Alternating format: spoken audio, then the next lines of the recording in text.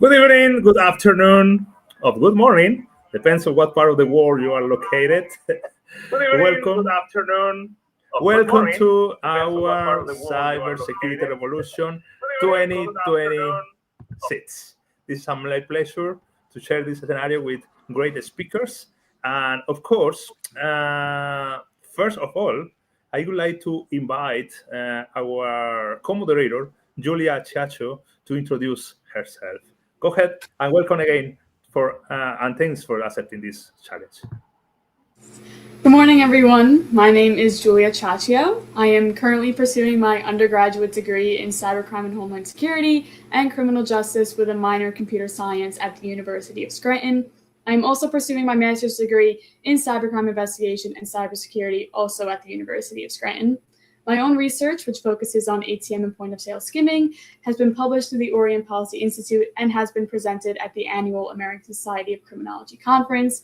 It is my pleasure to serve as co-moderator for today's Cybersecurity Revolution conference, where we will be hearing from some of the leading voices in the field.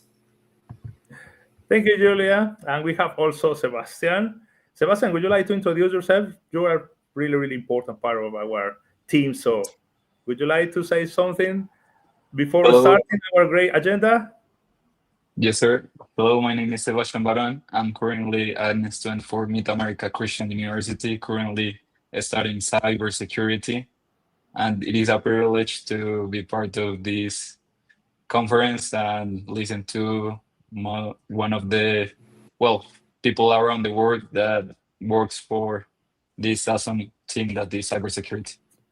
Thank you, Sebastian. Great to have you. And you have a really important role here protecting all of the conference. Thanks a lot for all of you are doing during this great, great event. Well, to start, we have a wonderful keynote speakers. Julia, would you mind to introduce him, please? Yes. First up from Canada is Michael Joyce. Joyce is a seasoned cybersecurity leader and the executive director of the Human-Centric Cybersecurity Partnership. Beyond his work managing national knowledge mobilization programs, Michael is the creator and host of the Cybercrimeology podcast, where he discusses cutting-edge cybersecurity research. He is also a doctoral candidate at the University of Montreal, focusing on criminology within their cybercrime prevention laboratory. Throughout his career, Michael has remained dedicated to creating a safer and more inclusive digital society for all. His presentation is titled The SECREV Revolution. Wonderful, and it's great to be here. I'd like to first start by thanking the organizers. It's very easy to get absorbed into the content of a conference and forget how much work actually goes into organizing a conference. And this presentation is kind of going to be about that work and about the Cybersecurity Revolution conference itself. So it makes sense to, at the start, congratulate the organizers on being able to bring to life this conference for another year. So when talking about the cybersecurity revolution, I really wanted to sort of refresh our understanding, go back through what the conference is, what it stands for, and why I think it will probably be more important in the next couple of years. So it really should be something that we put attention into maintaining. So to get an understanding of the conference, we have to understand that it didn't come from a branding exercise. It didn't sort of flow out of any sort of small need. It was sort of a response to the understanding that cybercrime really is a global problem. It defies jurisdictions, it defies geographies. So any understanding of cybercrime that's going to be truly effective has to be a global one. You can't just understand it within a single national or regional context.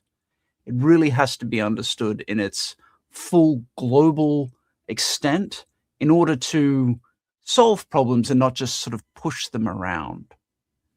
And this sort of it brings up some real challenges when it comes to researching and understanding cybersecurity, because cybersecurity research, still faces the same challenges that every other type of research does. So if you are trying to do global research and bring together people from all of around the world, there are some natural barriers that are just going to be there. The first of those is geography.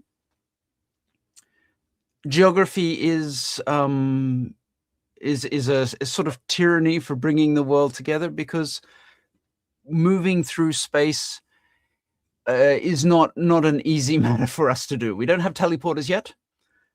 So in order to collaborate and congregate in a place to exchange information, it often requires costs, not only in terms of financial cost, but also in terms of time, being away from daily duties, being away from family, and that restricts the number of people that are able to be brought together for physical conferences.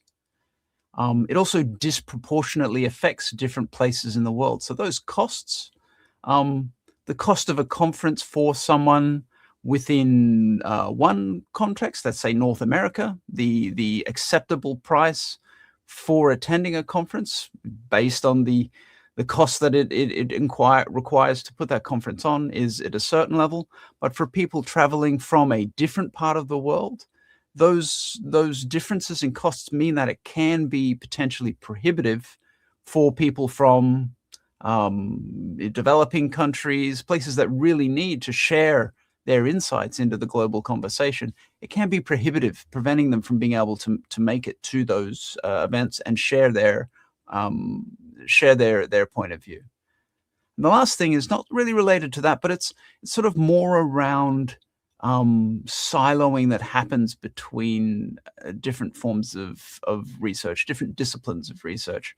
And that's specialized jargon, different ways of talking about things, different concepts. And with something like cyber that has such a strong socio-technical mix, that can be a real problem, because understanding the technology and understanding what people are saying about technology is important, but also understanding society and the way that people talk about research for science, sociology, psychology, all different forms of research that have a role to play.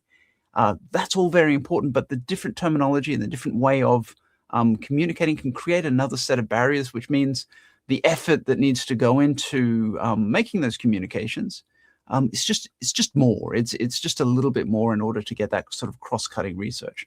So these sort of three big pillars, three big challenges that we have, and in order to overcome them, it doesn't necessarily happen by accident. You have to design with those challenges in mind.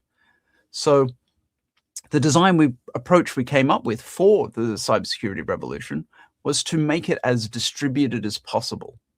We wanted to make sure that we weren't organizing it in one place, in one discipline, in one field, in one area, in one language necessarily. We wanted to make sure that it had a distributed base for its organization, so that an understanding of the issues that people in different parts of the world and different disciplines were facing in coming to be a part of that would be embedded at the very sort of foundational level, so that we didn't have a sort of unilateral approach to designing it, that distribution would make itself known in the way that it was put together.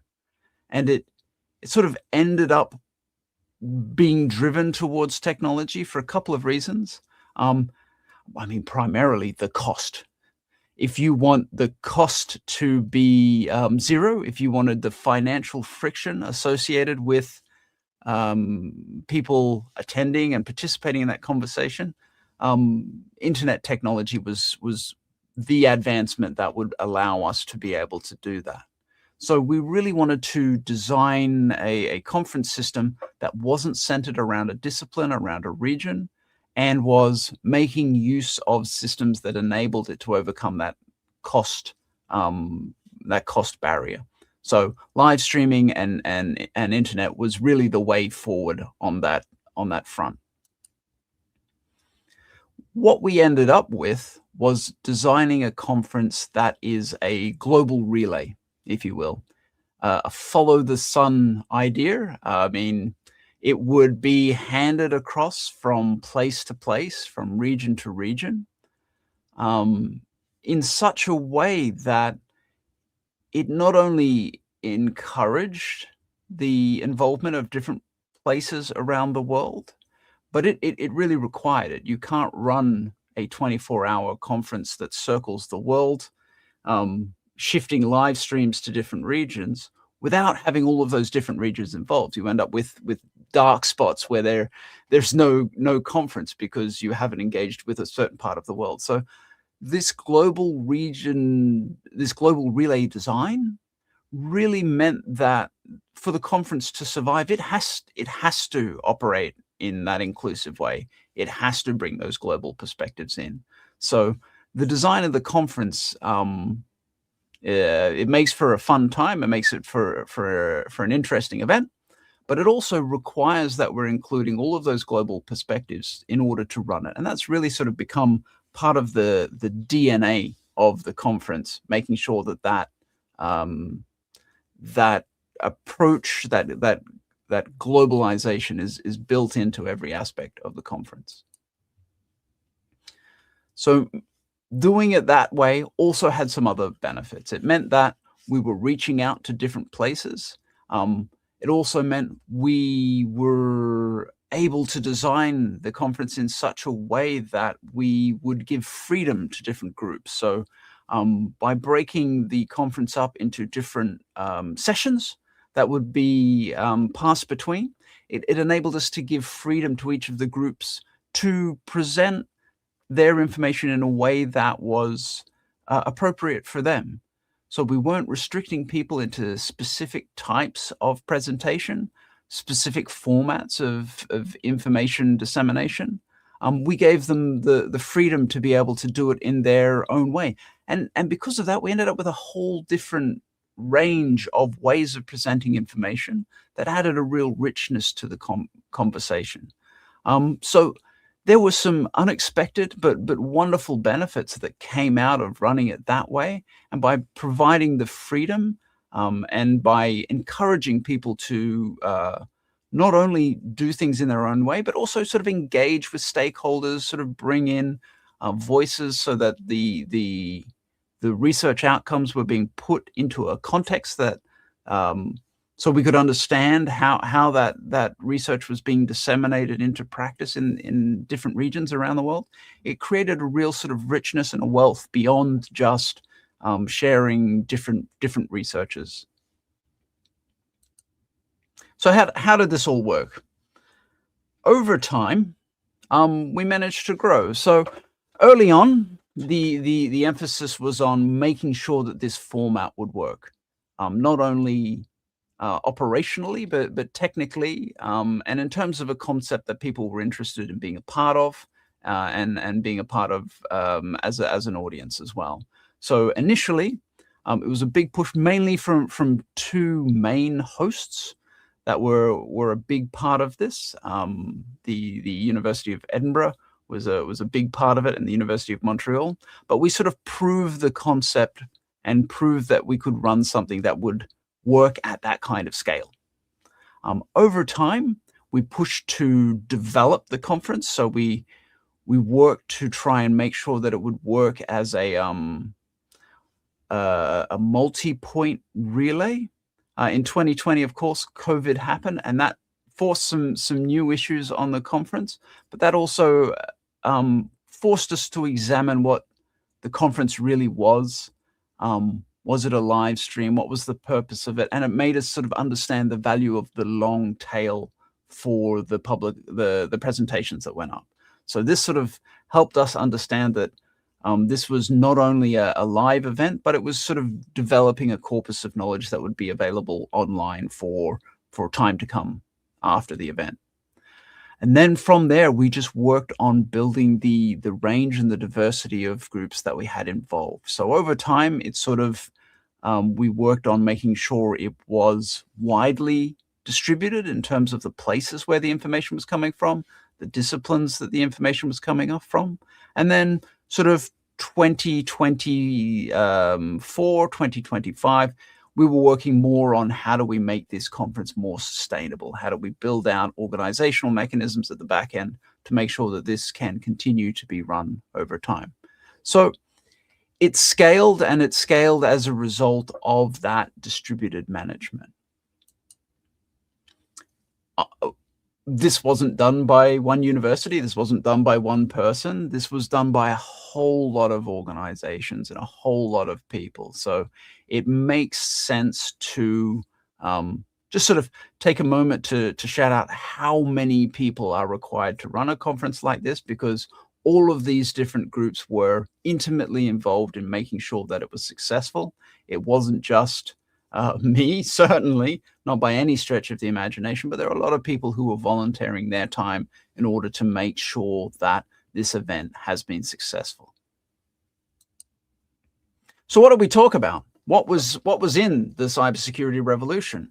We had a whole range of different conversations that were mentioned, a lot of things that were brought up, a lot of topics. These are the main ones now. So we can talk about what the big topics were, and it sort of had a lot to do with cybercrime, and that's probably to do with the origins coming from the criminology school at the University of Montreal.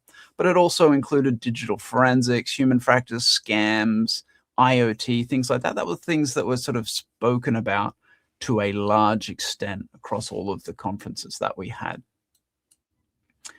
But as we said, we're not just interested in the big things. We want to make sure that we have a range, and we want to make sure that people are talking about all of the different aspects of cybersecurity. So these are the nichest things, the things that were spoken about the least. Biohacking, deep sea cable, physical security, agriculture, neuro interfaces, satellite telemetry. So a whole range of different things that the SECREV conference provided a venue for, and was able to bring together into an event that had the people who might have come looking for the most spoken about topics, but walked away learning something about smart grid synchronization security that they didn't necessarily know that they needed to know. So what did we learn through all of this? We learned that the principles of the conference are probably the most important things, that the formats that can change, the groups can change, the way that it's run, the way that it's implemented can change. But in order to overcome those barriers, we needed to maintain some core principles. And those principles were around openness, making sure that it's accessible to everyone and we're not restricting it in any kind of way, to making sure that it is accessible to people where they are. We didn't want to introduce any kind of factors that would prevent people from any region from being able to get access to it. We wanted to make sure it maintained a public purpose.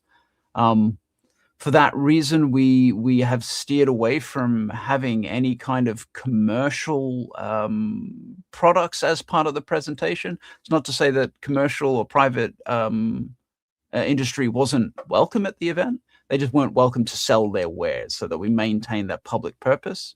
And the other thing was making sure that the knowledge that is made available continues to be available, so that it's a source of reference for people later on. We also wanted to make sure that, if you were asleep, you didn't miss part of the knowledge. If you really wanted to get access to it, that it was available for you later on. So we've managed to build quite a large archive of scientific research presentations on cybersecurity that is now freely available for anyone who wants to increase their understanding of cybersecurity.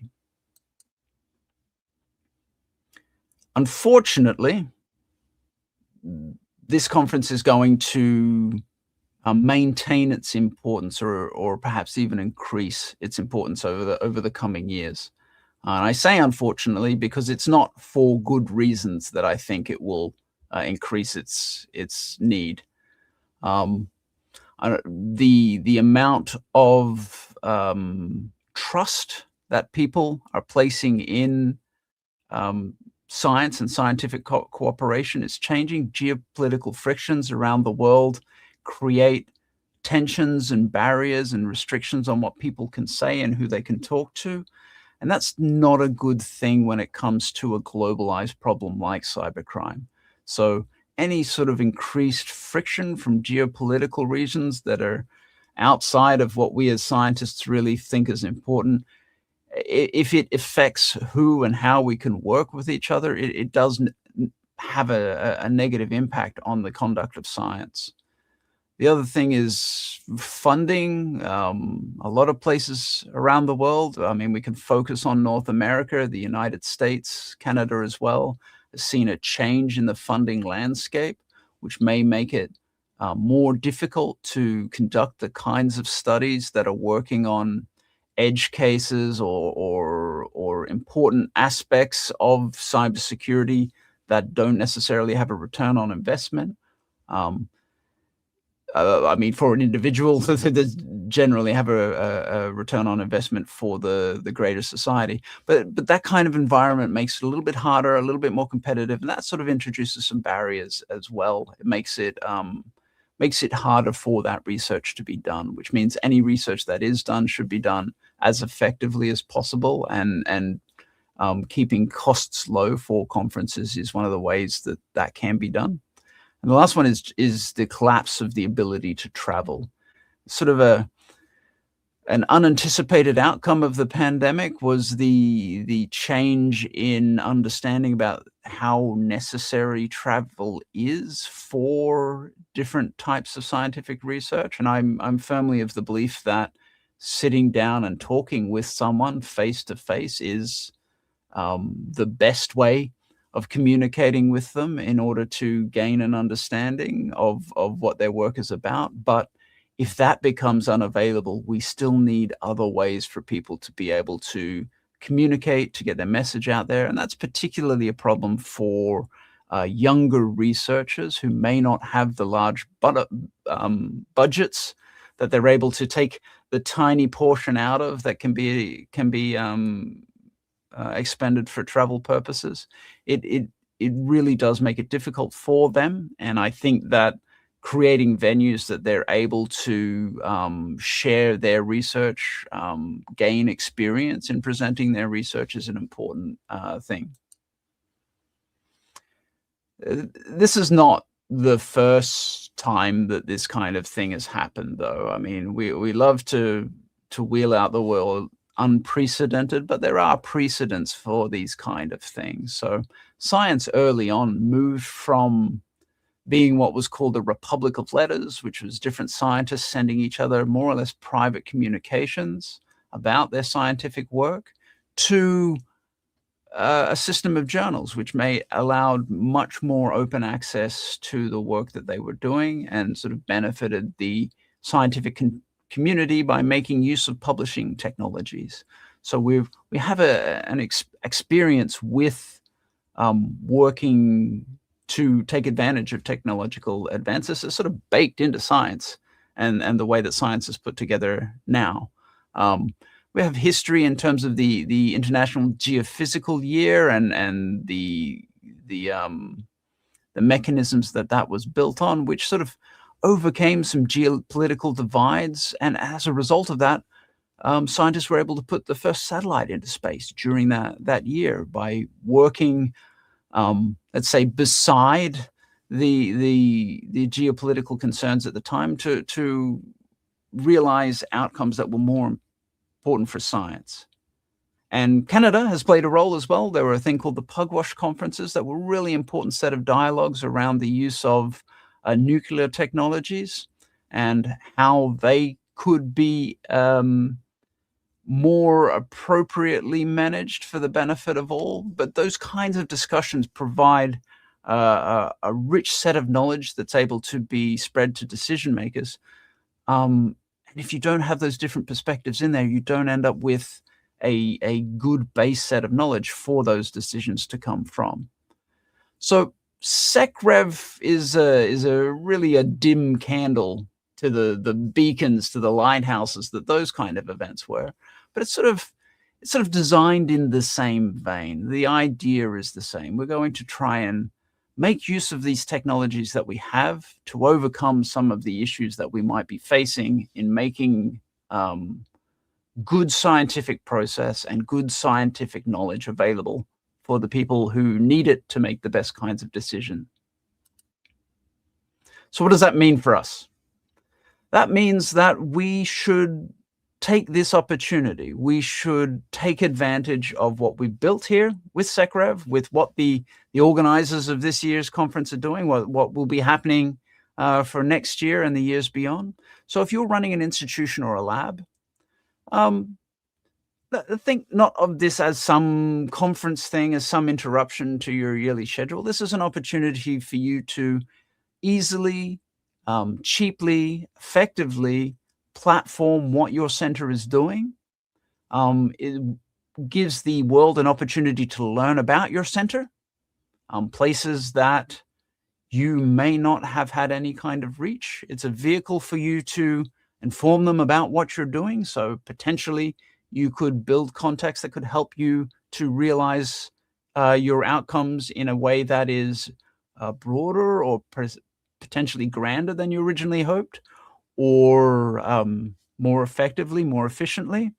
And it also is a place to showcase the work that you are doing, which is, it's exactly what you should be doing if you're generating good, important, socially relevant outcomes from your research institutional lab. If you're in government and industry, take off your sales hat, take off your government representative hat, drop in, make use of the conference to learn who's doing the research, the different kinds of research that are out there. Take advantage and take the opportunity to share in a scientific conversation rather than just a policy or a sales conversation. It's a chance to make use of all of those skills that you have that you don't often have the opportunity to exercise. And if you are a student or an early career researcher who is doing wonderful research, who is having novel ideas, but is struggling to find a place to express those ideas, or you feel you need to build your experience in expressing those ideas so that you absolutely ace that important presentation, or when you make it to the venue that you want to really impress your particular peer group with, take advantage of SECREV as a place to refine, to interact, to learn the important points of your presentation. So I'm really asking for people to take advantage of the infrastructure that's been built and the event that's provided for your benefit. So with that, I'd like to thank the organizers for doing a tremendous job in running this conference for 2026. I'd like to thank the speakers who are about to come for volunteering their time to share their scientific research, to work openly, to work collaboratively. And I'd like to ask the audience to take the opportunity to step in, ask questions, make some connections, and really be part of the cybersecurity revolution. Thank you.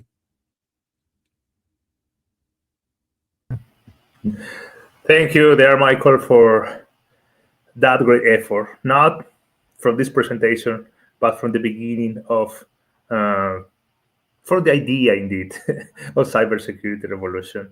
There are a couple of questions. On some of them are coming with a like evaluation or assessment of the success of this kind of conference, because sometimes that, just having some idea, this is a great to have that perspective of just, as you mentioned, no time away from the family, traveling, and all of the costly expenses we are talking regarding traditional conference. But from this approach that everyone is connecting virtually and maybe some distractions, could you please tell us something about how to counteract maybe that negative effect of the virtuality in this kind of conference, please? I think that having other things going on, I mean, we could get into an argument about how much attention people are paying at live events when they're there in person. I would argue that if you have a digital device anywhere near you, you're not paying 100% attention to a live participation conference anyway. I perhaps it's my presentation style, but looking out and seeing people checking their email on their phone or responding to something or updating their LinkedIn profile while I'm presenting is not entirely unusual. But I think it's the important thing to realize is that it's a different format. It's a different venue. You cannot present in the same way that you would to a live audience, to a virtual audience. You have to change your style. You have to adapt to the media. So in order to make sure that people are paying attention to you, I would do a little bit of research. Look at the kinds of media that people are engaging with in online contexts, and try and change the way you're presenting your information to match those kinds of contexts. Standing at a podium and presenting works fine if everybody's trapped in the room with you. Designing your presentations in such a way that you can interact with the audience, see what they're paying attention to, what they're not, tailor your content on the fly, and it's fine if they're there and you can get the responses, but you don't get that online. So you really have to design your presentations in advance so that they are interesting, exciting,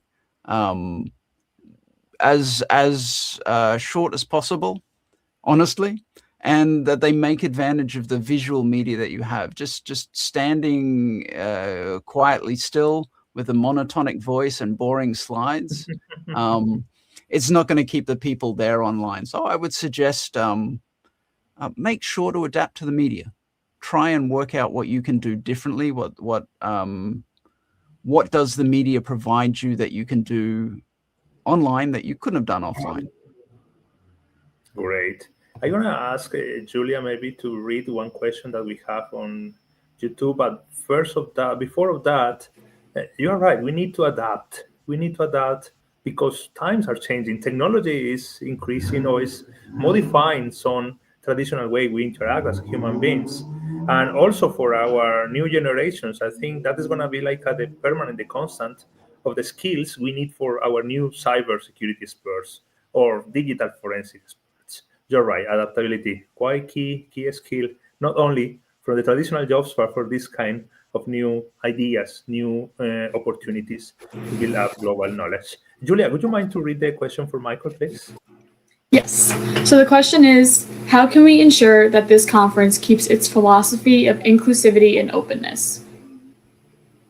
I think the idea of making sure it's baked into the format goes a long way. But I mean, it's like any organization. You establish your vision, you make sure that those statements are clear and they're clearly communicated. The purpose of this conference is not to be a large commercially successful conference in terms of financial return. Those conferences exist. There is no place for this conference to overtake those kinds of conferences. It's not a grassroots hackercon. It's not about, breaking into things and showing off the cleverness of that particular group. And it's not supposed to be either. By setting out the vision that it should be open, that it should be inclusive, that the structures that it needs to put in place should be focused on those principal needs that this conference solves, that a lot of other conferences don't solve. It not only makes sure that the conference can be sustainable and live on because it lives in the place where it is needed, but also that the way that it adapts over time. So understanding that those mission elements, that those values that are core to SECREV are the thing that makes it the conference that it is. If you changed those values, it would be a different conference, which is fine, but it wouldn't be this conference anymore. If it became pay to play, highly restrictive, only available in a single language, it would no longer be SECREV. It would be a different conference. And I mean, there's space in the world for all of the conferences that exist and many more, I am sure. But this one lives in this particular value space. Wonderful. Well, just one note here. During these years, a couple of conferences tried to replace us, and they disappeared. I think, yeah, you're right, Michael. Just to keep our values, to keep this philosophy is going to help, is going to keep that great idea alive. Well, we are just starting our agenda, so thanks a lot for being here, for opening our Cybersecurity Revolution 2026 there, Michael. Of course, you are more than welcome to stay, and we are going to move forward with our agenda. Thanks a lot again. Thank you. Well, our next speaker is coming with another also really important message. And before introducing her, I want to ask Julia something regarding the participation of, you are studying a master's degree in our University of Scranton, and I think maybe you are the only one, or maybe 2 or 3 female students at your class. Could you please let us know about that? Yes. So the master's program of cybercrime investigation and cybersecurity at the University of Scranton, it's great. You can start it in your undergrad, and then it's kind of like a 4+1.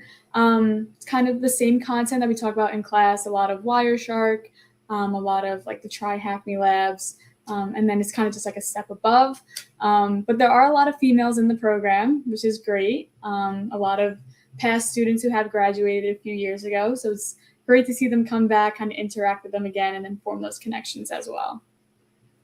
Okay, but do you think we need more girls in cybersecurity arena? I think it'll be great. It's a growing field, and the more females we have in the field just kind of shows that it's possible that females can succeed and succeed in a male-dominated field. You're right. And of course, our next speaker is one girl, a really wonderful scholar, a really wonderful professional, and is going to talk from a fascinating perspective in this gray arena of cyber investigation. Julia, would you mind to introduce our next speaker, please? Yes. From South Korea is Bora Jung. She is a doctoral student in the Criminal Justice Department at the University of Nevada, Las Vegas, and pursued graduate and undergraduate studies in criminology and criminal justice at Boston University and Penn State University. Her research provides critical insights into dark web investigations, cryptocurrency analysis, and financial crimes. Bora's work contributes to the development of more robust, evidence-based tools for cybercrime prevention and detection. Her presentation is titled Dark Web Investigations, Connecting Cybersecurity, Digital Forensics, and Criminal Justice. Okay, should I begin? Okay. Absolutely, Deborah. Auditorium is so much, all yours. Pastor. Thank you so much for being part of Cybersecurity Revolution this year. So thank you for joining to the session today. My name is Bora Jung, and I'm a doctoral student at the University of Nevada, Las Vegas. I'm honored to present at the Cybersecurity Revolution 2026. Today, I will discuss dark web investigation by connecting cybersecurity, digital forensics, and criminal justice. Many cybersecurity incidents are not only technical events. They may involve offenders, victims, illicit markets, and digital evidence. Let me begin with the broader threat landscape. According to the FBI Internet Crime Complaints Center, cybercrime complaints reached 859,000 in 2024, with losses exceeding $16.6 billion. There was a 33% increase from 2023. Total losses also grew from $3.5 billion in 2019 to $12.5 billion in 2023, showing that cybercrime is becoming more financially demanding and more sophisticated. The dark web is part of the threat environment because it supports illicit markets involving drugs, weapons, stolen data, and cryptocurrency laundering. These activities are not only technical security concerns, they also create investigative, financial, and criminal justice challenges. For example, dark market, which was once biggest darker market, involved almost 500,000 users, more than 2,400 sellers, and over 320,000 transactions. Chain analysis also estimated that dark market received $1.7 billion in 2023 and over $2 billion in Bitcoin in 2024, despite ongoing law enforcement disruption. This is important because disruptions does not always mean elimination. When one marketplace is taken down, users and vendors may move to another platform. The website may disappear, but the demands and supporting infrastructure can continue. So the dark web matters because it connects technical cyber threats with organized criminal markets. Then what is the dark web and how does it work? The dark web is a hidden part of the internet that is not searchable through standard search engines such as Google or Bing. Users usually need anonymizing browsers such as Tor, the Onion router, to access Onion websites. The main technical feature is anonymity.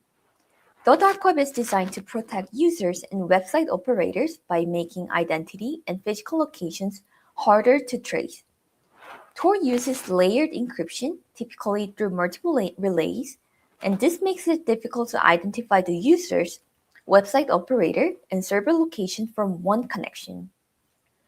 Three technical features are especially important: identity concealment, onion addresses, and decentralized hosting. The key point is that the dark web is hidden by design. That design can support privacy but also creates opportunities for criminal activity and complicates investigation. Then, why does the dark web matter? Dark web marketplaces matter because they combine anonymity, illegal goods and services, cryptocurrency payment, cross-border activity, and marketplace resilience.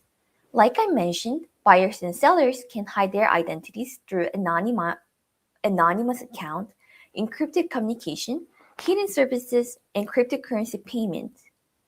Offenders usually cannot rely on regular bank account or mainstream payment platform because those systems leave clearer records. Instead, they often use cryptocurrency such as Bitcoin or Monero. Cryptocurrency does not make investigation impossible, but it requires analysis of blockchain transactions, wallet exchanges, laundering patterns, and cash-out points. Some marketplaces also provide laundering services such as mixers and swapper to obscure transaction trails. Dark web markets are also resilient. When one marketplace is shut down, users may move to successive platforms, as seen in transactions from Silk Road to Alphabet to Hydra. The key point is that dark web marketplaces reduce visibility, support transactional offending, complicate financial tracing, and adapt after disruption. Another challenge is jurisdiction. The offender, victim, server, marketplace, and payment infrastructure may all be located in different countries.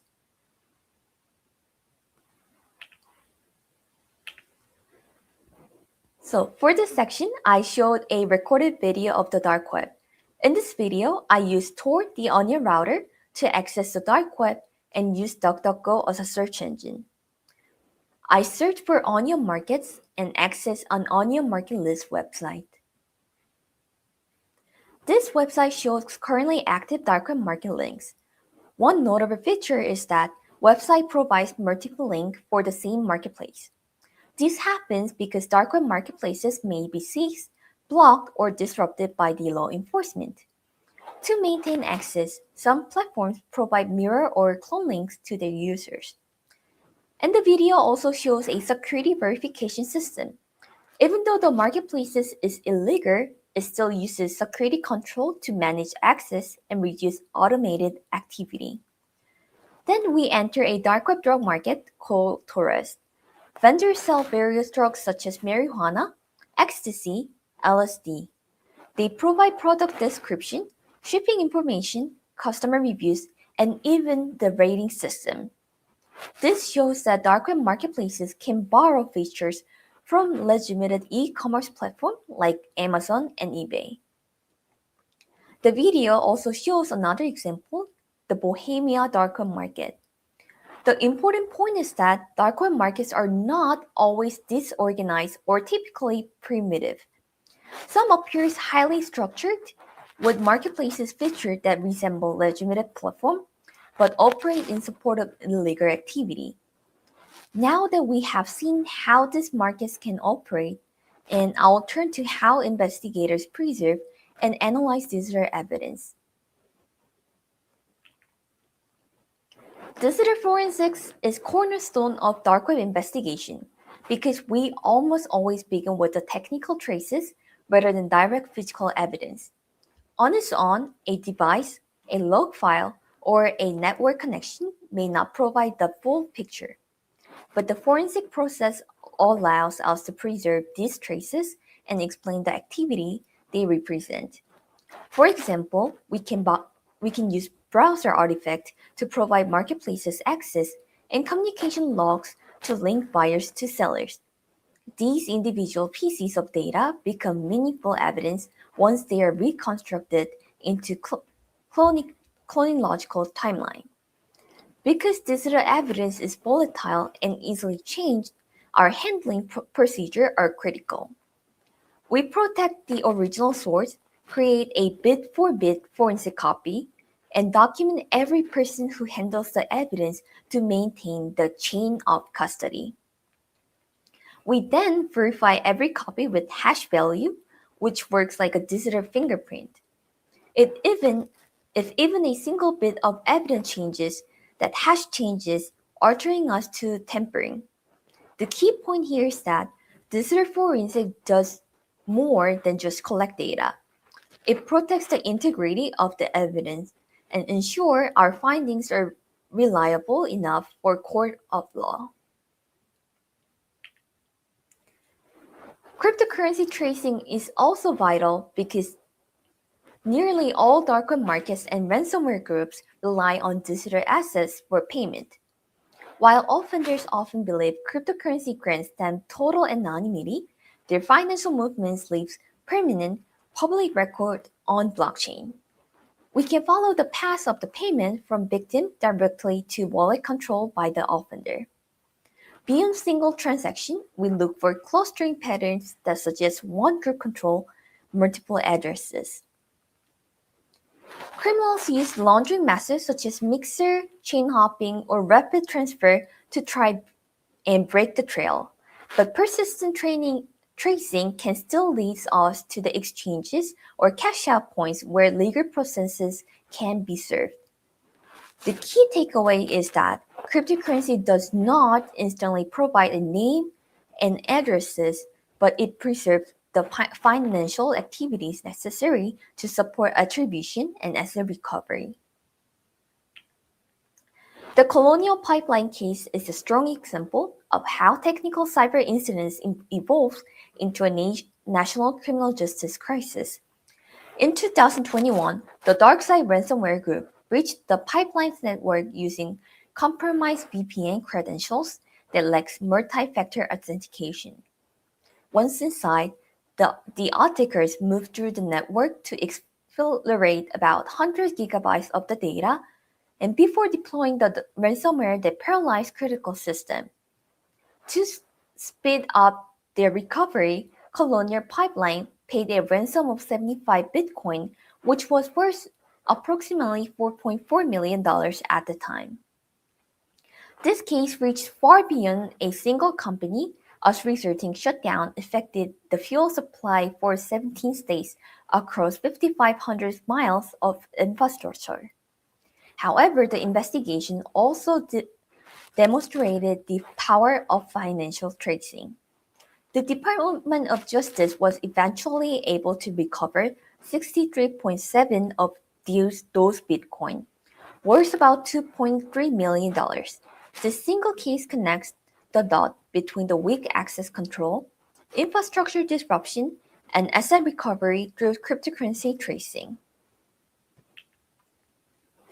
Early detection is essential because the more time an attacker spends inside the system, the more damage they can do and more evidence they can destroy. By monitoring our system effectively, we can notice suspicious activity before it spirals out of control. For instance, we monitor for suspicious login by watching for failed authentication spikes, access from unusual geographic locations, or impossible travel patterns. We also look for credential misuse, which often appears as privileged account abuse or unauthorized lateral movement. Ransomware indicators are particularly critical and may include sudden file encryption, suspicious processes, or attempts to delete system backups. Finally, we watch for unusual network activities like large outbound data transfer or command and control beaconing, which signals that data theft or attacker communication is in progress. Early detection is not just about stopping the attack, it is about protecting the logs and system artifacts. We need to understand who was responsible and how they got in. To truly reduce the risk, we need a multi-layer defense. Technical controls are our first line of defense. Multi-factor authentication alone can block over 99.9% of account compromises. We also use strict access control to limit unnecessary privileges and consistent patching to close vulnerabilities before they can be exploited. The next layer is our operational response. This involves continuous monitoring to spot anomalies, rapid incident response to reduce the time an attacker stays in the system, and the use of playbooks to ensure our teams act consistently under pressure. The third layer is strategic disruption, where we focus on criminal ecosystem itself. Through international cooperation, law enforcement can take down marketplaces, seize criminal assets, and use cryptocurrency tracing to dismantle the infrastructure that support these groups. We must never forget that human behavior is often primary weakness, as phishing and social engineering continues to be on main entry points for initial access. Successful prevention must combine technology, response planning, law enforcement action, and continuous user training. Our investigations into the dark web shows that cybercrime is never just a technical problem. It is a complex web of hidden platforms, anonymous communication, and legal procedure. One clear lesson is that dark web markets are resilient. When one marketplace is shut down, users and vendors almost immediately migrate to a new platform, meaning our disruption effort must be constant. Another lesson is that detection is not enough on its own. Without rigorous evidence preservation and documentation, our technical findings will never hold up in court. Cryptocurrency tracing is an essential tool for revealing how illicit funds move through the global financial system. Finally, on effective response depends on cooperation between cybersecurity professionals, forensic investigators, and international legal partners. The ultimate takeaway is that dark web investigation is an ununified technical, evidentiary, and legal process. Thank you for listening to this presentation. I hope you guys enjoy the rest of the session. See you in 364 days. That's right, there, Bora. In less than 1 year, next May the 7th, we're going to have Cybersecurity Revolution 2027. But now, we appreciate and really enjoy your presentation. We have a couple of questions. I don't think we have enough time to answer all of them. But meanwhile, I am screening those. Julia, would you mind to read one of those questions we have for the LinkedIn, please? Yes. So you explained that digital forensics is essential for preserving evidence, maintaining the chain of custody, and supporting courtroom use. In dark web investigations, what are the most common points where evidence quality can be weakened or challenged legally? So thank you for asking question, Yulia. So dark web forensic is essential for preserving evidence, maintaining chain of custody, and supporting courtroom use. In dark web investigations, evidence quality can often be weakened or challenged when investigators fail to properly document how the evidence was found, collected, stored, or analyzed. Common issues including the gaps in the chain of custody, unclear like screenshots or incomplete like captures, or failure to verify the source or identity of like online users, like use of tools that are not properly validated, and containment of digital evidence during the collection. Legal challenges may also arise if investigators exceed the scope of warrant, use like questionable investigative method, or cannot clearly explain like how the evidence connects to the suspect.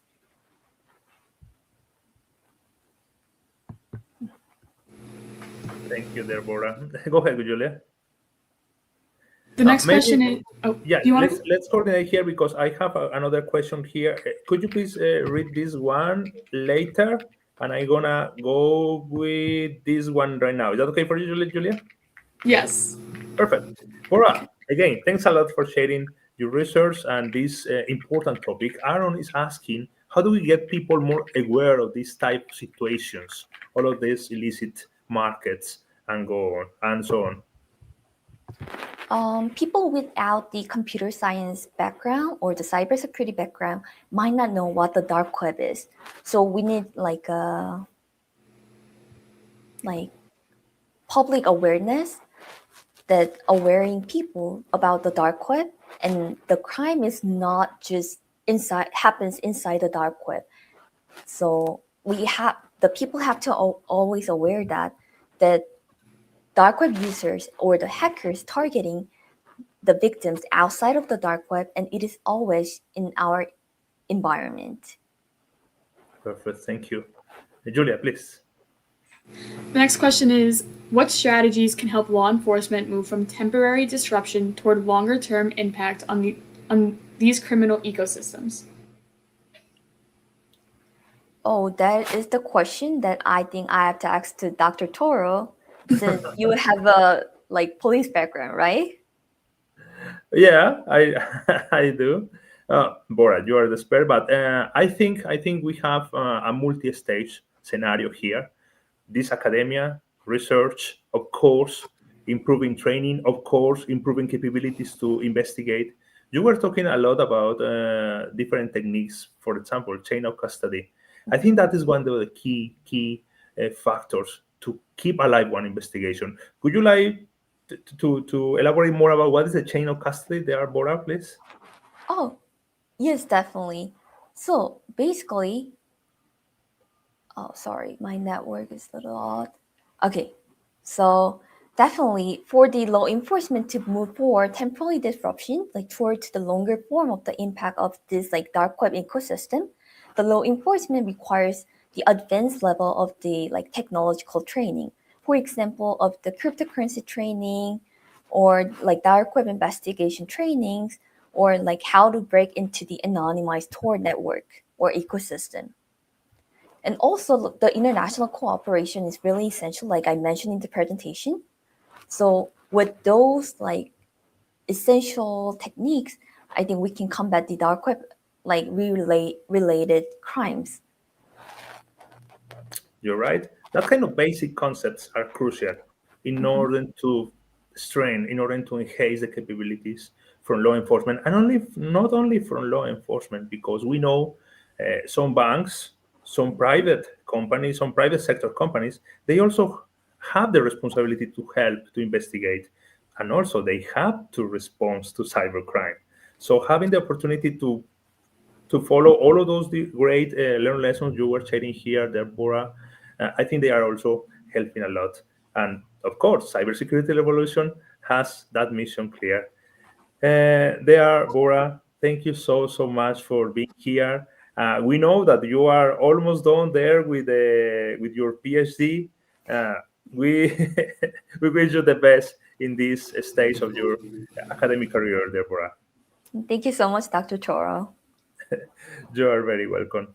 Julia, maybe you envision yourselves following the inspiration of another woman and maybe studying your doctoral soon? Yes, hopefully in a few years.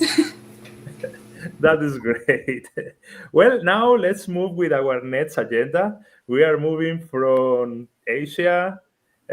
Of course, Michael Joyce was representing different countries. He was born in Australia. After that, we moved with South Korea with the representation of Bora, and now we are going to move to Africa. Julia, would you mind to introduce our next speaker, please? Yes. Frank Bisway from Nigeria is a generative AI expert, app developer, and cybersecurity advocate with a diverse background in operations, marketing, and digital innovation. He is experienced in building AI-powered solutions, conducting cybersecurity awareness training, and supporting organizational security frameworks. Bisway has a strong interest and hands-on experience in open source intelligence and digital forensics. He is passionate about leveraging technology to drive growth, security, and digital transformation. His presentation is titled Election Security in Africa, a Digital Forensics Perspective. There, Frank. Yeah, good day, Welcome distinguished again guests. to Cybersecurity Revolution. Yeah. Good morning, Dr. Mike. Good morning from Lagos. Good morning, Julia. Good morning. It's a pleasure joining you guys this morning from Nigeria. Is it still morning in Africa? Sorry, it's afternoon. I'm just putting your time. Yeah. I'm putting your time. It's afternoon. Yeah, it's 4 p.m. Absolutely. Thanks again, there, Frank, for being part of this great event. Would you mind do you have slides to share? Yes, Or would I have you a like- slide to share. Yes. Go ahead, please. All right, let me share my And slide. also, we have here our next speaker already. Hi there, Petra from Germany.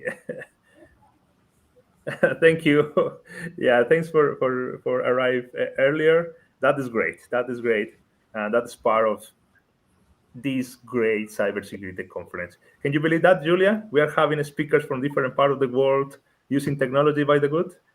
It's amazing. I love it. Yeah, you're right. So there, Frank, you already have your presentations on the screen, and would you like to keep them in that mode, or would you like to change to the presentation mode? I'm okay like this. Let me work with this. Okay, perfect. So the audience is waiting for you. Thanks again for being part of SECREV 2026. Good day, distinguished guests, colleagues, and cybersecurity professionals. Let me start with a simple question. What if the next election is not won at the ballot box, but on a server? Think about that for a second, because today, elections are no longer just physical processes, they are digital ecosystems, and that makes them targets. As you can see, we are talking about election security in Africa from a digital forensic perspective. Now, this is not just technical topic, this is about trust. Because in any democracy, once trust in election is compromised, the entire system is weakened. So today, I want you to think beyond technology, think about confidence in the electoral process.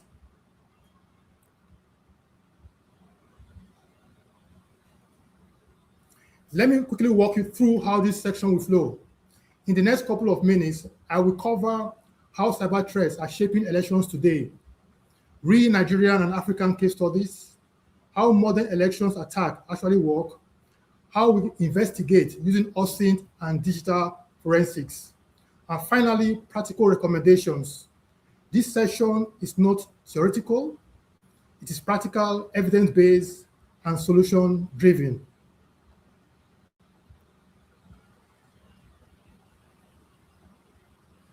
Elections have evolved significantly.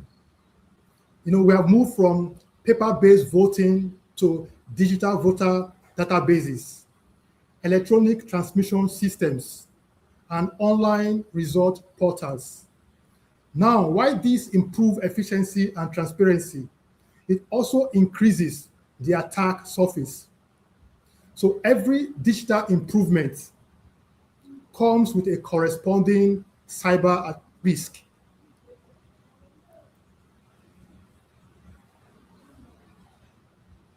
Let's look at the major threats. We are dealing with one, disinformation, infrastructure attacks, insider threats, psychological manipulation.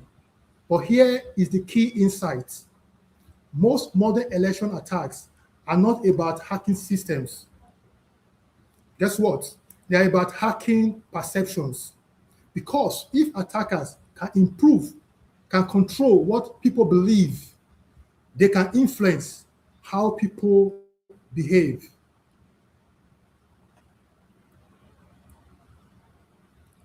We take a look at some cases in Nigeria and some African countries. In Nigeria, the Independent National Electoral Commission, INEC, is responsible for conducting elections. In 2015, INEC website was defaced.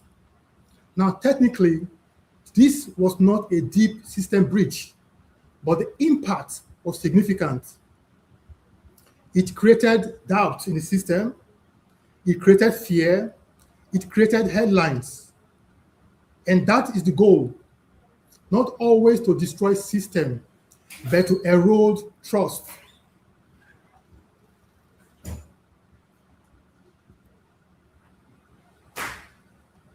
So fast forward to 2023, INEC recorded millions of cyber attack attempts. Now think about that, millions. This tells us one thing clearly. Elections are now high-value cyber targets. And these attacks are not just local. They are global and well-coordinated.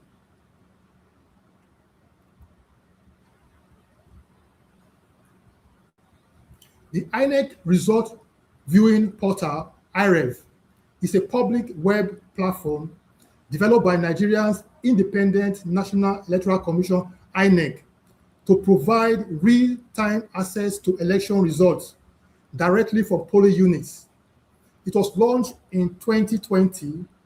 It was designed to enhance transparency and public trust, by allowing citizens to view scanned copies of result sheets once voting concludes.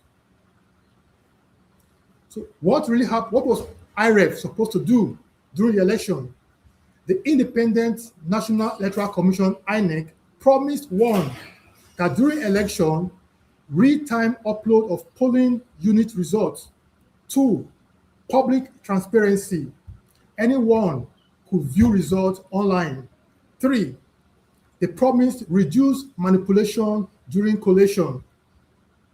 This entire system was powered by beavers, devices at the polling unit.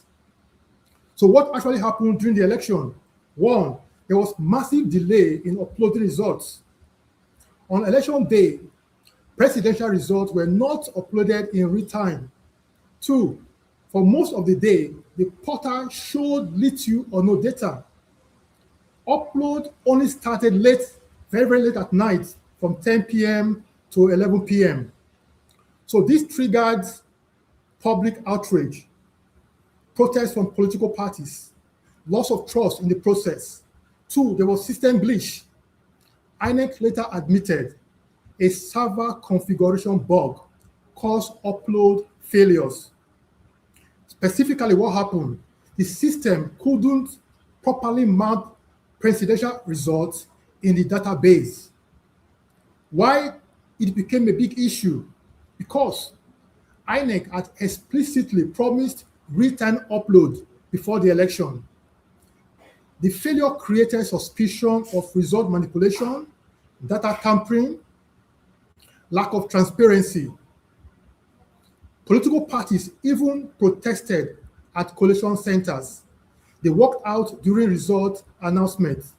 Technically, this could be system or network issues, but from a cybersecurity perspective, delay creates an information vacuum. And what happens in a vacuum? Misinformation fills the vacuum. So even without a hack, credibility in the system can still be damaged.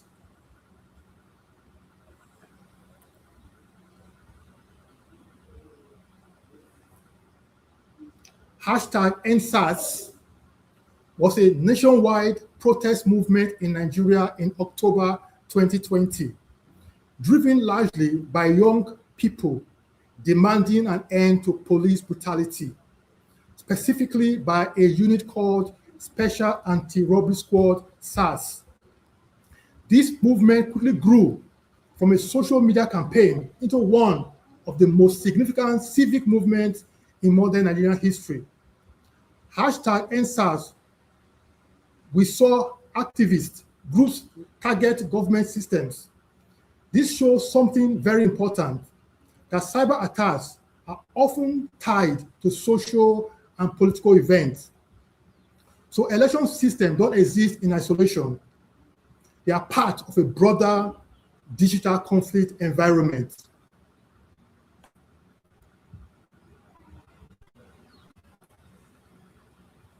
Let's talk about the most powerful weapon: disinformation, fake results, manipulated videos, false narratives. This spread faster than verified information. And here is the danger: people act on what they believe, not what is true.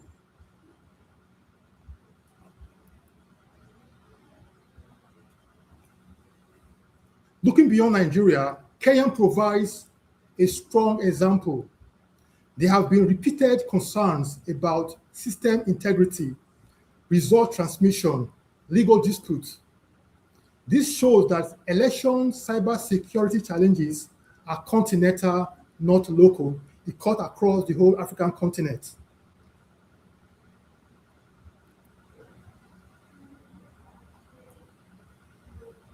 Let's break down a typical election disinformation attack. You have attackers create false content.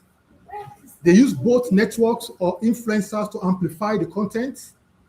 The content spread across multiple distribution channels like Twitter, Facebook, or WhatsApp.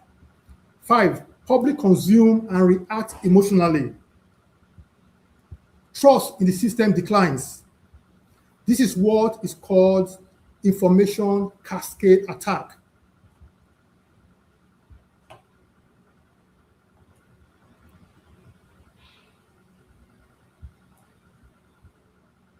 Now, how do we investigate? Using OSINT, we track content origin, analyze the content, extract metadata, map networks.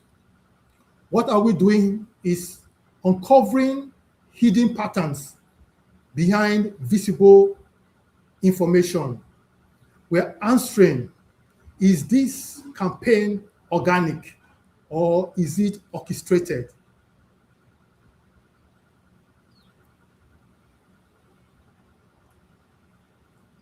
Now we go deeper with digital forensics. With digital forensics, we use IP tracing, device fingerprinting, log analysis, network correlation. Each one gives us part of the story, but it is the combination that reveals the truth. Let's turn this into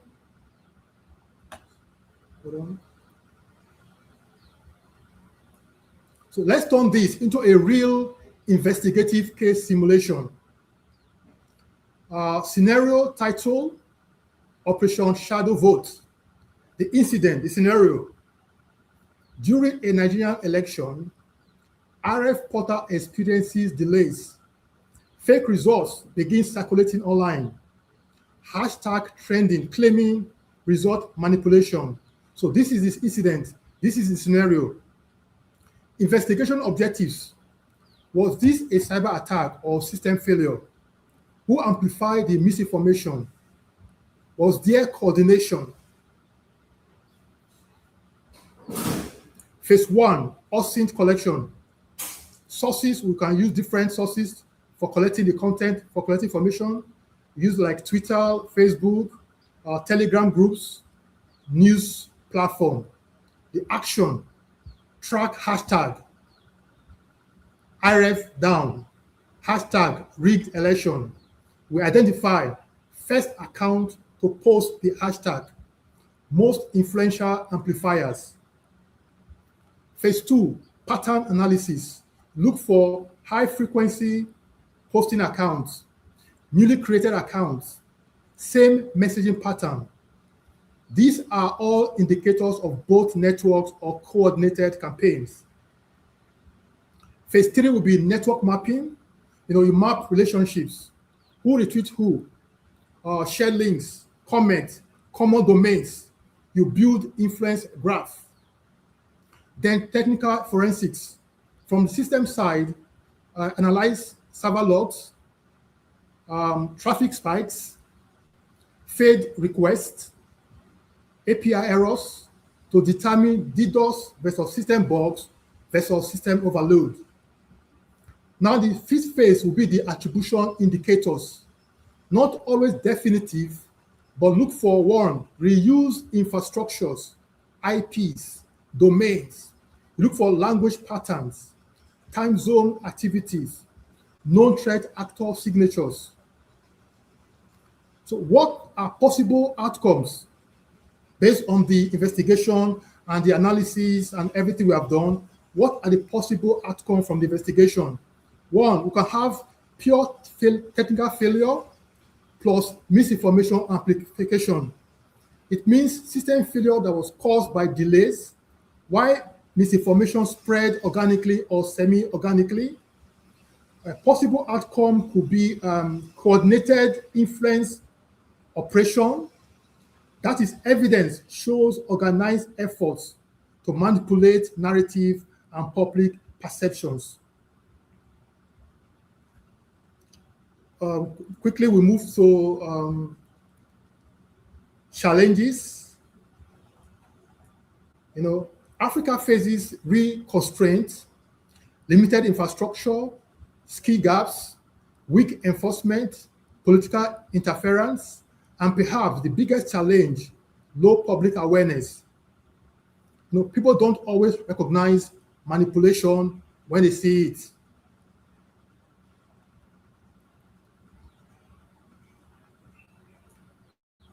So what do? We take a multi-layered approach, technical approach, secure system, monitor your systems, institutional approach, institutions will create, governments will create policies, and ensure these policies are enforced. Public platforms, we need to invest in activities on different platforms. Election security is a shared responsibility.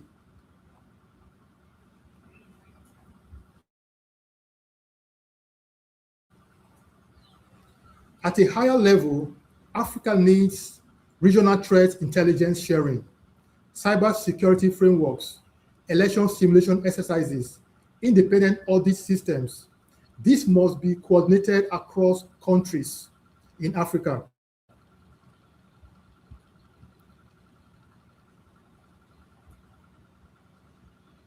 Let me bring this home. Elections today are digital, informational, psychological. And the real target is not just system, it is trust. Let me leave with this. The greatest threat to election today is not just hacking. It is the loss of trust. Because once trust is broken, it is very difficult to restore. Africa must act now, not just with technology, but with transparency, awareness, and accountability. Because in the end, securing election is about protecting the voice of the people. Thank you. Thank you so much.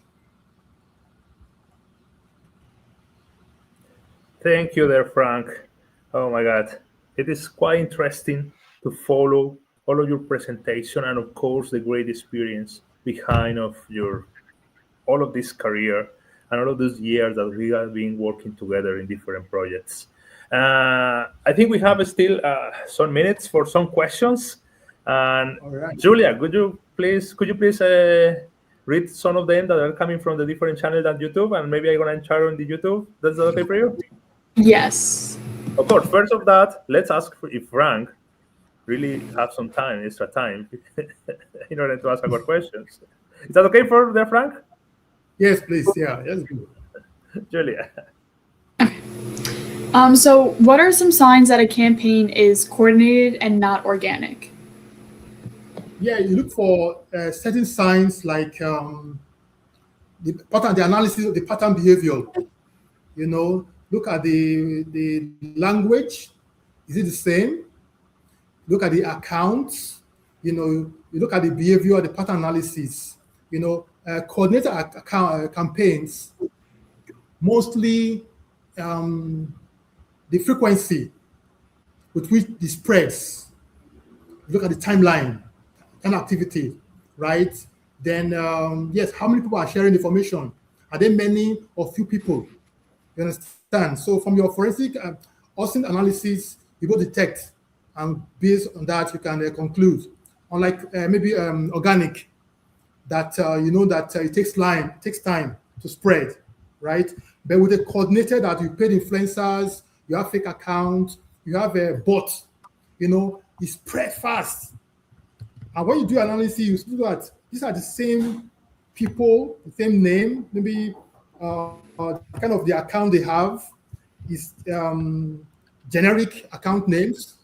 So you should be able to conclude that this is coordinated. Should be bot account, should be influenced, and mostly the timeline. It takes it to spread across different platforms. It's key. Thank you, there, Frank. Is that? It's quite. Go ahead. Yes, that's perfect. Thank you. Great. Frank, we have a couple of comments here regarding how to get involved, how to start into cybersecurity and this kind of investigations. Do you have any recommendation? At least you were talking about a public issue regarding elections, but I think this is also applying to private sector. Could you please share some comments in that regard? Yes. Like for myself, how I got into it, you know, I use myself as a case study. You know, I started my training. You know, I got involved in it, do some training and studies.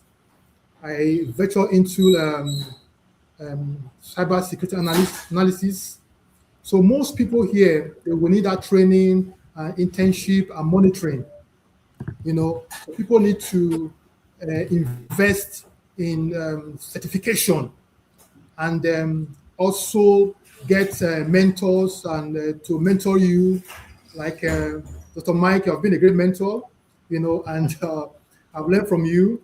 And with CIC, so like what we're doing, we're trying to bring training to Africa, you know, because we have so much youth here, and to train them, equip them, and yeah, like a battalion, you know.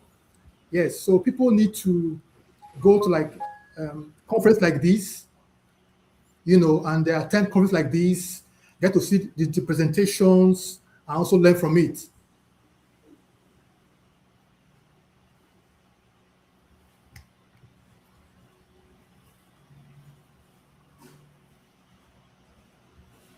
Thank you there, Frank. I think we are having some technical issues at the end.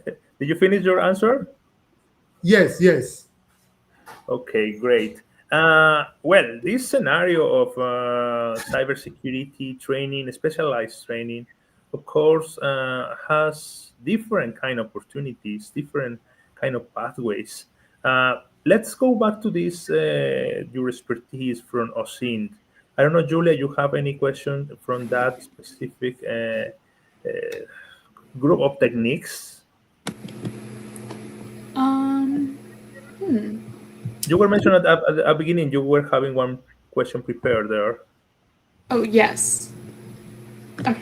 So my question is, how do you investigate something like this using open source intelligence?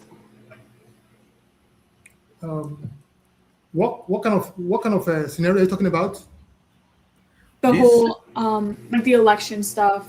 That you were Yes. Like I said, we have three different steps. You know, you need to first of all try and track the content, you know, and the source of the content. You know, identify the origin. You know, establish your timeline. You know, track keywords or hashtag. You know, then you do your analysis, look at the accounts. You know, you want to know these accounts, how many, for example, you are using Twitter, right?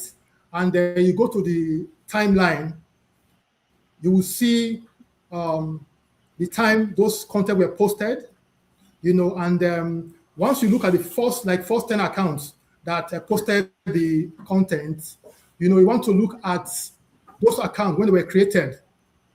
So you're trying to now analyze the accounts, when they were created and the kind of the date, the posting behavior, and yes, then you extract the metadata.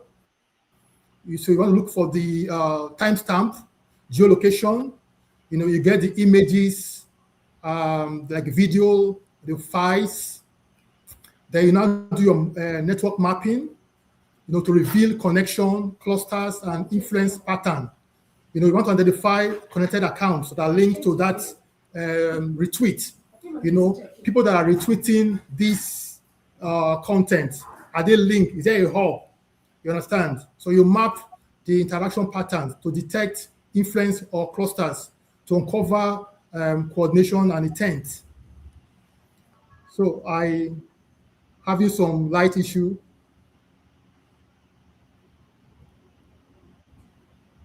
Can you hear me? I think, yeah, that was perfect. I think when you are talking about geolocation and metadata, Julia is already one expert in that because we have been working a lot in our class in cyber intelligence. Okay, good. Yeah. And of course, that is applicable. Well, So can you share your experience as Frank, well, Julia? Yes. Oh, you have experience in geolocation? A little bit because of Dr. Toro. Good. That's interesting. Absolutely. There, Frank, we are moving in the same way that the sun is moving around the globe to the next country. Now we are going to Europe, that beautiful nation, Germany. So we appreciate your time, your availability to, as always, to share with us your expertise and this great case. A lot of countries I know they are facing a really complex situation regarding democracy. So these kind of themes are really welcome. And of course, cybersecurity revolution is a perfect scenario to talk and to build up knowledge against any kind of cyber threat. Thanks again for being part of this great event, Frank. Thanks a lot, Mike. Thanks a lot, Julian. Hope Thank to see you. you again 2027. Absolutely. Thank you. Bye-bye. See you there. And going back to that necessity or the big opportunity to having more and more females as experts in cybersecurity, Julia, would you mind to introduce our next speaker? Yes. Our next speaker is Petra Guder from Germany. She is a veteran criminologist and juvenile justice expert known for her pioneering work in strength-based rehabilitation and restorative justice. Throughout her global career, she has integrated the arts and social sciences to reform child welfare and crime prevention across Europe, Africa, and the United States. She co-founded the Transatlantic Dialogue to connect practitioners and researchers in the field of juvenile justice. Today, her work centers on the emerging threats of AI and online youth offending to protect the world's most vulnerable children. Her presentation is titled Globalization of Juvenile Justice, Cyberspace and AI, Preventive Measures and Reactions to Online Juvenile Offending and Victimization. Hi there, Petra. Welcome again to Cybersecurity Revolution. Could you please test your microphone? We can hear you. We cannot. No.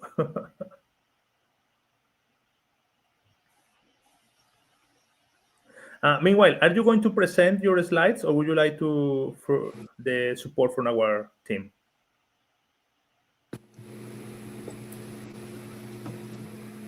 Okay, but we can hear you.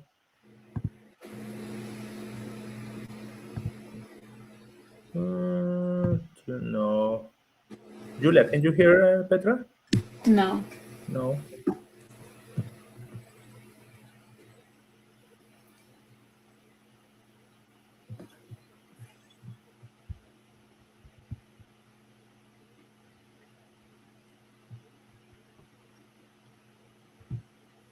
Yeah, that is working.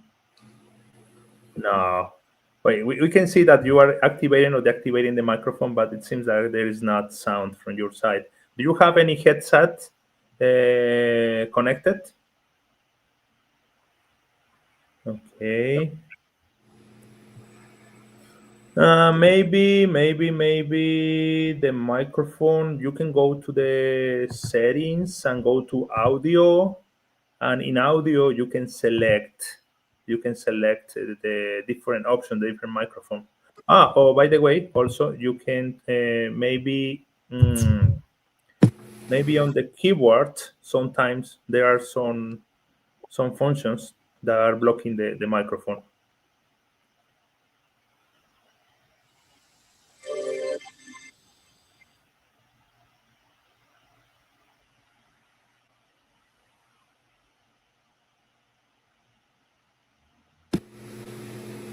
Hear me now?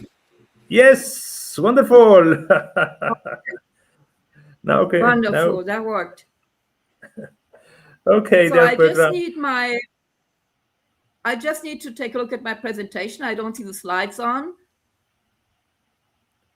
So, are you going to present, or you don't need to present to Yes, I'm going share to your present, but I don't see my slides right now. Okay, would you like to share your presentation, your slides, or not? Yes, yes. Would you like we do that for you, or you are going to do it by yourself? I can do it by myself. You can do it for me. It doesn't really matter. I just need to see my slides. That's all. Okay. So, could you please? I think I'm gonna put them in yours, I don't know if. Yeah, of course we can do it. That You just had them on, and then they disappeared again. really? Don't worry.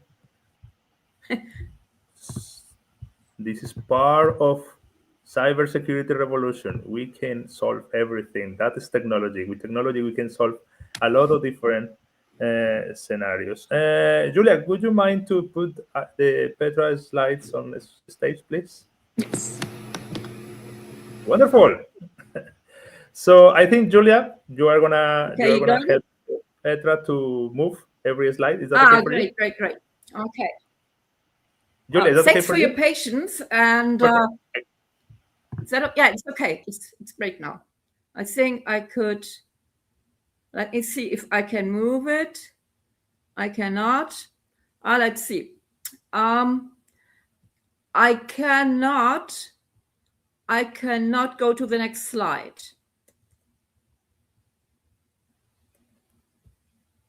And you just see. We're going to do that for you, Petra. Yeah, just do it for me. I have Exactly. it now. Okay. So again, just- thank you very much for your invitation.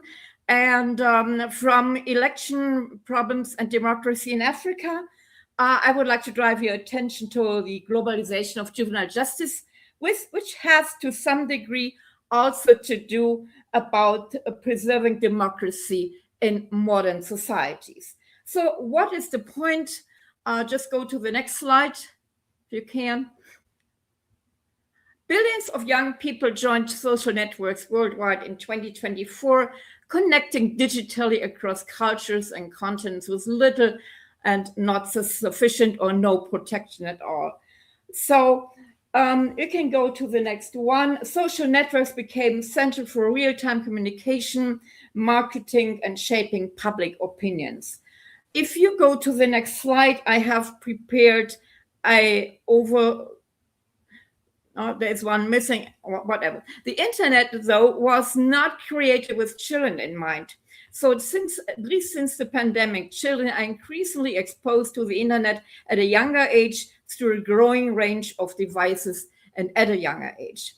So the EU agenda for the rights of the child has already imposed a warning and said the long-term effects of not investing enough in policies affecting children may have a profound impact on our societies. And I believe this is the next slide. I have prepared a little overlook what is happening throughout Europe with participations of young people in social networks.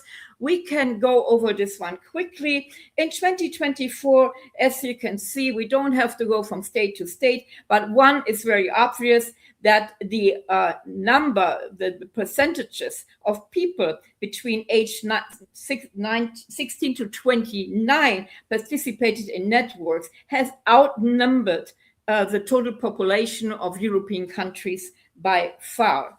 And this tells us also the increase of use of these networks also increases a great risk of crime involvement, and also a great risk being a victim or an offender for juveniles, and to remain undiscovered. Just go to the next one. So I have pointed out a couple of numbers from Germany, and this supports my argument. It's between 6 and 13 years old alone. I mean, WhatsApp, that's nothing. 68% of all children participated. And in the next age group, it was already 94%. And this goes on to TikTok, Instagram, Snapchat, and well, Facebook is not so popular anymore.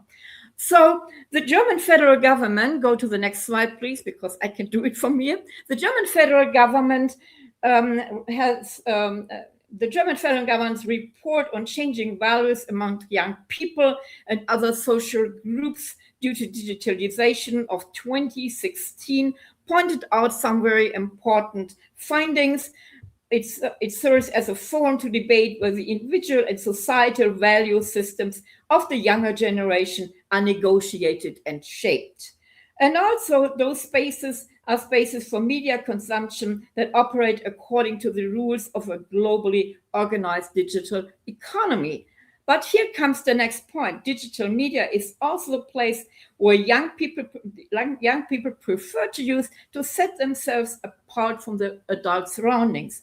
With other words, a huge part of the adolescent life, which is a very important phase of orientation and integration into nowadays societies, takes part for an increasing number of young people online and digitally. This leads me to the next question. Are we going towards, just next slide, are we going towards that Mrs. Google and Mr. ChatGPT is a new grand generation? Is it the end of intergenerational values and norms transfer? So go to the next slide. Thinking about the upbringing of children years and years ago, and I'm a bit older, I can tell you, there was a great orientation of parents. This is do's, this is don'ts. We don't do this, we don't do that, and this is not that important anymore. And if we think very conservative of the first set of common social societal norms, the 10 Commandments, this is long gone in many aspects. So are we going towards a society where anyone can do anything? Is parental influence a gone by era? Is the penal law the last resort to control all this? So becomes the abnormal, the normality, thinking about horrible crimes even children underage have committed with the influence of uncontrolled internet in the last couple of years. So this leads me to a couple of challenges. Just next slide. So AI becomes, next slide, please. AI becomes more and more important in the life of young children and youngsters. With generative AI, the spread of misinformation, on the other hand, has entered a new era. Children are increasingly using AI to share their problems, because they think this is the most safe way and no one can tell anybody. But on the other hand, this gives AI and AI systems, AI apps, more and more control about what these children are doing. And AI tends to support the opinion of the one who is entering his or her questions towards AI. The sheer volume and pervasiveness of AI-generated content, from plausible-sounding fake news to completely fabricated scientific articles, makes it very difficult not only for children to separate truth from falsehood. Young people in particular are confronted daily with a flood of digital information whose accuracy is often difficult to assess. Recent surveys document widespread uncertainty in recognizing AI errors and hallucinations, even among higher educated students.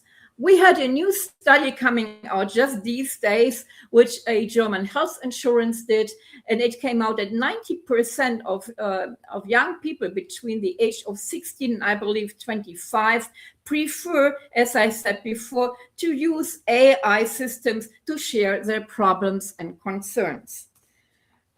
Just go ahead. Just go ahead. Okay. Selection literacy and critical thinking are key skills for students if they want to have the ability to filter out relevant, reliable sources from a wealth of information and to weed out irrelevant or misleading contents.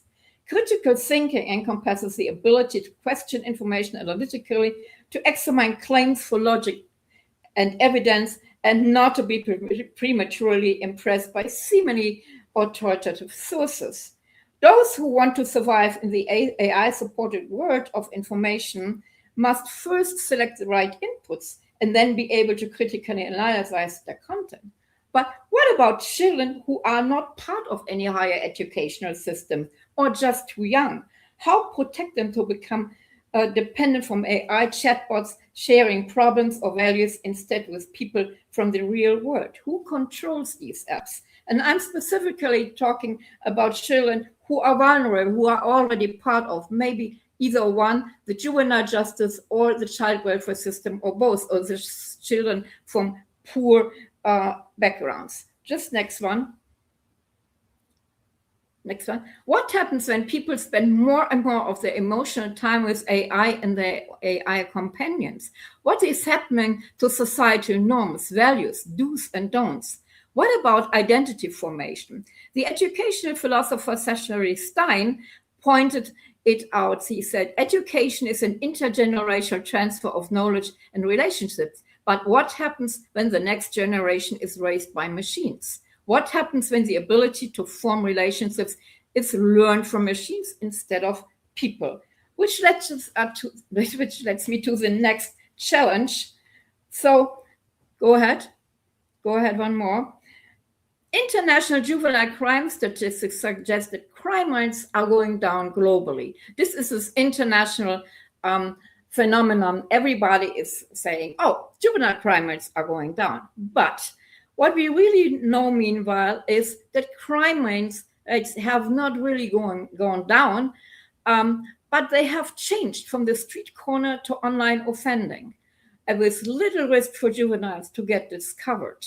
So it's not like Johnny is meeting Jimmy at the street corner and they're getting into a fight. It's maybe Johnny from Germany is meeting Jimmy from Africa and they exchange information and may not even know that the things they are doing are highly critical and highly not permissible by law. So what to investigate? Are sufficient cybercrime investigation and evidence-building tools available on the police level? What to investigate? Are certain internet activities really a crime?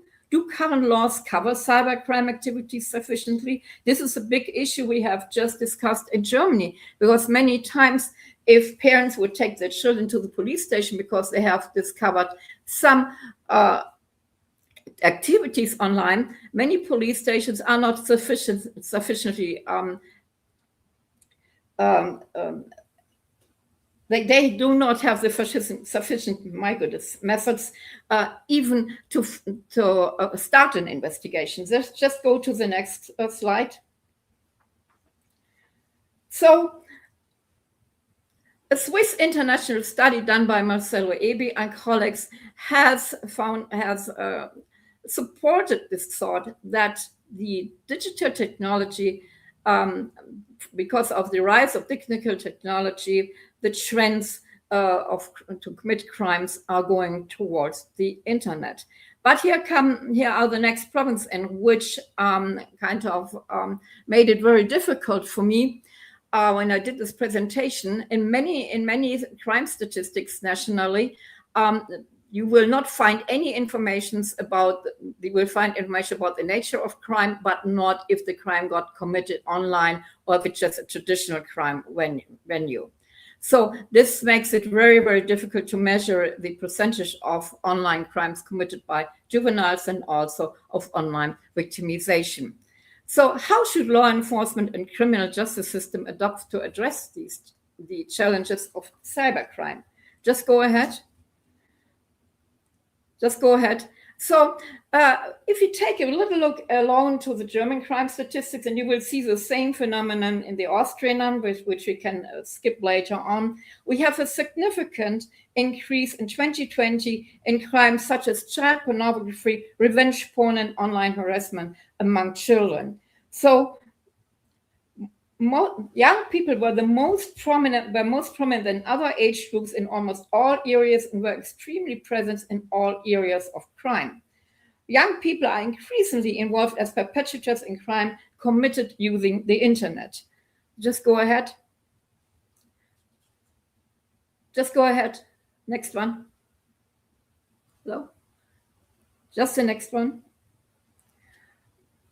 So we have the most common offenses that we have a significant increase in crimes such as child pornography, revenge porn, I said is already. Most common offenses are cybermobbing, fraud, forgery, offenses involving the use of cybercrime technology. So just go to the next one. Go to the next one.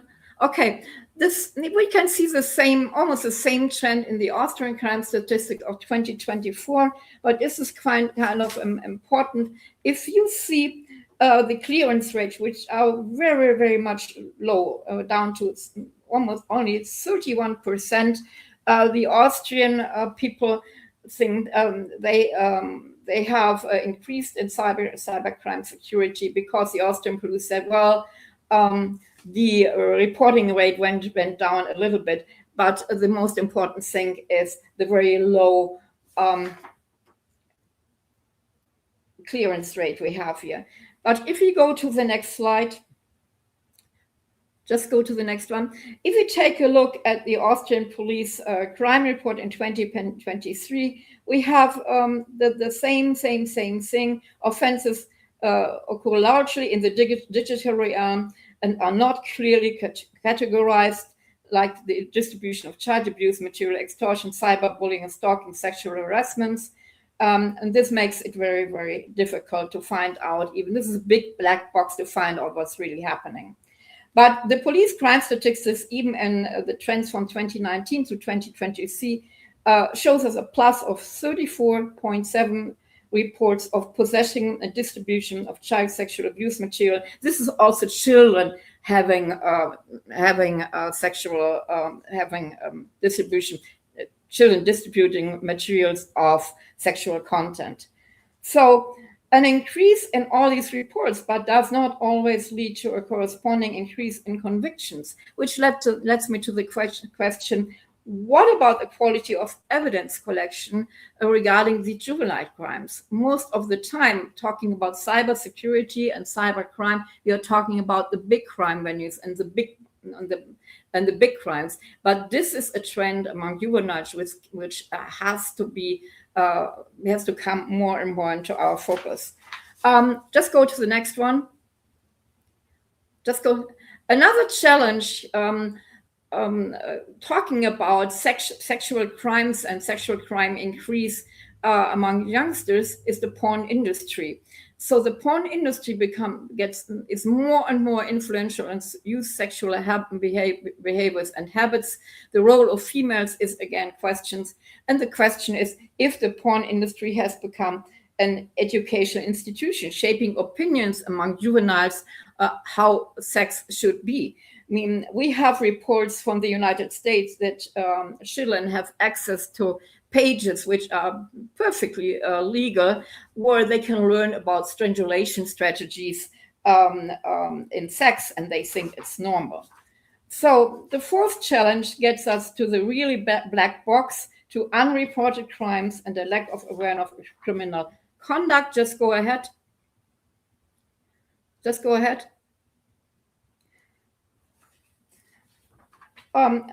Lots of crimes are unreported, the Dunkelfeld is another big area of concern. More than half of the European adolescents aged 16 and 19 have previously engaged in online behavior that could be subject to criminal prosecution. But many of these children just go ahead. Go ahead. Go ahead. Go ahead, one more. But many young people whose lives are increasingly centered around the internet find themselves in conflict with criminal laws they have usually never even heard of. And this gets me back to my previous question about norms and values transfer between generations. So go ahead to the next slide.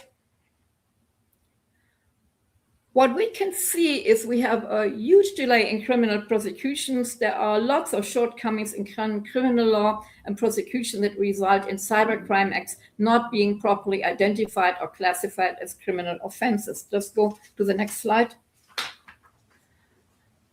The Hamburg case, which is one of the most prominent and shocking international juvenile cybercrimes, but just one example. The White Tiger case, I believe this is internationally well known. I don't want to get into it in detail, but one detail strikes me, and it's very, very important. Just go ahead. This 20-year-old young man from Germany who was known as the White Tiger and was talking a 13-year-old youngster from the United States to commit suicide online. He has not been discovered from age 16 on for 5 years, although the German Federal Police was monitoring a dating page where he was also active called Kuschel.de. So it took 5 years to find this out, at least with the help of international police forces. According to the police, again, so and this tells us where the real gaps are. So it was possible for 5 years to remain undiscovered, to commit more crimes and to produce more victims. But like Jan Reinecke, just go to the next slide. Go to the next one. One more. Just like Jan Reinecke, the state chairman of the Federation of German Investigators, pointed out, in the age of smartphones and apps, law enforcement agency surveillance capabilities have remained stuck into the technology stone age when it comes to monitoring phone calls and text messages. They exploit these surveillance gaps to operate with impunity, continuing to commit the most serious crimes undisturbed and unmonitored. Cyber criminals have long since outmaneuvered law enforcement agencies. And this is what, for lots of young people, they think they can't do anything because there is never any investigation taking place, which kind of lets them to do the most horrific crimes or most horrific acts against humans. Okay, just one more. Just go ahead. This case has not really to do with juvenile crime, but to some degree it has. We are currently discussing a criminal and family court case where a woman reported her estranged, just go ahead, where a woman reported her estranged husband because he took one of her portrait photos, superimposed a nude image with a stranger's lower body onto it and posted it online.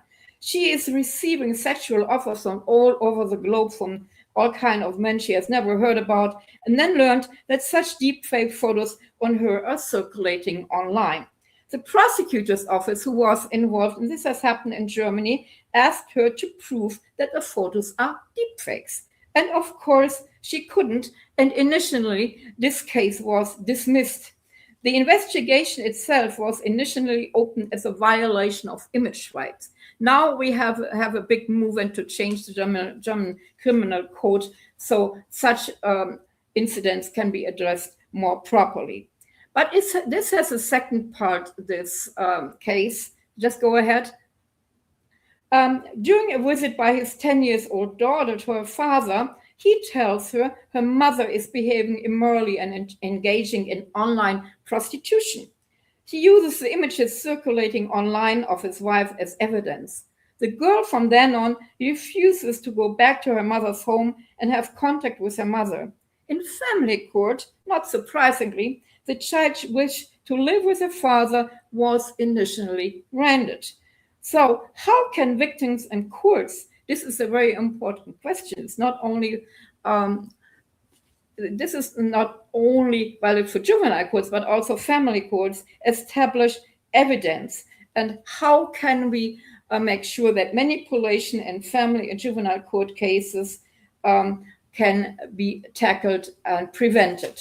So this gets me to the next slide. I think I'm running out of time a little bit. Just go to the next slide. Common law and crime investigation initiatives in the European Union and beyond have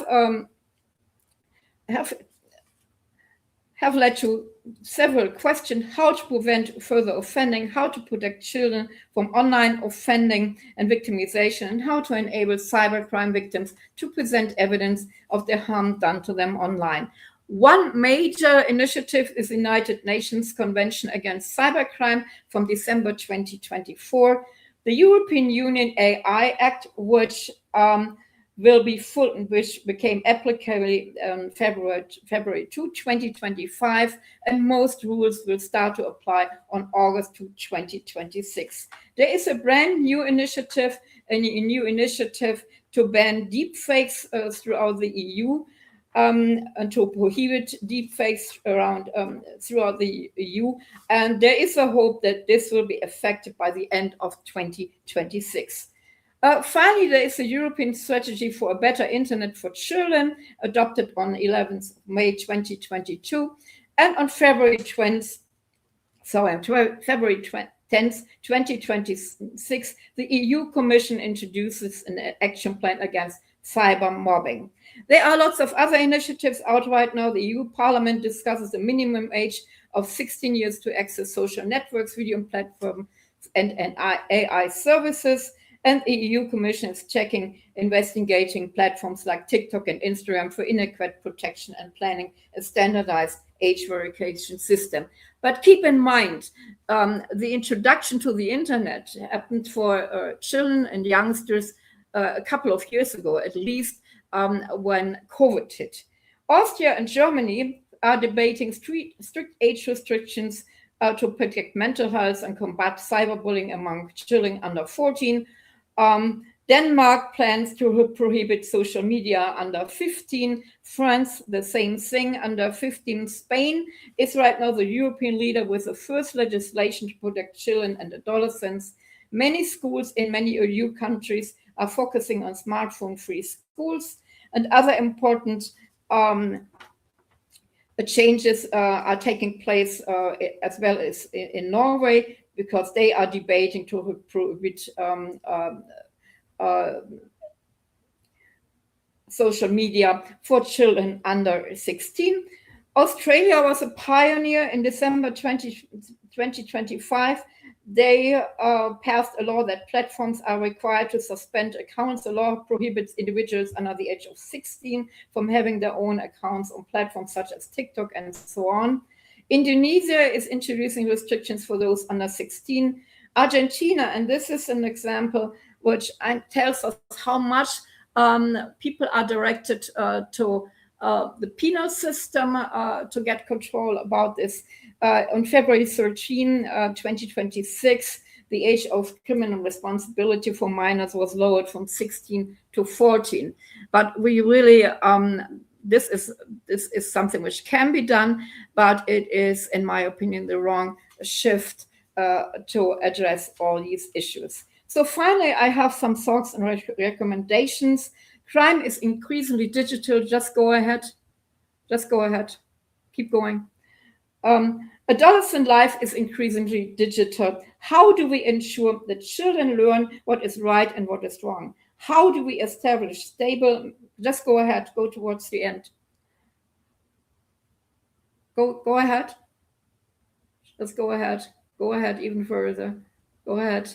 So, how can we establish stable, mandatory, pro-social, basic norm learning programs from early age on? And how need intervention and prevention programs look like if children interact globally with each other? Are we able to prove digital deviant behavior sufficiently in courts? Is the police equipped with sufficient technology? And how can we enable victims with a tool to present evidence of the cyber offenses done to them? The change of crime statistics is also a very important issue. Separate counts of cyber crimes instead of this one big pot where nobody knows what's really happening and presents a huge difficulty to get stable data sources. Reforms of penal codes to address sufficiently cyber crimes is another question, and AI influence on the work of courts and social services presents another risk, a risk of citation of fake AI-generated court decisions, a risk of wrongful fake and AI-generated risk assessments done in the social service system to predict reoffending on or crime risk. So thank you very much for this. It's very hard to change what is, but one last word, if we work together every day and if we try to make things better every day, kind of a little bit, I think we can reach this goal. Thank you very much. Thank you there, Petra. Well, this is something that we need to talk about. We have to talk about, and it's another phase of cybercrime, cyber victimization. Thanks for sharing these important statistics, even that they are from different countries. But let's remember that cybercrime, cyber victimization, cyber offending is a global phenomenon. It's a global phenomenon. I don't know, Julia, just to finish, maybe one question for our dear Petra in order to move with our agenda, please. I'm trying to think. I really did enjoy the content of your presentation. I think what I'm wondering is how you kind of got into this whole area of expertise and kind of what intrigued you to research this. Well, it's a very quick answer. I did do a program for juveniles at risk, and juveniles who were considered to be uneducable, and I was researching the files for many, many years, and I started this program in 1995. And throughout the years, I became more and more aware talking to these youngsters and that lots of their crime activities was happening online, and they were sharing, well, that's a great thing, we can get discovered. And this kind of got me to get in touch with Choi during American Society of Criminology meeting and get deeper into it and try to raise awareness about practitioners in the system that they really have to change what is. Thank you. Well, thanks again, Petra, and also thank you so much, Julia. It has been 2 hours from the beginning of Cybersecurity Revolution so far, and now I would like to introduce Lillian. Welcome to the stage. Could you please introduce by yourself?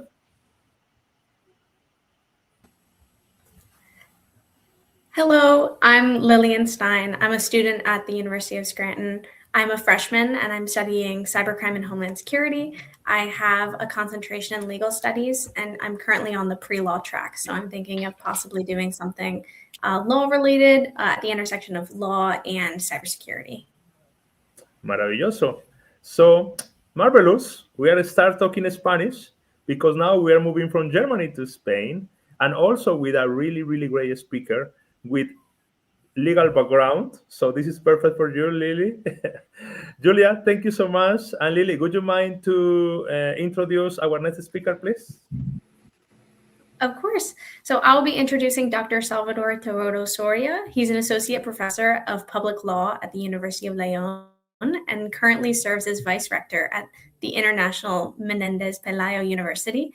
His academic background includes degrees in law and philosophy, a PhD in law, and an honorary doctorate awarded in 2022.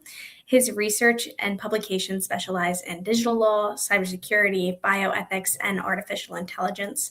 In 2025, he received the White Hat Conference Award for his contributions to cybersecurity awareness and cybercrime prevention, and he will be presenting attributing responsibility in social media, forensic challenges in identifying influencers, and platform control.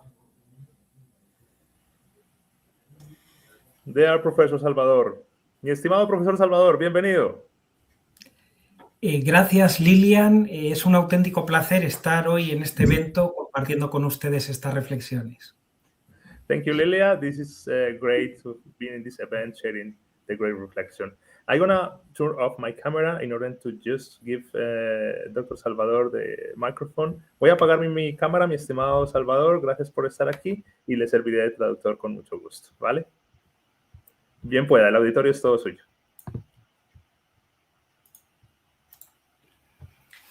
Mi agradecimiento, en primer lugar, a los organizadores por la invitación y muy especialmente al doctor Mike Toro Álvarez.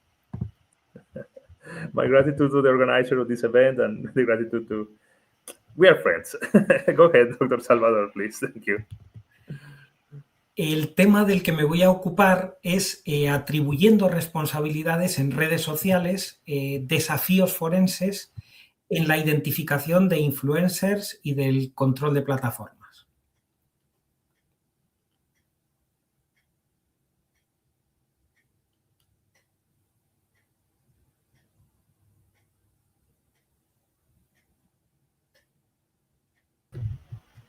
Sorry, I think I... Okay, go ahead. Can you hear me, Dr. Salvador? El tema del que me voy a ocupar es atribuyendo responsabilidades en redes sociales, desafíos forenses en la identificación de influencers y del control de plataformas. Perfect. So the topic for Professor Salvador is, as you can read in his presentation, attributing responsibility in social media. What kind of challenges are from the forensic perspective in identifying those influence and the control from the platforms? Yes, sir.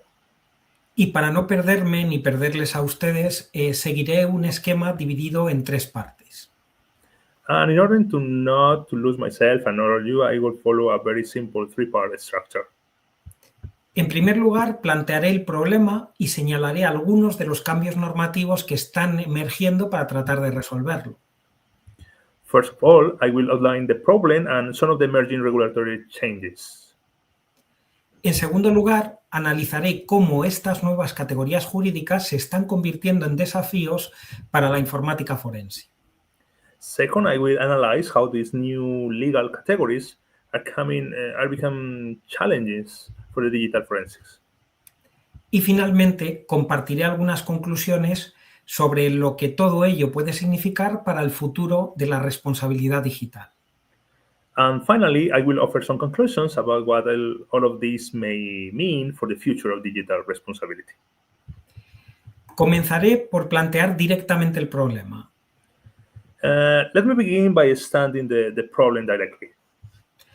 Europa observa con creciente preocupación cómo las redes sociales han facilitado hasta extremos difícilmente imaginables hace apenas unos años la creación, difusión y amplificación de bulos, desinformación y campañas de manipulación. Europe is increasingly concerned by the extent to which social media has enabled the creation, dissemination, and amplification of misinformation, disinformation, and manipulation campaigns on a scale that would have been almost unimaginable just a few years ago. Y no estamos hablando únicamente de riesgos para personas concretas, que también, sino de algo potencialmente mucho más grave, la afectación de la propia calidad del debate público y con ello del sistema democrático. And we are not speaking only about risks to specific individuals, although those are centrally real. Here we are speaking about something potentially far more serious, and is the impact of public discourse itself and the stability of democratic systems. Cuando la mentira puede difundirse con velocidad viral, because when falsehood can spread at viral speed, cuando una imagen falsa puede parecer auténtica, cuando una voz sintética puede resultar indistinguible de la real, when fabricated images can appear authentic, when synthetic voices can become indistinguishable from real ones, la cuestión deja de ser tecnológica para convertirse en profundamente jurídica y constitucional. it becomes profoundly political, legal, and constitutional. Y aquí aparece Europa.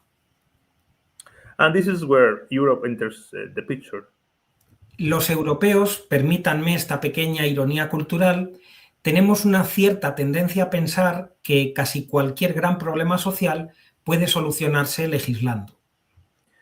Europeans, and please allow Dr. Salvador this small cultural irony, Europeans have a certain tendency to believe that almost any major social problem can be solved through regulation. Los estadounidenses suelen ser más confiados en el mercado, en la innovación, o al menos en discutir durante años sin llegar a regular nunca. Americans often place greater trust in markets, innovation, or at the very least in debating for years before regulating. Esto parece preocupante. Probablemente necesitemos un reglamento. Europeans, by contrast, often think, this seems concerning, we probably need a regulation. Y precisamente esto es lo que está ocurriendo. And that is precisely what is happening. En distintos ámbitos normativos y de forma particularmente interesante en España, estamos asistiendo a un proceso de expansión de categorías jurídicas clásicas hacia el ecosistema digital. Across multiple legal domains, and particularly in Spain, we are witnessing an expansion of traditional legal categories originally designed for newspaper, radio, television into the digital ecosystem. Un ejemplo especialmente revelador es el derecho de rectificación. A particular example is the right of rectification. Permítanme explicarlo brevemente porque creo que resulta muy ilustrativo incluso para quienes no provienen del ámbito jurídico. Please let me to explain this briefly because I think it is illustrative even for those that don't have the legal practice background. Tradicionalmente, cuando un medio de comunicación publicaba una información sobre una persona y esa persona consideraba que dicha información era inexacta y podía potencialmente causarle un perjuicio, tenía derecho a exigir que el director del medio publicara su propia versión de los hechos. Traditionally, when a media outlet published information about one individual, and that person believed the information was inaccurate and potentially harmful, that individual had the right to demand that the editor or director publish their own version of the facts. Conviene aclarar antes de seguir adelante algo importante. One important clarification. El término rectificación puede resultar engañoso. Talking about rectification, that term can be misleading. No significa que la primera información desaparezca, no significa que el medio reconozca automáticamente que mintió, tampoco significa que la versión A sea sustituida por la versión B. It doesn't mean the original statement disappears. It doesn't mean the media outlet automatically admits it lied. It doesn't mean version A is replaced by version B. Lo que implica es algo más modesto, aunque quizá jurídicamente más relevante, la obligación de difundir una segunda versión, la del afectado. What it actually means, something perhaps more modest but legally significant, is the obligation to disseminate a second version, the affected party's version. ¿Por qué es eso importante? Porque este mecanismo, diseñado históricamente para medios tradicionales, está siendo reformulado para aplicarse también a plataformas digitales. Why this is important?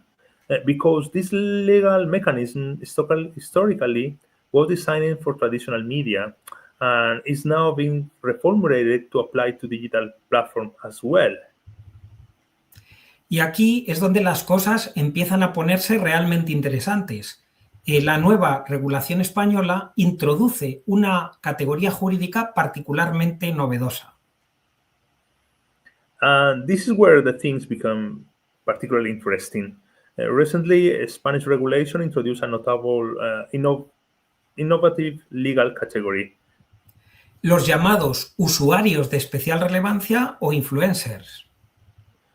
What we know as the user of significant reach or influencers. Se está modificando el ámbito subjetivo del derecho de rectificación. El sujeto pasivo, el obligado a rectificar, ya no será el director del medio de comunicación como antes, sino este usuario de especial relevancia. So now we are changing the parts involved in this rectification right. It's not anymore the director of the media, but this user of significant relevance, the influencer. ¿Y cómo se define jurídicamente a un influencer? No por el carisma, no por la capacidad estética, ni siquiera por el talento.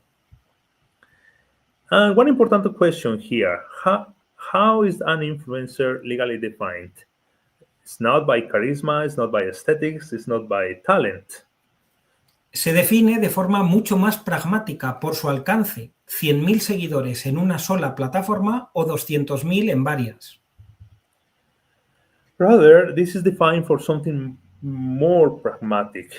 It is about followers, the amount of platforms, or multiple platforms. Es decir, la influencia cuantificable se convierte en categoría jurídica. In other words, quantifiable influence becomes a legal category. Si usted alcanza ese umbral, el derecho empieza a tratarle en ciertos aspectos menos como un simple usuario y más como un actor con responsabilidades informativas. Once the influencer crosses that threshold, the law begins to treat the influencer in certain aspects or with certain respects, less as an ordinary user and more as an actor with informational responsibilities. Y esto implica consecuencias muy concretas. Si una persona considera que una información difundida por usted es inexacta y lesiva, puede exigirle una rectificación.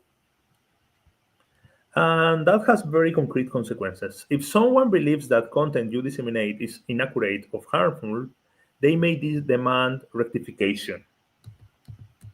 Y usted deberá no solo atenderla jurídicamente, sino también disponer técnicamente de mecanismos que permitan ejercer ese derecho. And you must not only respond legally, but provide the technical mechanism necessary for that right to be exercised. Dicho de otro modo, la relevancia digital empieza a generar obligaciones jurídicas estructurales. In other words, digital relevance is beginning to generate structural legal obligations. Ahora bien, aquí es donde comienzan los verdaderos problemas, porque la norma no solo habla de influencers. Now, this is where the real problem is starting, because the law doesn't speak only about influencers. Introduce además una expresión extraordinariamente sugerente, pero resbaladiza al mismo tiempo. El obligado es quien tenga el derecho al control efectivo. It also introduces a really complex and suggestive concept. Whoever exercises effective control. Y aquí, debo reconocerlo, por una vez los europeos hemos decidido abandonar parcialmente nuestra tradicional pasión por las categorías conceptuales excesivamente abstractas para abrazar un criterio más pragmático. And here, Professor Salvador said he must admit that the Europeans made, for once, be partially abandoning the traditional passion for abstract conceptual categories in favor of something more pragmatic. Pero claro, el pragmatismo jurídico puede convertirse rápidamente en una pesadilla técnica. But legal pragmatism can very quickly become a technical nightmare. ¿Qué significa exactamente control efectivo? ¿Quién controla realmente un perfil? What exactly does effective control mean? Who truly controls a profile? la persona cuya imagen aparece públicamente, la agencia que diseña contenidos, la empresa que monetiza, el community manager. Who truly controls a profile? The visible public figure, the content agency, the monetizing company, the social media manager. Una red coordinada, un sistema automatizado, una inteligencia artificial generativa. A coordinated network, an automated system, a generative artificial intelligence architecture. Y aquí es donde, con toda honestidad, mi especialidad jurídica empieza a necesitar desesperadamente de ustedes los técnicos. And this is precisely where the legal specialization of Professor Salvador started requiring the technical aspect of all of you in the audience. Porque una cosa es crear categorías legales y otra muy distinta convertirlas en atribuciones técnicamente verificables. Because creating legal categories is one thing, but transforming them into technically attribution is something else entirely. ¿Podemos seguir presuponiendo que detrás de cada perfil digital jurídicamente relevante existe necesariamente un ser humano claramente identificable? Can we still assume that every legally relevant digital profile necessarily corresponds to a clearly identifiable human being? Hace apenas unos años probablemente habríamos respondido que sí. Hoy ya no estoy tan seguro. A few years ago, we probably would have said yes. Today, I am no longer so certain. Y si no pudiéramos demostrar quién hay detrás, And ni if we siquiera, sorry, go ahead. Sí, profesor Pro. ni siquiera tal vez ya que detrás haya un ser humano. ¿Qué ocurriría entonces? If we are not able to prove that, what then? Well, in that case, what would sanction even mean? ¿Podríamos estar acercándonos a escenarios normativos en los que sujetos no humanos, bots, sistemas automatizados o estructuras algorítmicas pudieran convertirse funcionalmente en destinatarios de obligaciones jurídicas? Could we be moving toward regulatory scenarios in which non-human actors, maybe bots, automated systems, or algorithm structures, functionally they become subjects of legal obligations? Y si esto fuera así, ¿qué significa sancionarlos? And if that were the case, what would sanction even mean? Cerrar perfiles, desconectar sistemas, desindexar identidades digitales. Profile shutdown, system disconnection, digital indexing. Puede parecer una provocación teórica, pero quizá no lo sea tanto, porque estas categorías que hoy aparecen en regulación sectorial o sobre plataformas o derecho de rectificación podrían mañana extenderse muchos más allá. This may sound like theoretical provocation. Maybe it is not, because these categories, which today appear in sector-specific platform regulation or rectification law, could tomorrow extend much further. A la responsabilidad civil por lesiones al honor o a la propia imagen, a la responsabilidad por campañas de desinformación e incluso potencialmente a determinadas formas de responsabilidad penal vinculadas a injurias, calumnias o discursos del odio. To civil liability for defamation or image rights violations, to disinformation campaigns, or even potentially to certain forms of critical liability related to harassment, defamation, or hate speech. En otras palabras, el derecho está expandiendo sus categorías de responsabilidad más rápido que nuestras certezas sobre identidad, autoría o personalidad digital. In other words, law is expanding its categories of responsibility faster than our certainty regarding identity, authorship, or digital personhood. Y quizá esto no debería sorprendernos. Después de todo, los grandes cambios de la historia de la humanidad han coincidido siempre con revoluciones en la forma de transmitir información. La oralidad, la escritura, la imprenta, Internet y ahora posiblemente la inteligencia artificial generativa. Perhaps that should not surprise us. After all, the most transformative periods in human history have always coincided with revolution in how information is transmitted. Orality, writing, the printing press, the internet, and now maybe generative artificial intelligence. Si la imprenta transformó quién podía difundir información, la IA puede transformar algo aún más inquietante. If the printing press transformed who could disseminate information, AI may transform something even more concerning. Siempre habíamos discutido qué humano decía algo. Ahora empezamos a preguntarnos si necesariamente hay un humano detrás. Always we ask which human was speaking. Now we are beginning to ask whether there is necessarily a human behind that. Y si el derecho está creando nuevas categorías de responsabilidad para proteger derechos fundamentales y sistemas democráticos, la siguiente pregunta resulta inevitable. And if law is creating new categories of responsibility to protect fundamental human rights and democratic system, then we need to ask the next question. ¿Cómo identificamos realmente al sujeto responsable? Y aquí entramos necesariamente en el terreno de la informática forense. How do we actually identify the responsible subject? And now we are entering into the domain of digital forensics. Llegados a este punto, el problema ya está planteado.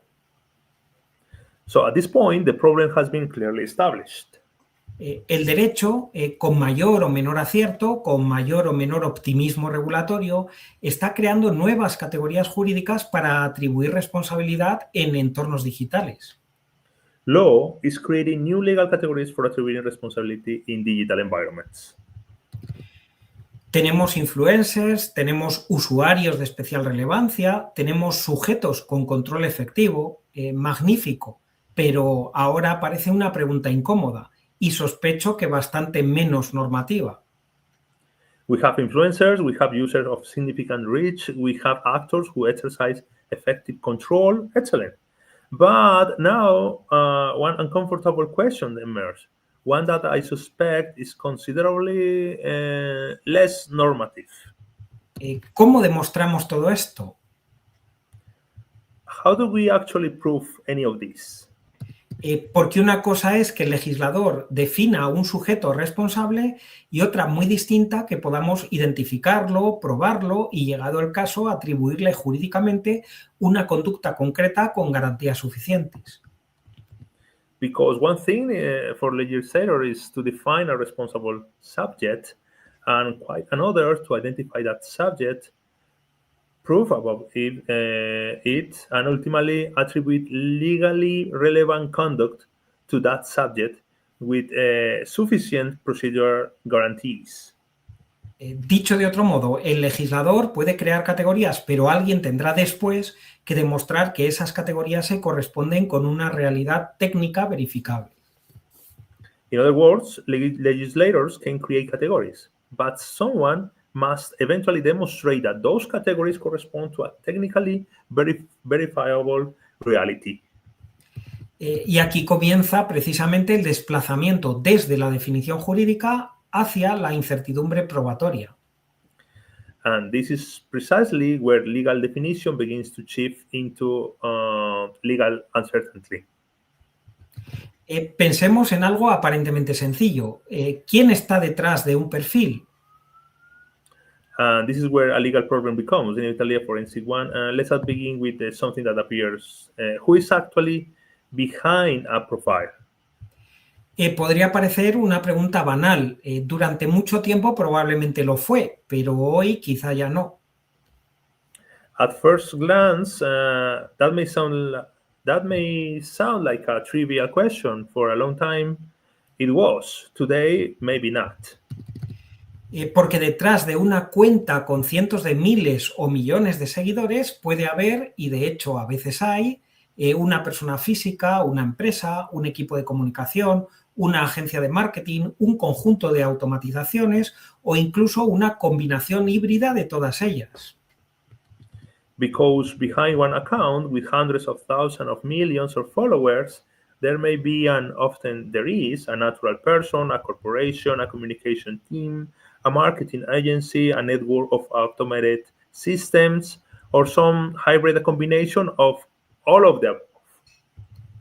Si el derecho exige responsabilidades, por ejemplo, atender una rectificación, responder civilmente por una lesión al honor o eventualmente afrontar consecuencias penales, identificar al verdadero sujeto relevante deja de ser una cuestión académica para convertirse en una exigencia práctica esencial.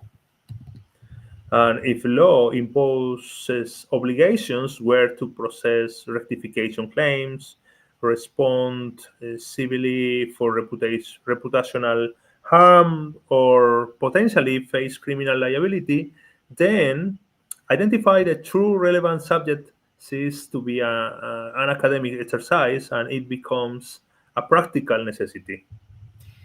Quién publica, quién decide, quién programa, quién monetiza, quién tiene acceso, quién puede modificar contenidos, quién puede eliminarlos, quién activa una campaña coordinada. Who publishes, who decides, who programs, who monetizes, who has access, who can modify content, who can remove it, who activates, coordinate campaigns.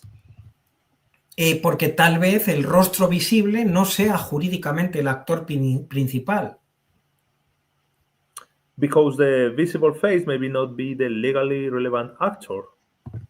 Y quizá aquí convenga reconocer algo importante. Durante siglos, gran parte de nuestros sistemas de responsabilidad descansaban sobre una premisa relativamente simple, a veces demasiado simple. Autor, acto, consecuencia.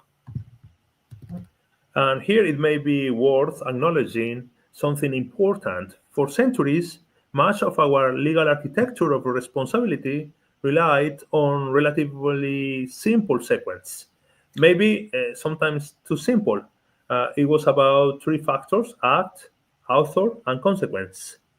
En el entorno digital, esta secuencia puede fragmentarse. In digital ecosystems, that sequence can fragment. El autor aparente puede no ser el autor real, el emisor visible puede no ser quien controla, la influencia puede ser orgánica o artificialmente amplificada. The apparent author may not be the real author. The visible speaker may not be the controlling actor. Influence may be organic or artificially amplified. Y entonces surgen nuevas preguntas. ¿Es posible distinguir entre alcance real y alcance manipulado? ¿Puede identificarse una red coordinada de amplificación? ¿Puede probarse si una tendencia es espontánea o inducida? ¿Podemos reconstruir técnicamente cadenas de decisión en sistemas donde intervienen automatización, programación algorítmica y generación de contenido por inteligencia artificial? And so new questions arise. Can we distinguish genuine reach from manipulated reach? Can coordinate amplification networks be identified? Can we prove whether a trend is spontaneous or engineered? Can we technically reconstruct chains of decision making in systems with the influence by automation, algorithm programming, and AI generate content? Yo honestamente no tengo capacidad para responder técnicamente a estas cuestiones. Mi tarea como jurista consiste en señalar que estas preguntas ya no son opcionales, porque el nuevo marco normativo las convierte en imprescindibles, lo cual es una buena noticia para los ingenieros informáticos que podrán monetizar por responderlas. To be honest, I am not here because I possess the technical expertise to answer those questions. My role as a legal scholar is something different. It is to point out that these questions are no longer optional. The emerging regulatory framework is making them completely needed, which I should add is probably very good news for cyber experts, computer engineers, because they may increasingly be paid to answer them. El derecho puede decir, este sujeto tiene responsabilidad, pero inmediatamente aparece la pregunta forense.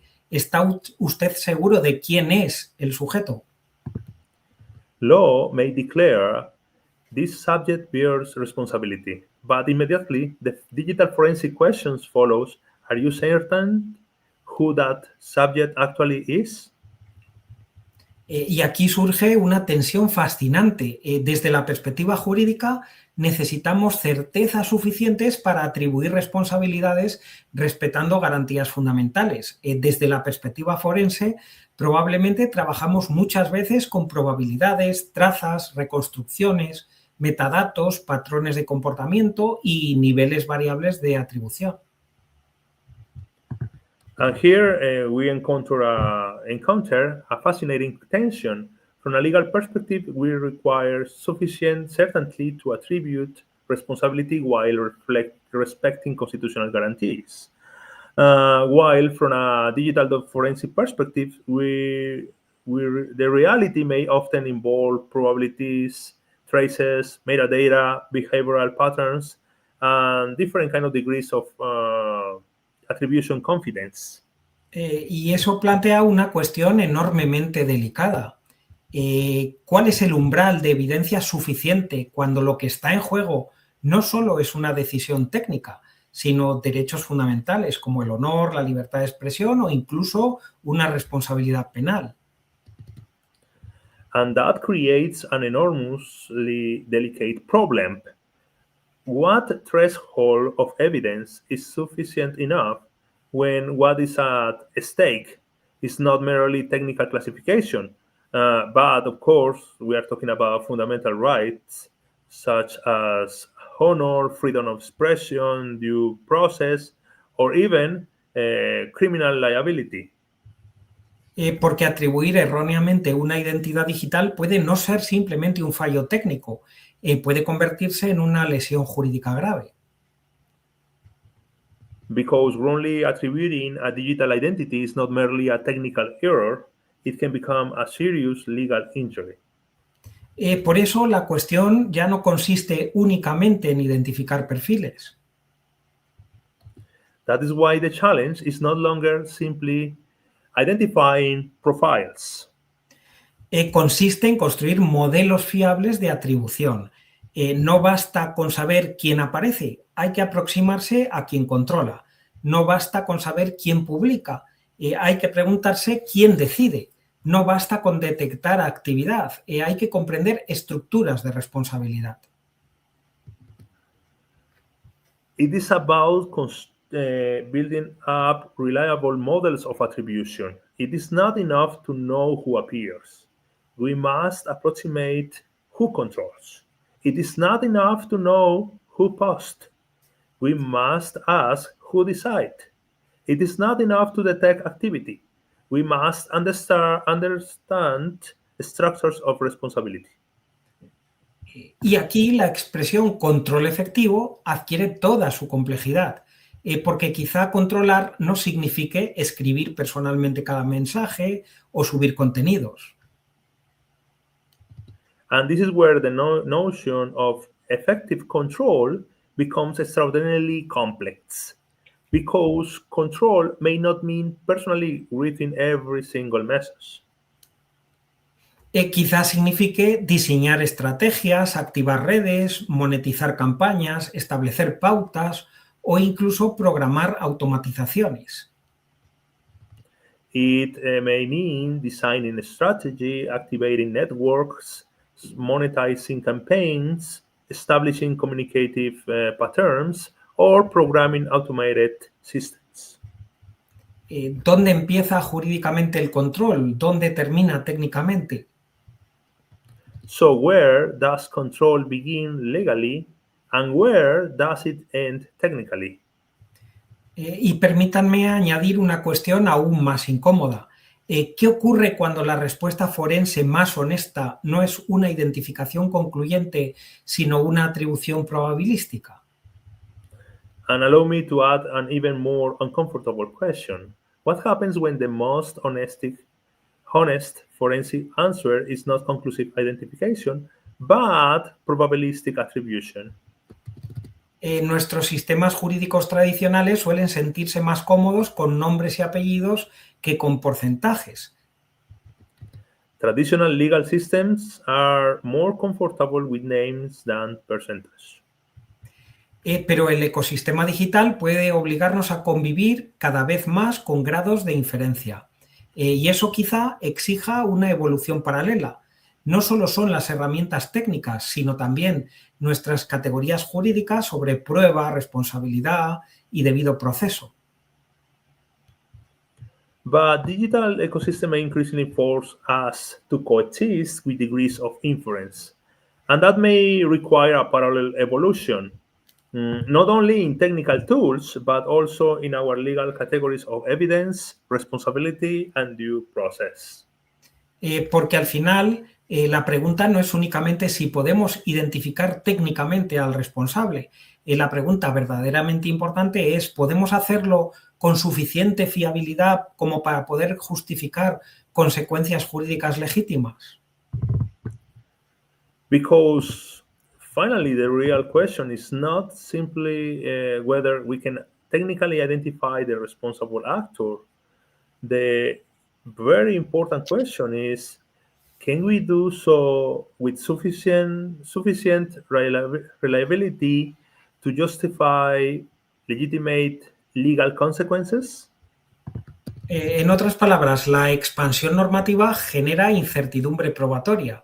Y es aquí donde la informática forense deja de ser un mero instrumento técnico para convertirse en una pieza estructural del Estado de Derecho digital.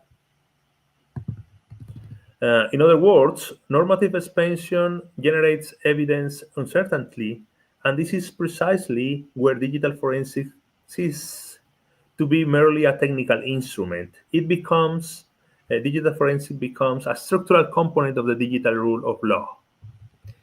Porque sin capacidad de atribución, la nueva responsabilidad jurídica corre el riesgo de convertirse en una ficción normativa, pero al mismo tiempo, sin límites jurídicos claros, la atribución forense puede convertirse en una amenaza para las propias libertades que pretende proteger. Because without attribution capacity, new digital responsibility may risk becoming little more than normative fiction. But at the same time, without clear legal safeguards, digital forensic attribution itself may become a threat to the very freedoms it seeks to protect. Dicho de forma más sencilla, si en el primer bloque veíamos cómo el derecho crea nuevos sujetos responsables, en este segundo descubrimos que identificar realmente a esos sujetos puede ser mucho más complejo de lo que nuestras categorías jurídicas tradicionales estaban preparadas para asumir. Put it in a more simple way, if in the first part of this presentation we saw how law creates new responsible subjects, in this second part, we discovered that actually identifying those subjects may be far more complex than our traditional legal categories were designed to accommodate. Y precisamente por eso el diálogo entre derecho e informática forense ya no es accesorio. La informática forense será imprescindible para que el nuevo derecho digital funcione. Profesor Salvador, ¿podemos cerrar aquí con la siguiente frase y hacer la conclusión? ¿Le parece bien? Muy bien. Sí, qué pena. Muchas gracias. And that is precisely why the dialogue between law and digital forensic is not longer incidental. Digital forensic will be indispensable if the new digital law is to function at all. Permítame concluir. Volviendo a la pregunta esencial que he recorrido en toda esta intervención, ¿qué ocurre cuando un ordenamiento jurídico preocupado por la desinformación, la manipulación digital, la lesión del honor, la propia imagen o incluso la estabilidad democrática decide ampliar sus categorías tradicionales de responsabilidad hacia el ecosistema de redes sociales?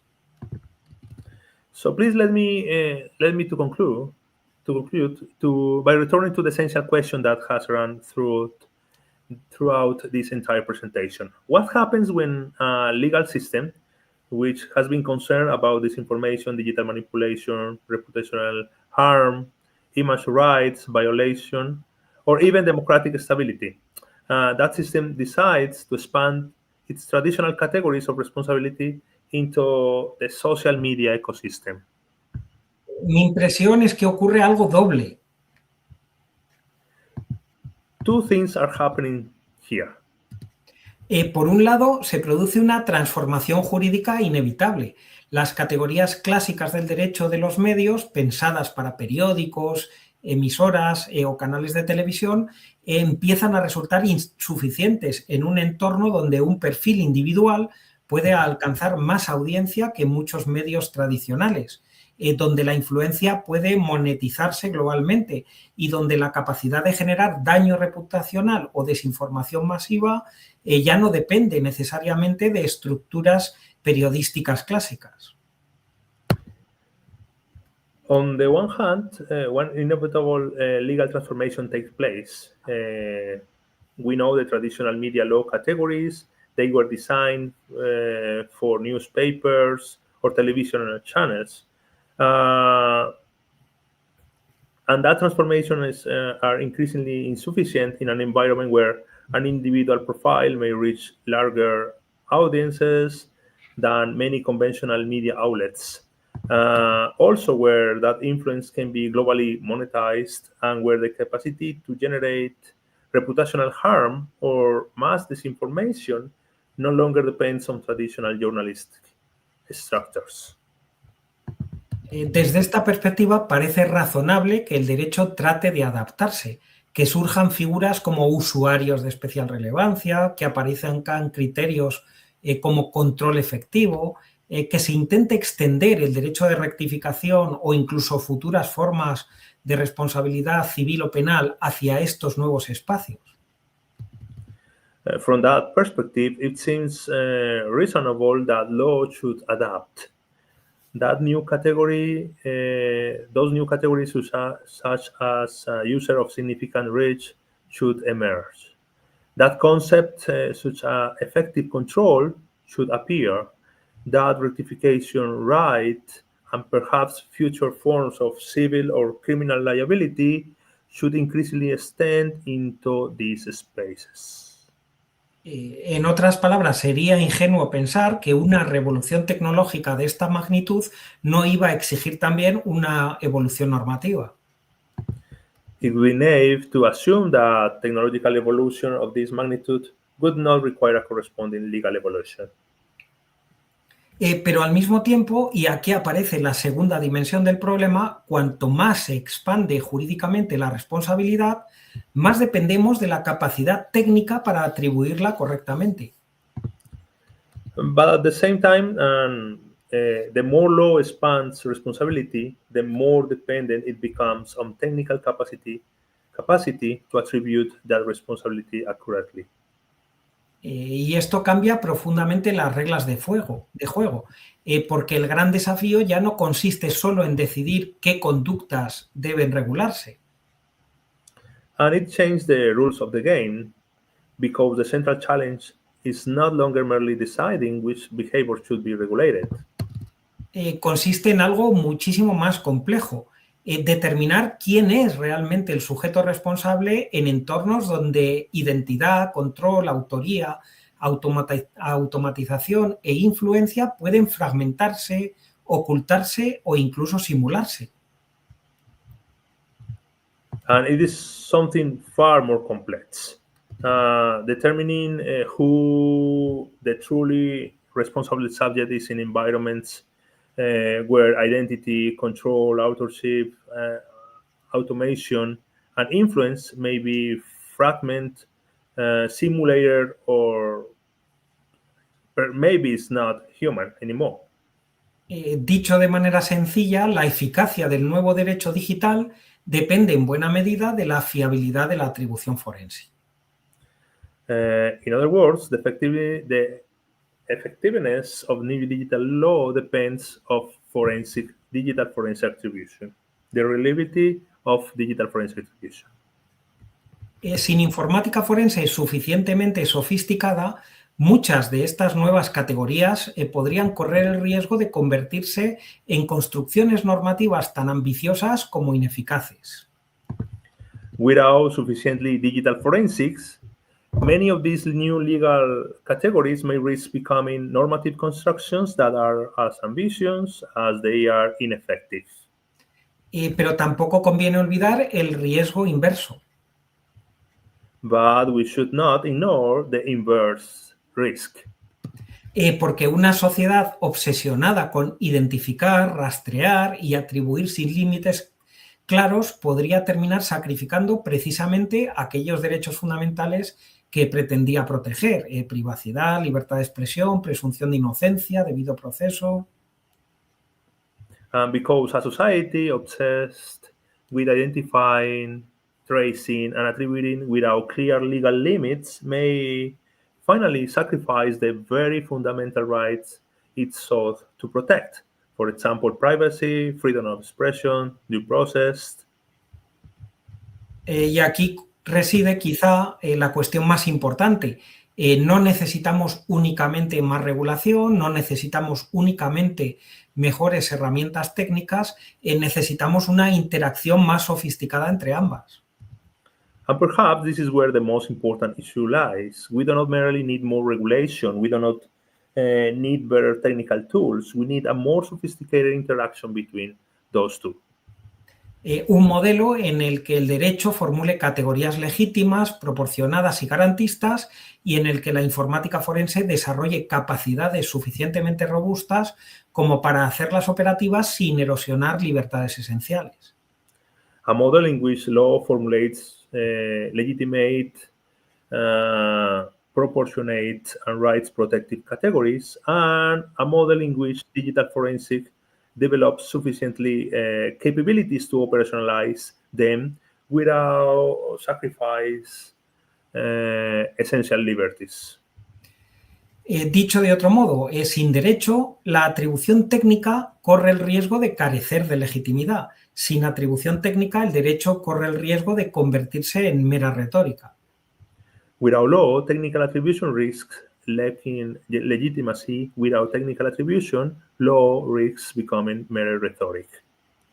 Tal vez por eso el verdadero desafío de esta nueva etapa no sea exclusivamente tecnológico ni exclusivamente jurídico, es estructural.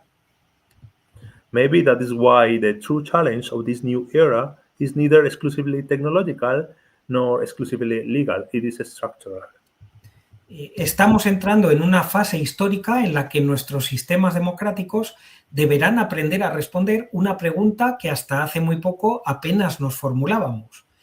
¿Cómo atribuimos responsabilidad jurídica en entornos donde la influencia puede ser masiva, la identidad puede ser incierta y la acción puede no ser enteramente humana? We are entering a historical stage in which democratic system must learn to answer a question that maybe we scarcely had to ask.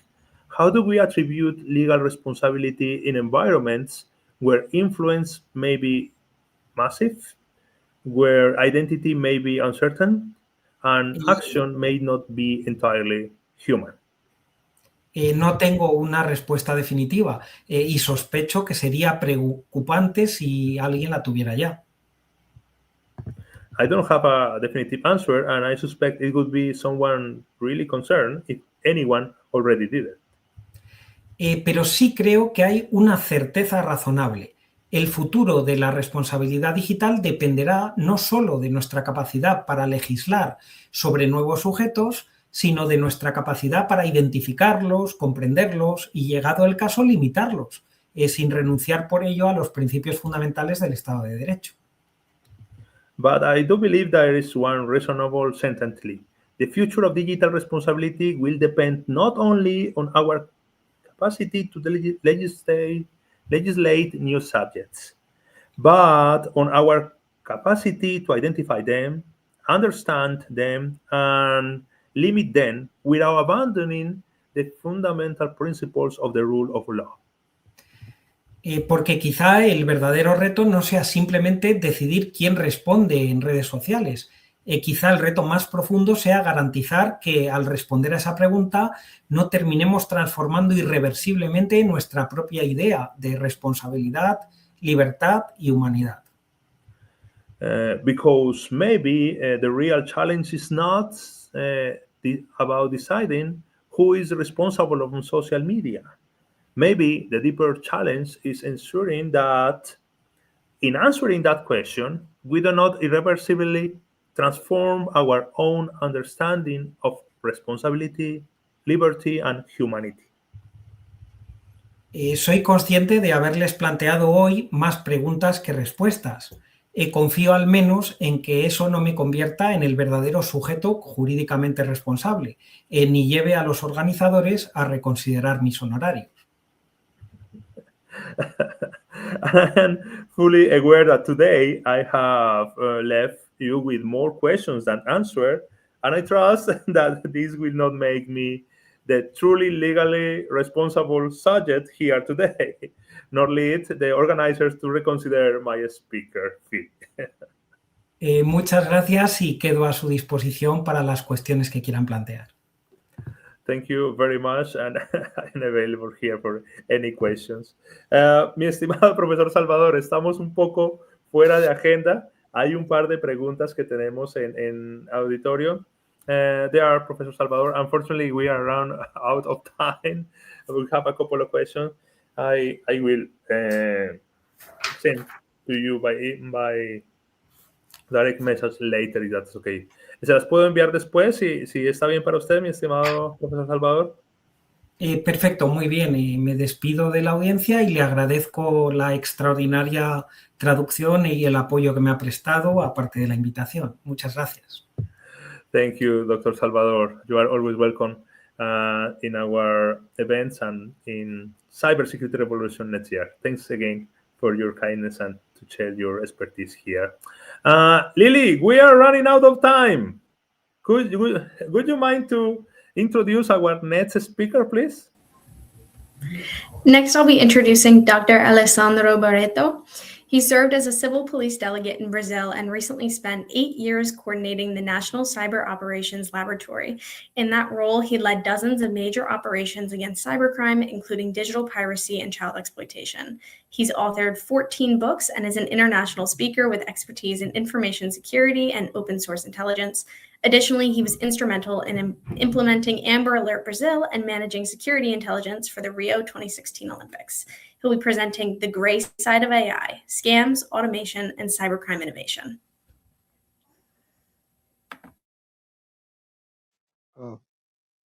Hi, everyone. Sorry, I prefer to speak in English. Toro, please translate for me. And I'd like to introduce myself. It could be in English. My name is Alessandro. I am a chief of police in Brazil. It's maybe more than 25 years right now. And I am responsible for coordinate operations in Brazil against cybercrimes. And today I'd like to know about how artificial intelligence is applying for criminals in Brazil. Okay, Toro, please help me with my translation. Hi there, Alessandro. Thank you so much for accepting this invitation. Please don't worry. I think so far now we are moving. We finish this time frame coming from Asia, Africa, and Europe.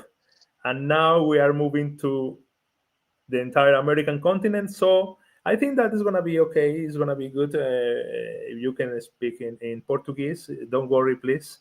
Go ahead. And I think in this moment, we're going to switch from that different perspective. Are you presenting the video or just testing that?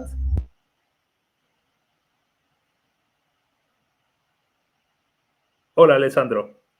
Sorry. Tudo bem? Yes, it's just a video. It's about. Ok, tudo bem. É sobre um criminoso.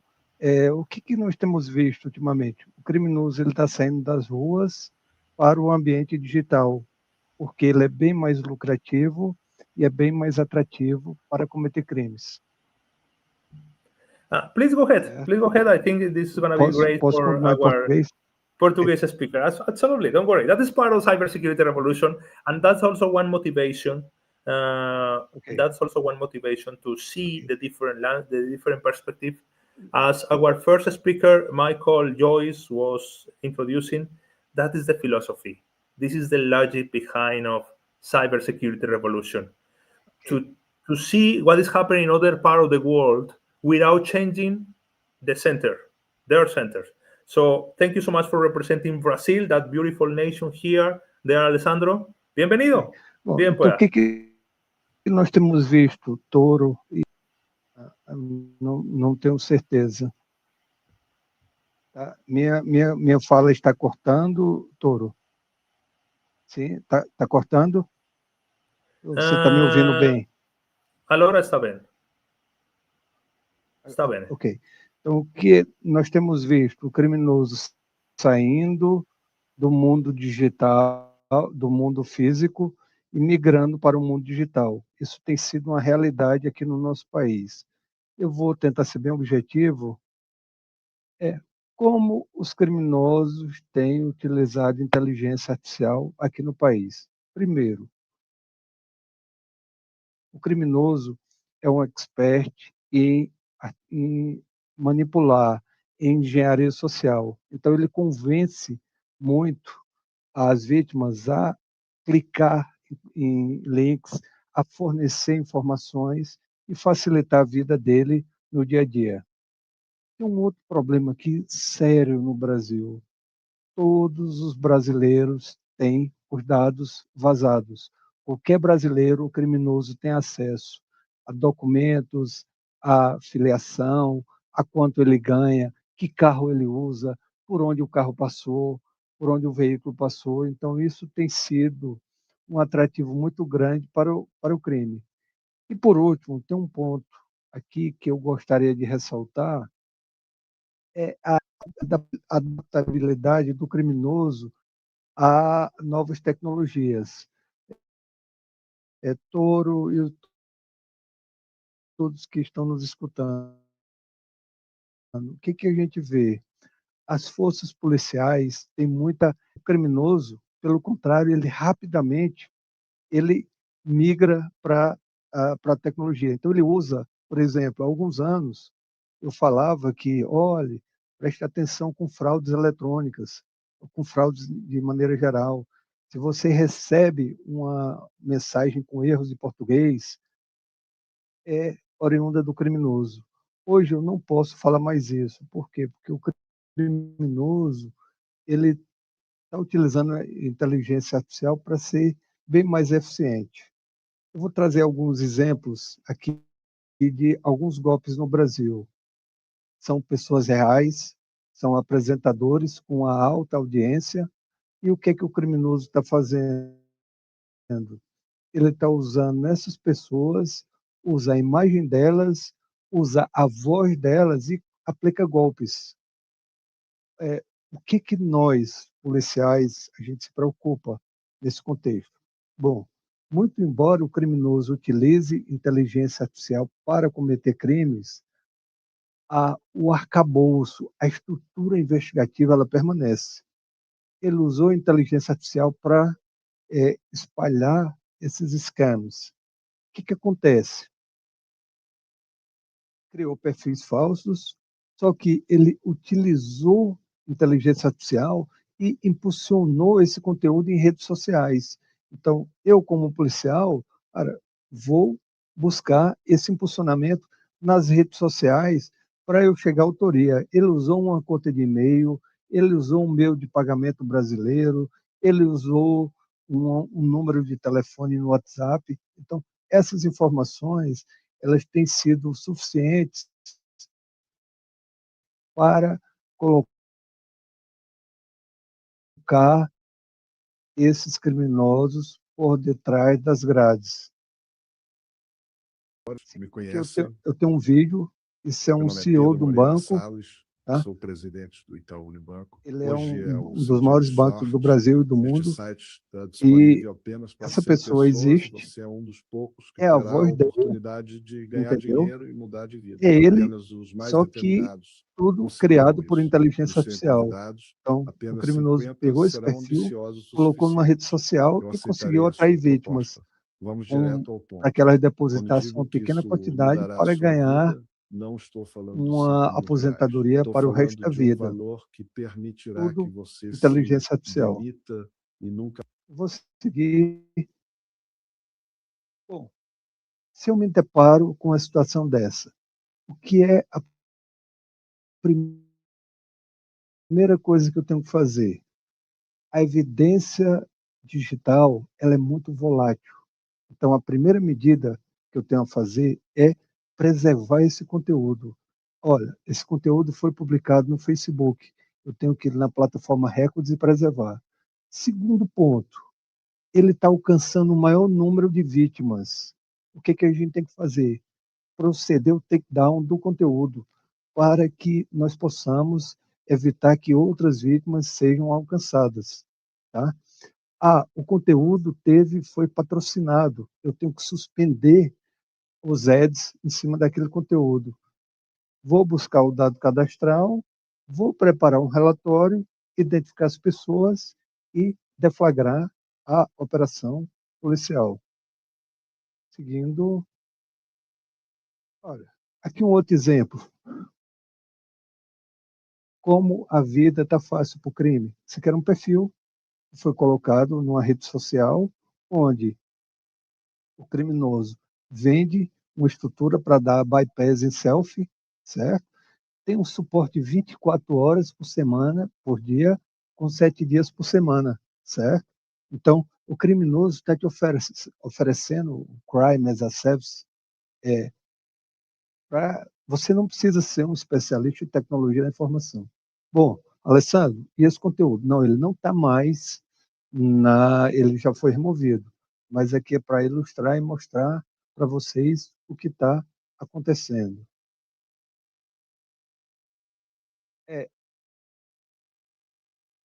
Como é que nós, policiais, a gente está utilizando a IA para esse contexto? O OSINT é espetacular. Se você sabe construir prompts e sabe o que buscar em OSINT, é muito bom. Para perfis, para insights investigativos, ele tem ajudado muito. Amigos e amigas, nós temos utilizado muito para criar storytellings e narrativas, sobretudo para procedimentos investigativos. Um ponto relevante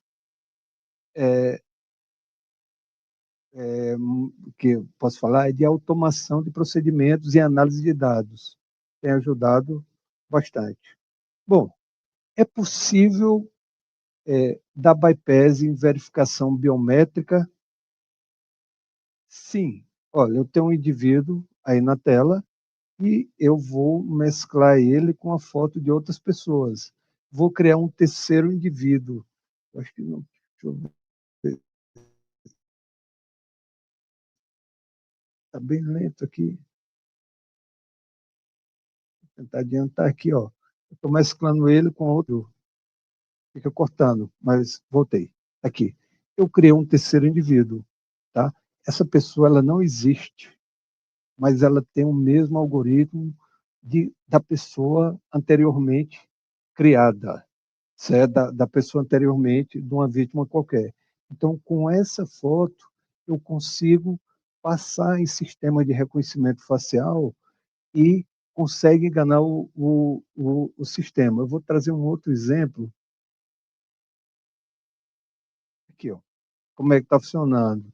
Eu tenho um criminoso, essas imagens são todas de inteligência artificial para preservar as identidades dos investigados, tá? São investigações em andamento. Eu tenho uma pessoa real.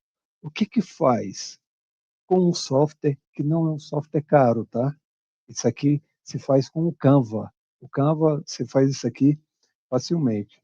Eu misturo, eu mesclo essas duas pessoas, eu vou criar um terceiro indivíduo e quando eu mando para algumas contas bancárias, para alguns bancos e fintechs, esse bypass aqui, ele consegue, esse documento novo, ele consegue dar o bypass e enganar o banco, e consegue permitir a abertura de novas contas. Eu tenho um outro cenário, esse aqui, motorista fantasma. Nós temos aqui vários casos em transporte de aplicativos como Uber, que motoristas estão criando várias fotos sintéticas e estão criando contas falsas em aplicativos de transporte e estão conseguindo também fazer isso.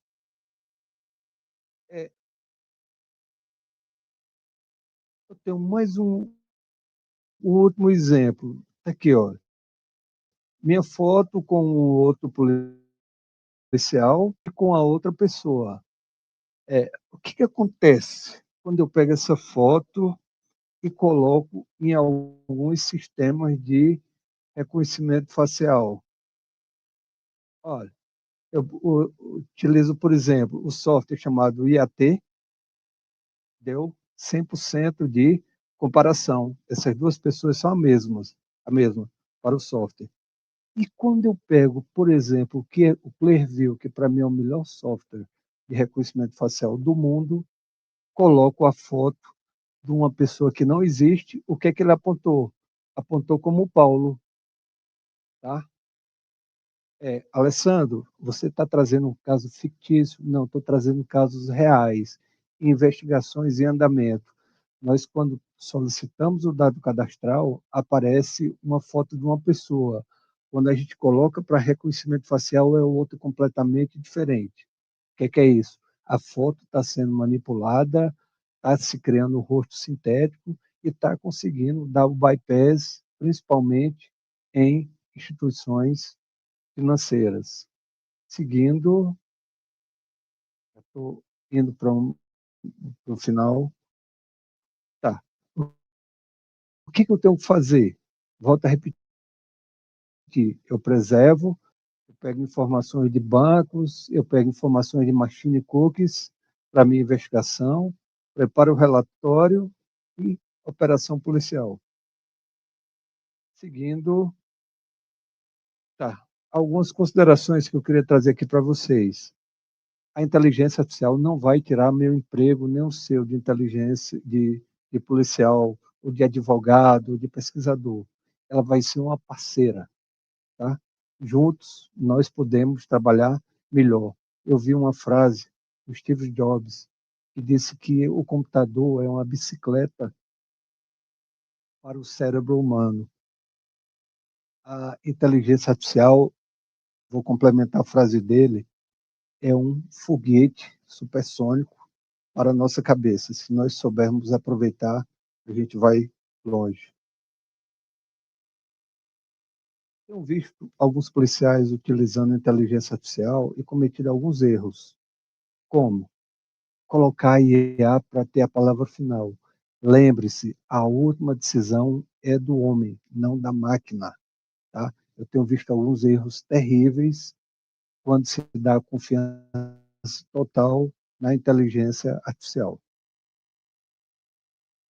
Só uma recomendação, um livro que eu lancei recentemente sobre como aplicar inteligência artificial na investigação criminal, tá? E minhas redes sociais, tá? Eu publico constante informações sobre segurança online, o que está acontecendo, o que não está.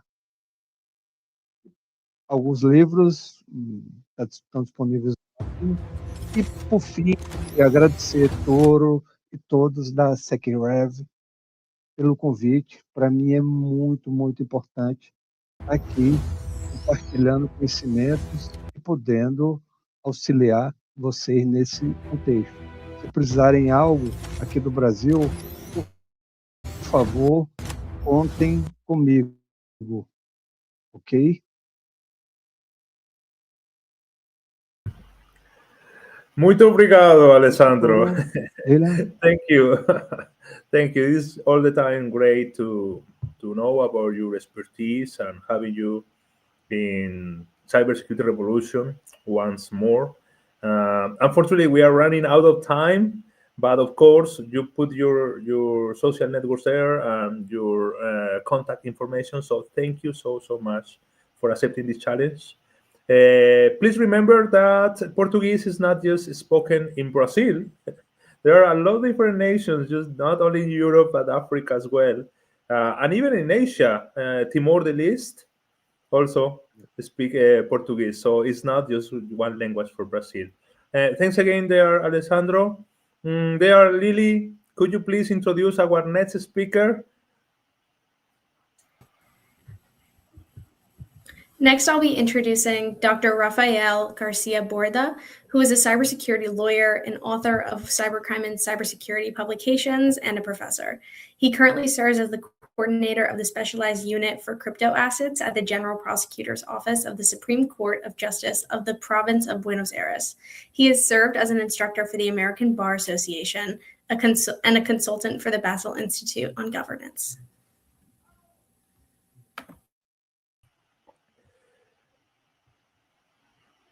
No te escuchamos.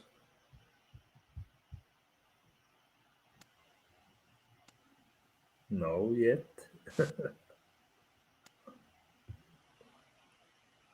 Not yet. De pronto ve allí al settings y de pronto cambia la opción del micrófono y la reenfocas ahí en tus... Ahí, hola. Perfect. Thank you so much for presentation, Lilia. Hello, Mike. Thank you so much. You're very good, Rafael. Please go ahead in Spanish. It's okay. Now we are moving to Argentina. This has been quite interesting trip. What do you think about that travel around the globe, Lilian?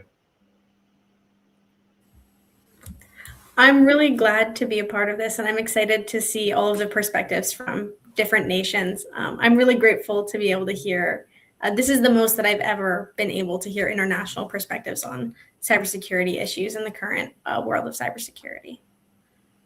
Thank you. And to our attendees that don't speak English, please, if you want to summarize a couple of presentations, go back to the 10 a.m.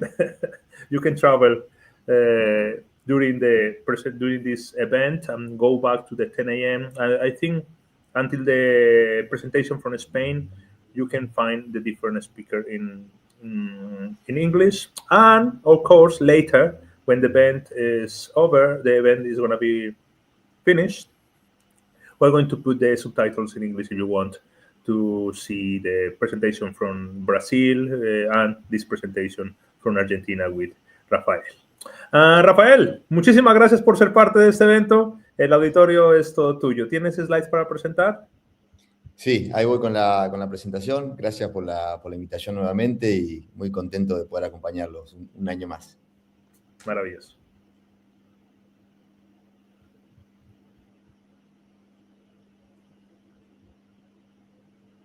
¿Se ve ahí?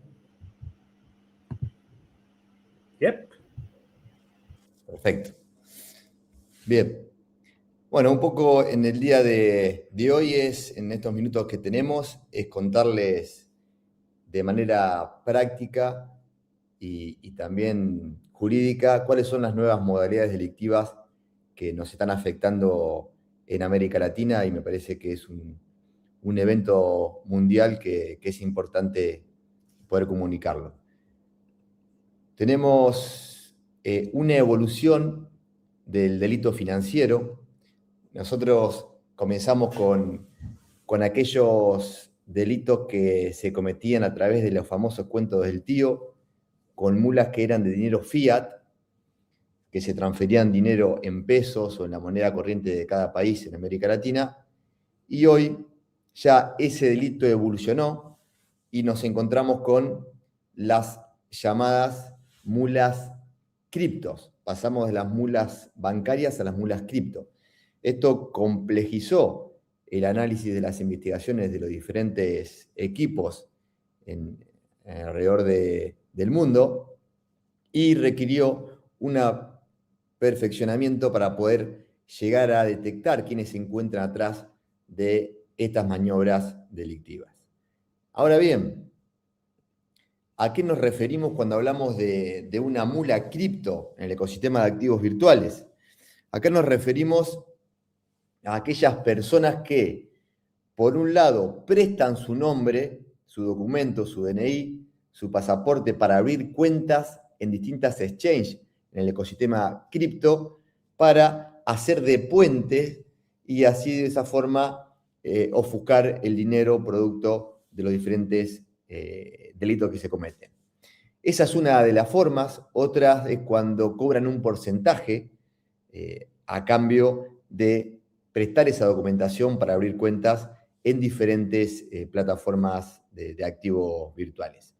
Pero esto es un problema que realmente afecta a varios países y a los equipos de investigaciones, porque la apertura de estas cuentas en las diferentes exchanges permite que se oculte grandes volúmenes de dinero en los pesos que son compartidos en una moneda como puede ser el USDT, para llevarlo, que lo más se usa acá en Argentina y en América Latina. Ahora bien, ¿a qué nos referimos como hablamos de mula cripto? Como para seguir explicando este concepto que se habla mucho. Acá tenemos un ejemplo concreto en donde a la persona que ustedes están viendo a la derecha de la pantalla le sacan una foto y del rostro para hacer lo que es el onboarding de ese sistema de ingreso a la plataforma, y la foto que ven a su izquierda es el DNI, en donde ustedes observan que abajo de ese DNI hay una persona que es distinta a la que se encuentra a la derecha. Es decir, la persona con buzo blanco y zapatillas blancas está utilizando a una persona llamada calingera de pocos recursos, le está pagando un dinero muy bajo, insignificante, a cambio de que le dé el documento para la apertura de las cuentas y, por otro lado, el rostro para la famosa biometría, para que sea correcto y de esa forma saltear los sistemas de KYC de las diferentes empresas exchange que trabajan en el ecosistema cripto, como puede ser Binance, como puede ser Lemon, como puede ser un montón de empresas. Entonces acá decimos que el humano sigue siendo el eslabón débil del sistema. Acá lo que requerimos un trabajo de los analistas de parte del sector privado y también un ojo bien investigador respecto a la persona del sector público que lleva adelante esta investigación para detectar estas anomalías y llegar realmente a quién se encuentra detrás de estos fraudes financieros a escalas mundiales que se dan a lo largo y lo ancho de no solamente de Argentina, sino que de otros países. Otra de las cuestiones que hoy observamos es la falsificación documental empresarial potenciada por IA. Las bandas criminales utilizan inteligencia artificial, realizan una ingeniería social para las empresas que manejan grandes volúmenes de dinero, le falsifican toda la documentación y están realizando aperturas de cuenta. Esta otra forma de fraude en donde la empresa no se entera de esta apertura de cuenta que realizan los cibercriminales y les sacan créditos por también muchos volúmenes de dinero, lo que afecta de manera determinante a la economía de la empresa. No solamente en cuanto a lo económico, sino también a lo que es la reputación y a la problemática de enfrentar legalmente y explicar qué es lo que está pasando para que el banco inmediatamente dé de baja esa cuenta y así poder volver a la normalidad luego de haber sido afectados con este tipo de ingeniería social potenciada con IA. Esto está ocurriendo y acá también tenemos de vuelta, ¿no?, esta cooperación público-privada sumamente necesaria que se requiere en virtud de que el sector privado del banco no detecta en muchas ocasiones la falsificación de documentación empresarial a través de inteligencia artificial. Son todos los nuevos desafíos que hoy tenemos en la actualidad. Otra de las cuestiones, también como nueva modalidad delictiva, observamos a la intrusión de cuentas empresariales con malware. Esto es una modalidad también que le escuchaba también al colega de Brasil, que uno de los virus viene de Brasil, fue potenciado en su primer momento por Brasil, que es Grandoleiro y Mecotio, que lo vamos a ver ahora, en donde también hay muchas empresas que están siendo vulneradas a través de este tipo de ataque. ¿Cómo ocurre este ataque? Para resumirlo, es como un malware como servicio en donde ingresa a la computadora que utiliza el contador o la persona que administra las cuentas de esa empresa un correo electrónico con una factura en las fechas de pago, en las fechas de cobro, donde tanto el personal administrativo como los contadores están trabajando con los pagos, y ahí llega un mail con una factura de un presupuesto embebida con un URL en donde al dar clic inmediatamente se empieza a descargar el virus en la computadora, luego logran tener el control de esa computadora y ahí realizan el vaciamiento total de las cuentas que en muchas ocasiones superan los $100.000 por cada hecho delictivo. Entonces acá volvemos también a la capacidad de formación en el sector privado y la pronta respuesta para individualizar este tipo de maniobra por parte del sector público. Grandoleiro y Mecotio, el foco en Argentina. Acá les dejo para que tengan un gráfico. Fíjense la afectación en todos los países y principalmente en Argentina realmente nos ha pegado de manera muy fuerte, pero bueno, ya se está por suerte trabajando y hemos llegado a determinar algunas de estas organizaciones con capturas, con alertas rojas en algunos países.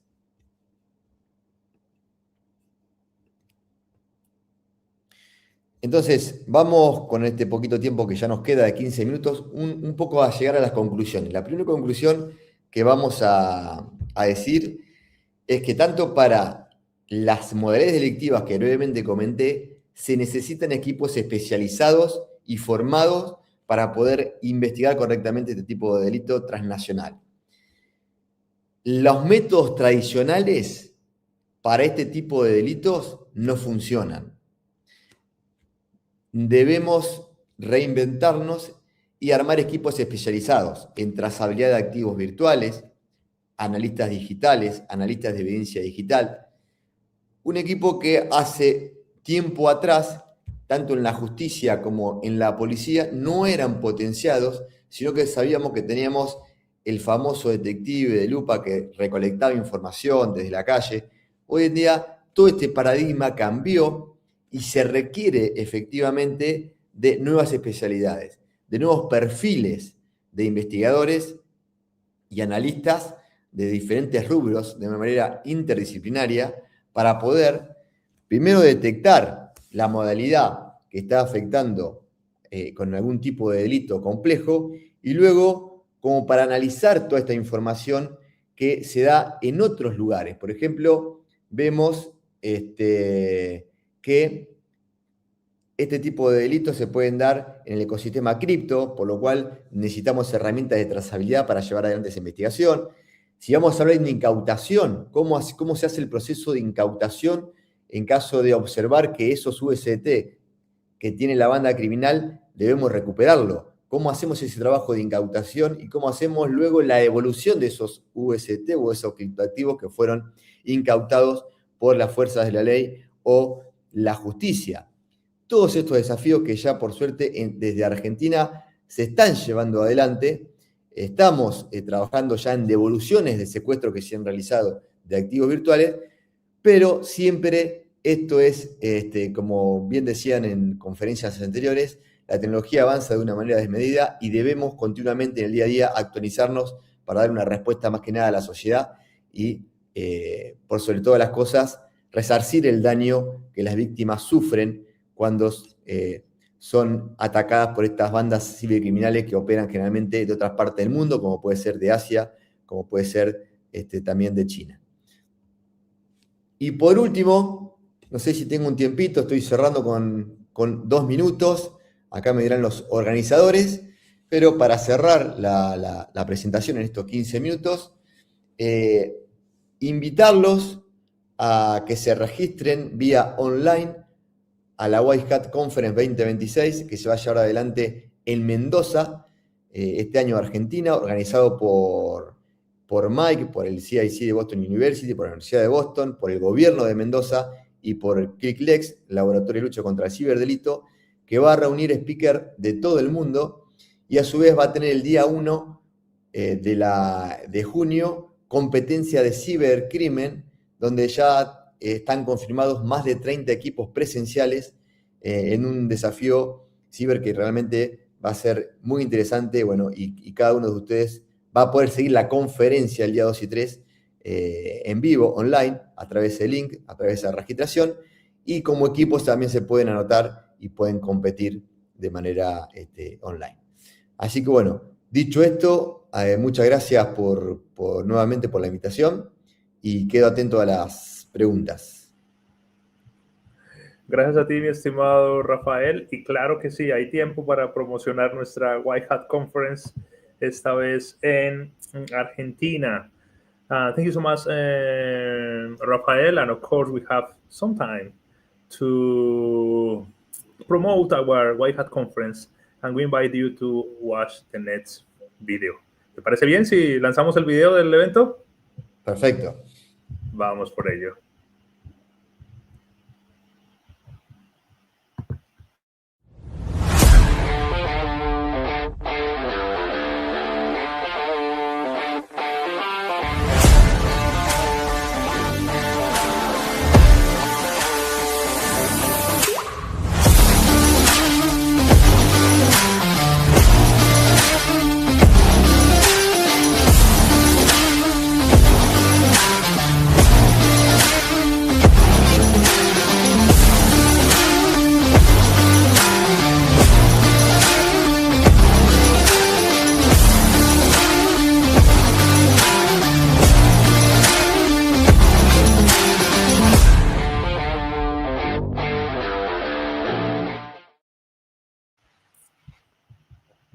Great.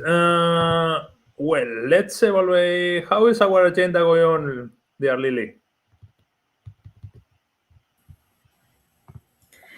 It's going good so far. Okay, great. So let's have some minutes for a couple of questions to Rafael. We have here in the comments regarding, this one. So, Rafael, ¿cuál es la fortaleza que más deben tener los investigadores o law enforcement en orden con el fin de enfrentar esos desafíos? Tienes el micrófono.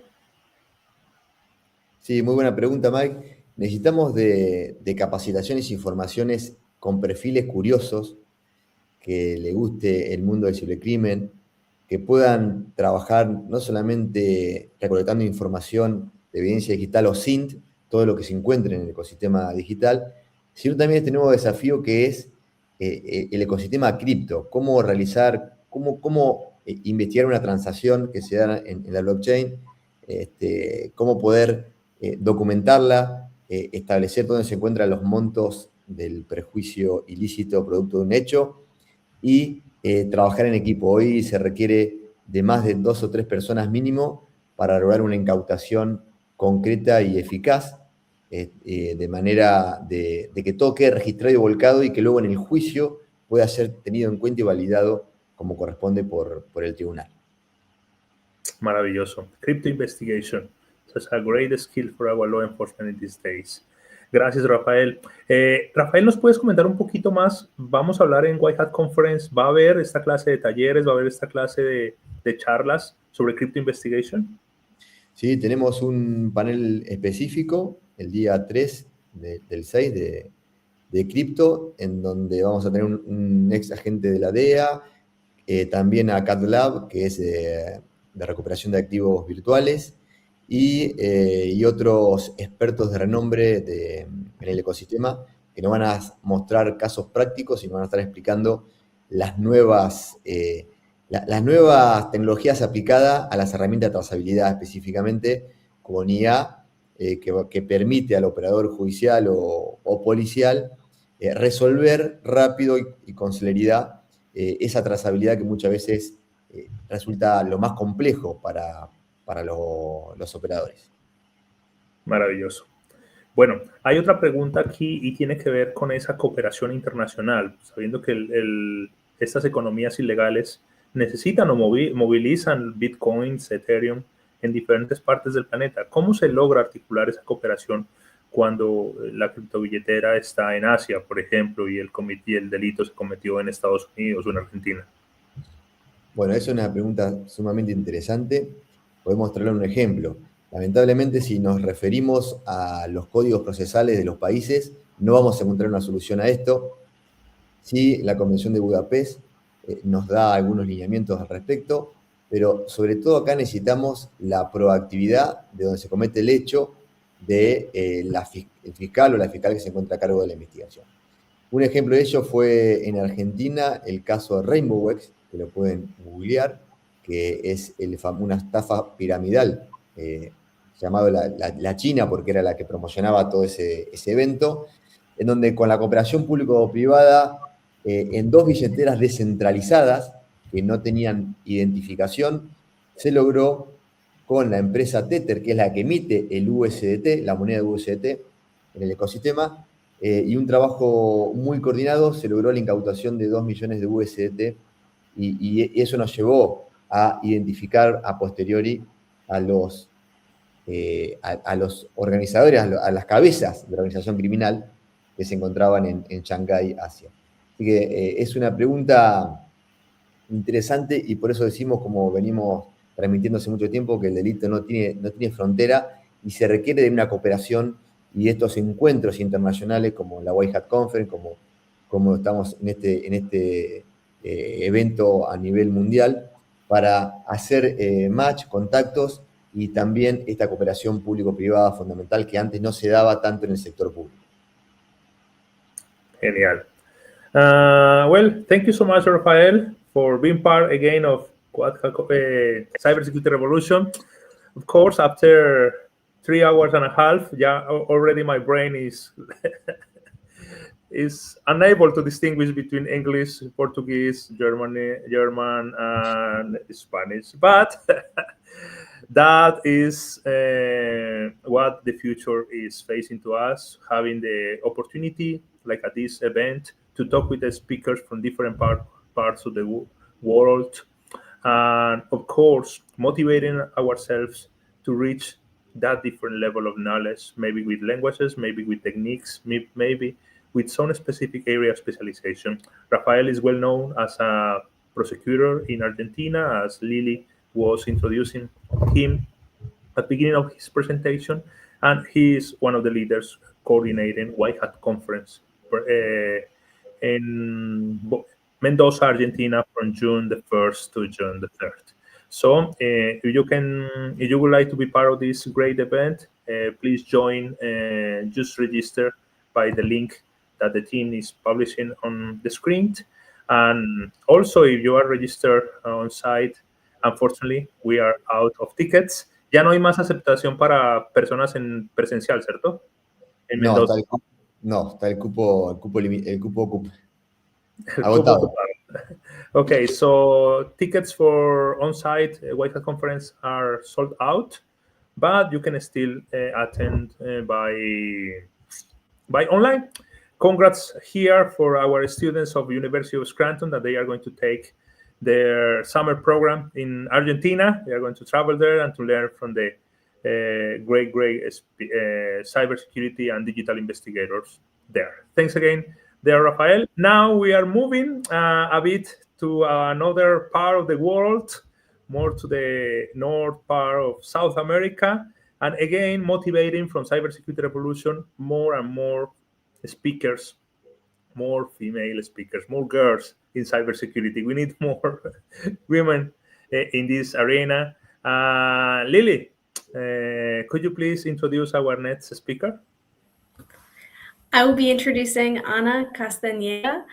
She is a telecommunications and computer science professional with over 20 years of experience in computer science, who combines a background in computer science with a doctorate in psychology. She played a key role in evaluating digital governance frameworks for the Andean Parliament and contributes to research through Boston University's Center for Cybercrime Investigation and Cybersecurity.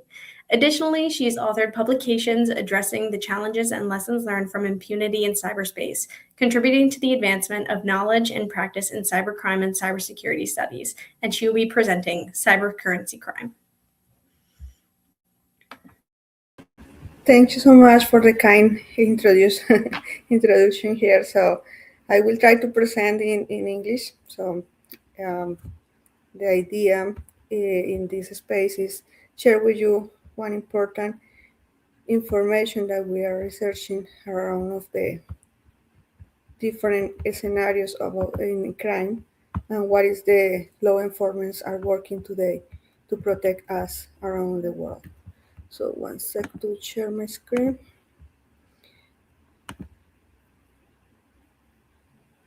Please confirm as you can see.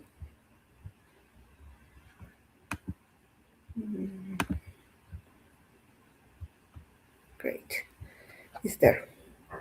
Okay, so today I want to share with you one important process that the FBI was doing across of the world and for around 10 years before. So, but first to start, I want to say thank you so much for all of the team, Cybersecurity Revolution, and the invitation and the space obviously here to permit us to share some important advance and the process that the legal entities or law entities are doing across of the world. So let me introduce the agenda that I want to propose here. First, I want to show you or mention it, the context and statistics. How is the fraud in case of the current cryptocurrency is happening? How is the some important scenarios and what is the performance that it was happening? The second is cryptocurrency fraud, about the operation pit butchering that the FBI with another law enforcement or entities are working for, as I mentioned it, around 10 years. And they are continuing working on that. And the last one, the idea is share some lesson learned that we identified and maybe some suggestion that we can do in this analysis. So to start the agenda, here we have one chart showing the performance or the trends that we have in the cryptocurrency fraud across of the almost 8 years, sorry. So mainly we are showing here the quantity of complaints. This information was taken from data, from IC3 annual report that the FBI is managing. It was the last one that they published in 2025. And here we can see the information. It is increasing a lot of in the last 3 years, specifically into the currency fraud. Maybe the main reason is because we are, as a society, we are adopting more cryptocurrency as part of our days or our financial operation every day. Sorry. So in the second context of the statistics that I want to share here is the performance in the complaints versus the losing that the cryptocurrency fraud is generating, mainly in the report that the FBI in the IC3 has. So here we can see the increase is not only in a quantity of complaints, we are increasing to in the billions of dollars that the people of the society is losing around of this scourge. So here we can see that the increasing on the money and the complaints are in a same trend. So what is the main type of cryptocurrency fraud identifier or classified by the FBI so far? They are putting in a first one, investment scam remained the largest category around 36% in a total. The second is extortion, and the third level of the impact is tech support scam.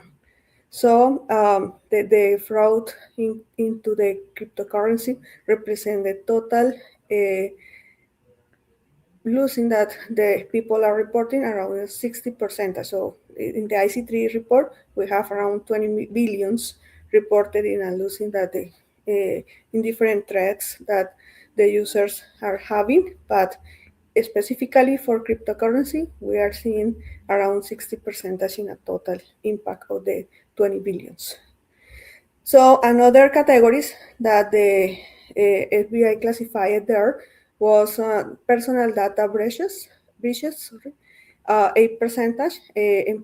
employment scammings, 6%, and the phishing and spoofing, 4%. They have around 20 or more than 20 categories in this classification, but the more relevant are the three first that I mentioned: investment scams, extortion, and tech support scams. And the three levels, the next in a level, the relevant are personal data breach, employment scam, and phishing and spoofing.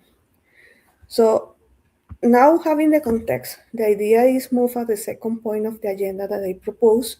Here is related at the operation called pit butchering that the FBI are working and for different fronts, and some of the legal entities supporting them. So it is a global operation dismantled a major crypto investment fraud network. So multiple authorities across of the world in the Asia, Europe, and America helping on the FBI to do or to execute this operation, and they arrested around 276 suspects and shut down 9 scam centers.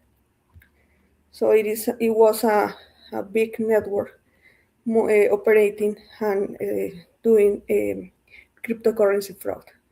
So let me explain a little bit what was the modus operandi that these illegal teams or groups were executing. So the first process that they were doing was establishing a false relationship, like a friendship or romance, with different victims around the world. They establish one contact, interact via emails, interact via LinkedIn, interact around of the social network facilities that we have today in our hands, and they achieve obviously some trust with the people, with the person, and with that they can establish the link and move on in the process to do at the end of the fraud. The second activity that the operation described that they were using or they were doing was they built trust over weeks or months. There is not operation that they can achieve for 1 day or 2 days. They need to take some time in advance, link it or establishing different contact with the victims, and with that get the trust from them. The number 3 item that they mentioned in the operation was they introduced the victims to supposed cryptocurrency investment platform. They suggest a different URLs, a different maybe carriers that they can help to invest cryptocurrency, but obviously some of them are false or some of them are part of the same network, and the people or the victim can move the money there, right? And with the correct link or attachment created between perpetrator with the victims, finally the people access to move the money or to invest the money in a different platform that they can provide. And finally, the perpetrators here induce the people or the victims to transfer money, and obviously the people never can recover this money as well.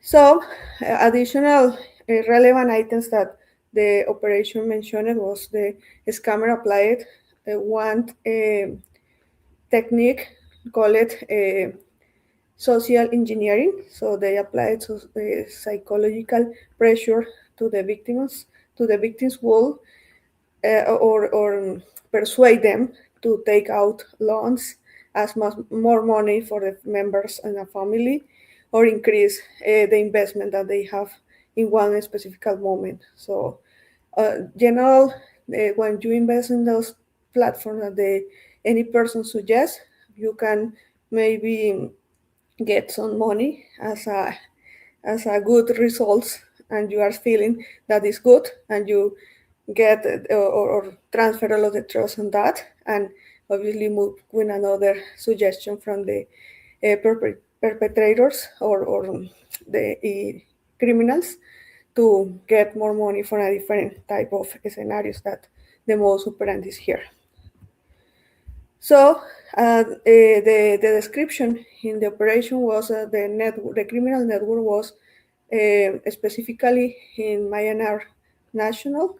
One of the main suspects was Nai, and the other collaborators in the operation, like criminals, was William Awan, Andreas Chandras. You can try to reach out them in the internet and find more details about them. And Lisa Marianne was another linked of the major fraud operation that they captured. Several individuals are connected to international scam networks, as we are listening today, that exist around the world, different communities, groups, or companies dedicated to work like call centers, right? And with that, they are contacting different people in different places, in different countries around of the world, Asia, Thailandia, China, inclusive in Latin America.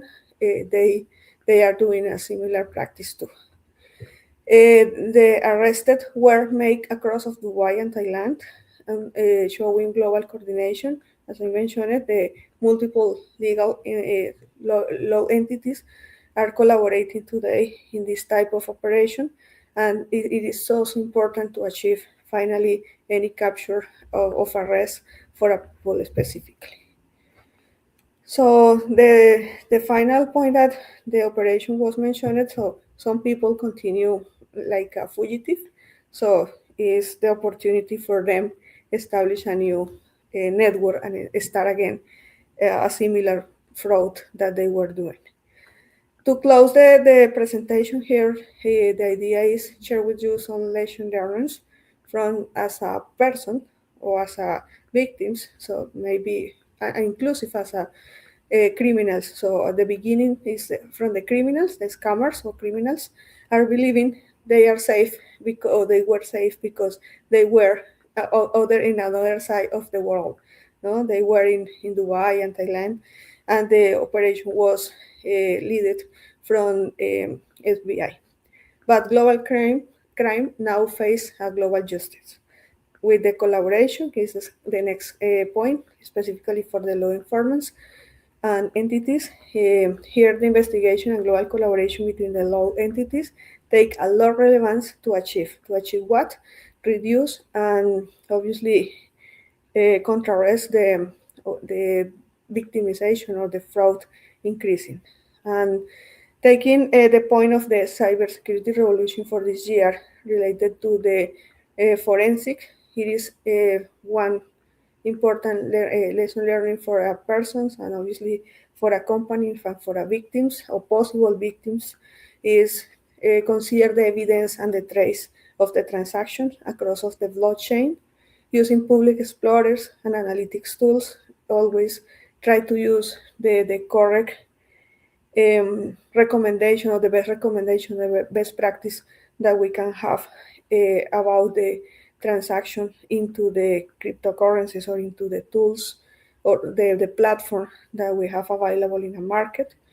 And the next one is preserve the timestamp, wallet's address, transaction ID, and system logs. It's so important in any case that we need to report or do or start any demand, any investigation, is the first data that the law entities will ask you, and it is part of the support of the evidence that you can have for because the victims, because the fraud or because the issue that you had in any transaction.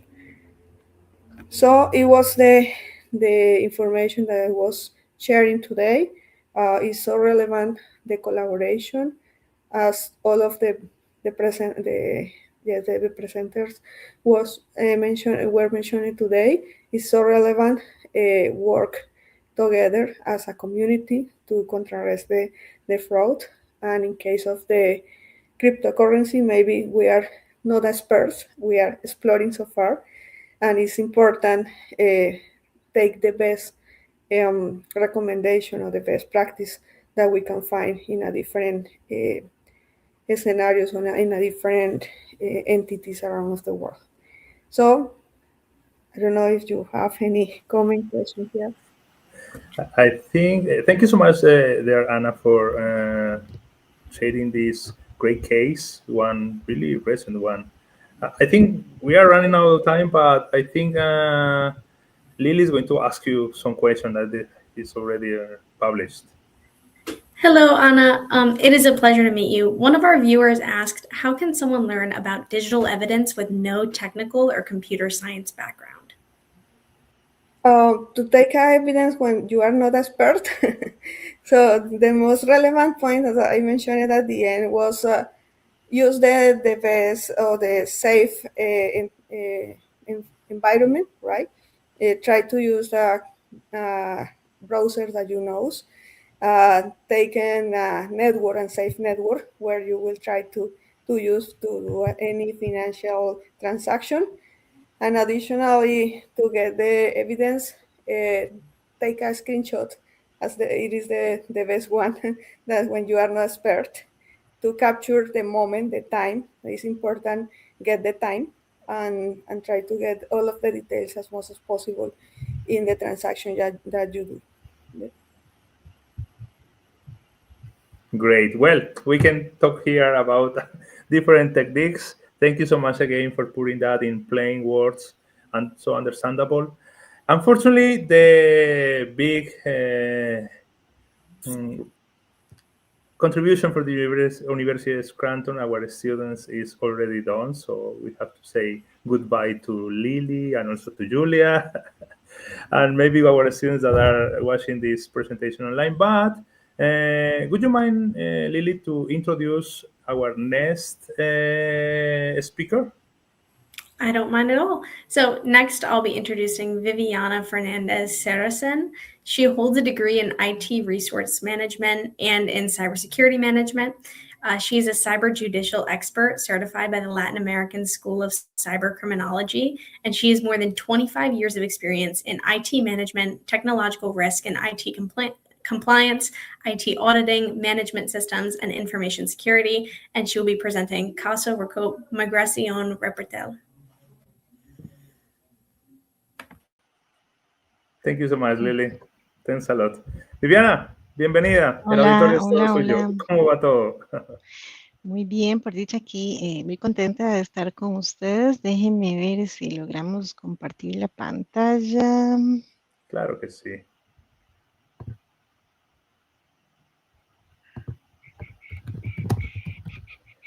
¿Cómo está el clima en Costa Rica por estos días? ¿Mucha lluvia? Soleadita en la mañana y con buena lluvia en la tarde. Okay, como suele perfecto. ser para nuestro invierno, ¿verdad? Que en realidad es mucha lluvia. Eso Bueno, muy dicen de bien. esta hermosa nación. Bueno, bienvenida nuevamente. Gracias por aceptar el reto de Muchas ser parte de gracias. Cybersecurity Revolution. El auditorio es todo tuyo. Muchas gracias. Acá yo les voy a presentar un resumen de lo que fue el caso de Recope Migración y Repretel que se dio en el año 2024 y que para Costa Rica tuvo algunas particularidades que lo hicieron un hito en la atención de los ataques cibernéticos. Para darles un poquito de contexto, bueno, pues básicamente lo que vamos a ver es qué fue lo que pasó en el caso, qué se investigó y qué fue lo que aprendimos de todas las actividades que se llevaron a cabo. Inicialmente, bueno, para los que no conocen tanto sobre mi país, pues Costa Rica es un país pequeño, estamos hablando de 51.100 kilómetros cuadrados y aproximadamente 5,5 millones de habitantes. A pesar de ser un país pequeño, pues tiene un sector público amplio que definitivamente tiene todavía unos retos importantes a nivel de lo que es la interconexión entre las entidades públicas como tal, donde tenemos entidades con diferentes niveles de madurez a nivel de lo que es la prestación de servicios digitales. Y si hablamos de interconexión entre servicio público y privado, pues es todavía aún más complejo a la hora de llevarlo a la práctica. Esto no solamente facilita la existencia de silos de información duplicada o inconsistente entre las diferentes áreas, sino que además dificulta mucho la cooperación en momentos cuando se dan incidentes de seguridad. A nivel de lo que es cibercriminalidad, desde el 2020, más o menos pandemia en adelante, se ha registrado un incremento muy importante en cuanto a la cantidad, al volumen de ataques que se reciben. Yo creo que en concordancia con lo que sucede a nivel pues a nivel mundial, ¿verdad? Entonces estamos hablando de que en el primer trimestre del 2020 se registraban, vamos a decir, no son todos los ataques que pasaban, pero sí los que teníamos registro, 32 millones de ataques a pasar a miles de millones en el año 2025. Entonces, esto lo que nos muestra es que si bien el país pues también está siendo un blanco de ataques quizás un poco más apetecido, pues también hemos mejorado en alguna forma lo que se trata a nivel de estadísticas y a nivel de registro de los casos. Muy bien, pero vamos a lo que realmente pasó. Migración, la Dirección General de Migración, Extranjería y Recope son dos entidades públicas. De extranjería, pues es parte del Ministerio de Gobernación y Policía, que gestiona todo lo que tiene que ver con registro de entradas y salidas de personas del país, y Recope es la refinería de petróleo, que es, dicho sea de paso, el único canal mediante el cual se recibe y se distribuye el combustible a nivel de país. Por tanto, es una institución que viene siendo infraestructura crítica, en el sentido de que si tenemos un fallo en el servicio de Recope, pues va a haber una afectación a nivel país.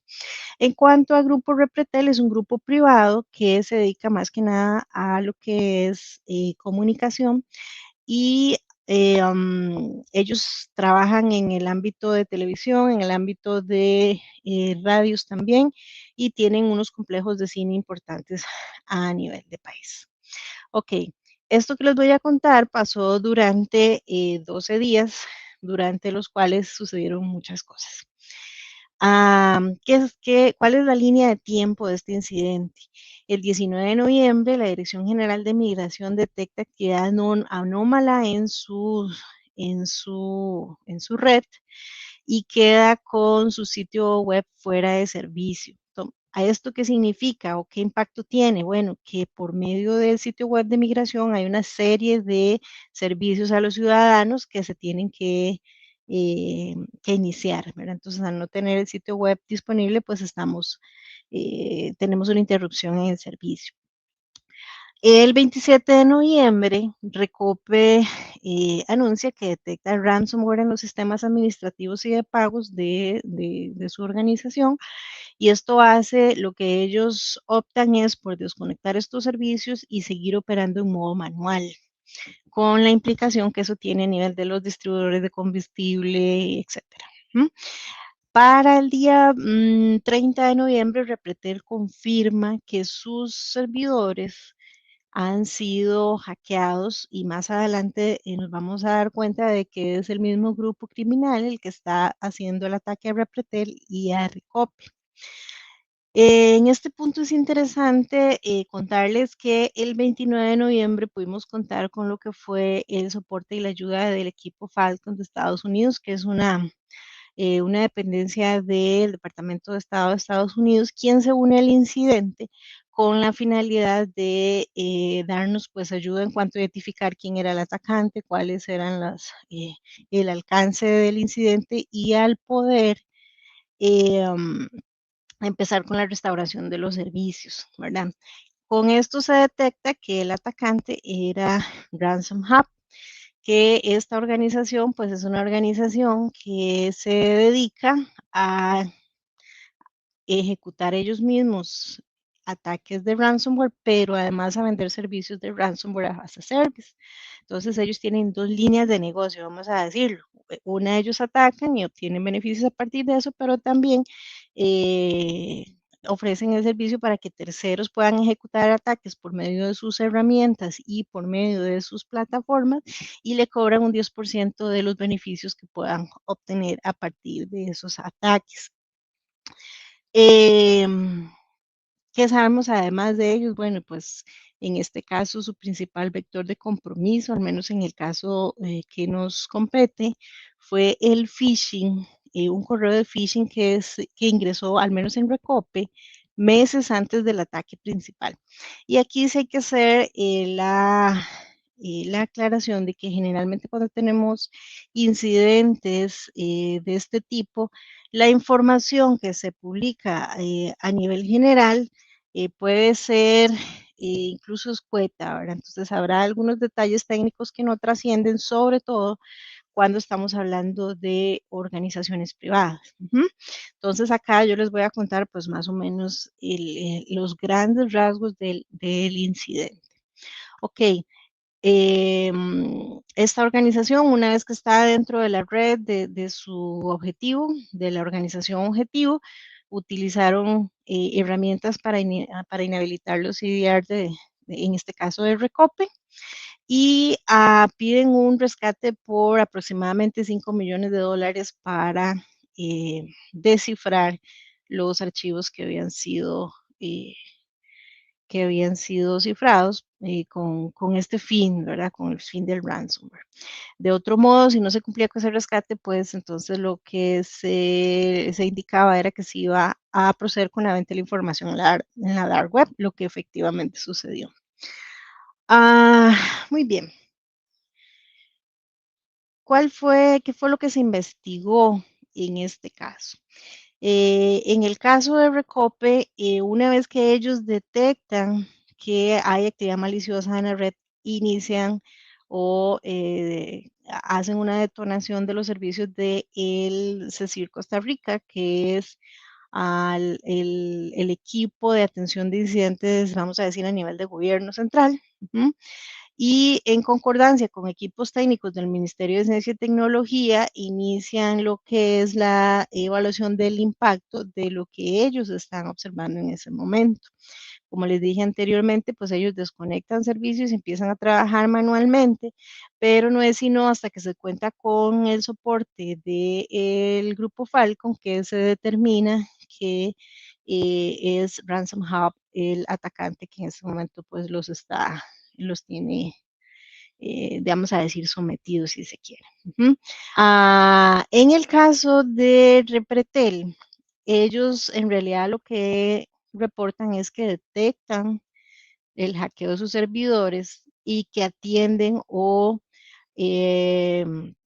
corrigen oportunamente esta situación sin haber tenido implicaciones a nivel de los servicios de ninguna de sus ramas de negocio. Sin embargo, después se pudo identificar por la comparación entre las notas de rescate que se recibieron, que era el mismo grupo Ransom Hub el que estaba atacando a Repretel y a Recope. Entonces ahí se identifica que el ataque pues tiene un alcance mayor. El caso de migración es es un poco diferente porque ellos detectan la actividad y contienen la actividad. Sin embargo, en este caso no hubo un cifrado de información y al final el incidente se clasifica como espionaje, no como ransomware, lo cual en este caso también de migración se tuvo ayuda de Falcon, pero al final no trascendió cuál fue el actor de ese espionaje. No trascendió si era el mismo grupo que estaba atacando Recope. Ya vamos a ver más adelante qué pasó después. Con respecto a Falcon, es interesante mencionar que, bueno, como les decía, este es una dependencia o fue un grupo de atención de incidentes de ciberseguridad que se creó durante la administración anterior de los Estados Unidos en lo que es el Departamento de Estado. La idea con este equipo era que los países de Latinoamérica pudieran contar con ese nivel, vamos a decir, de escalación, si se quiere, a nivel de cooperación internacional, cuando sufrieran ataques a nivel informático, con la finalidad pues de contar con más recursos, más información, con expertos que pudieran ayudar a cubrir esa brecha que todavía existe en muchos de nuestros países en relación con herramientas, con conocimiento y con personal técnico especializado en la atención de este tipo de situaciones. Lamentablemente, con el cambio de gobierno, pues ustedes saben que hubo una reorganización a nivel de las dependencias gubernamentales y Falcon pues no fue la excepción, hubo ahí un cambio de dependencias, hubo gente que salió del gobierno y si bien al día de hoy no está oficialmente cerrado esta cooperación, lo cierto es que el caso de 2024 de Costa Rica fue el primero que Falcon atendió y el único que hasta la fecha lo ha hecho, dado que en este momento está como en un limbo, ¿verdad? Lamentablemente a partir de que a pesar de que otros gobiernos de Latinoamérica han tenido ataques y han solicitado pues cooperación, no ha sido posible contar con ella. Muy bien, entonces, ¿cuáles fueron los hallazgos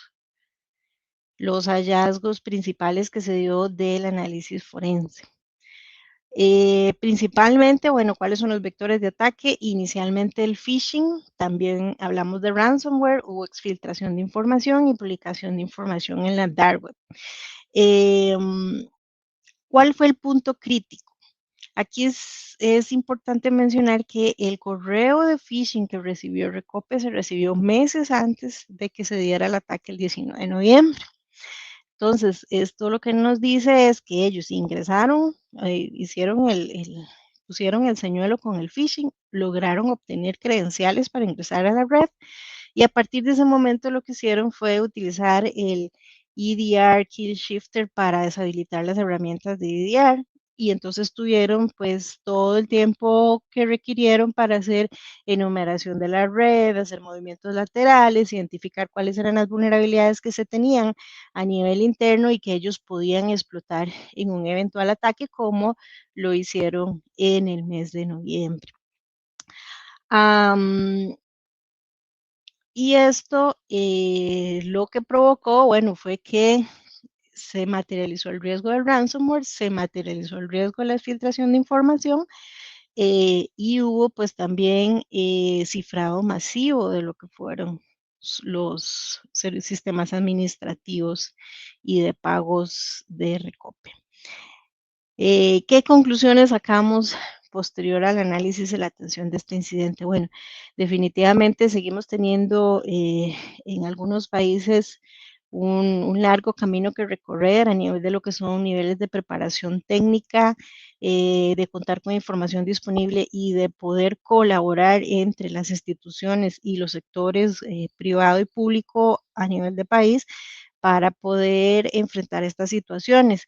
Es importante hacer mención aquí de que en el momento que estaba sucediendo este incidente, más de 10 organizaciones adicionales a las que menciono acá estaban siendo atacadas a nivel de Costa Rica y al menos unas 200 en México por el mismo vamos a decir, por el mismo actor. Entonces, esto lo que nos quiere decir es que ellos también utilizan la provocación del caos a nivel de país o a nivel regional para facilitar los movimientos que ellos realizan y para que pues, se tenga una menor capacidad de respuesta ante los incidentes que están sucediendo en una forma simultánea.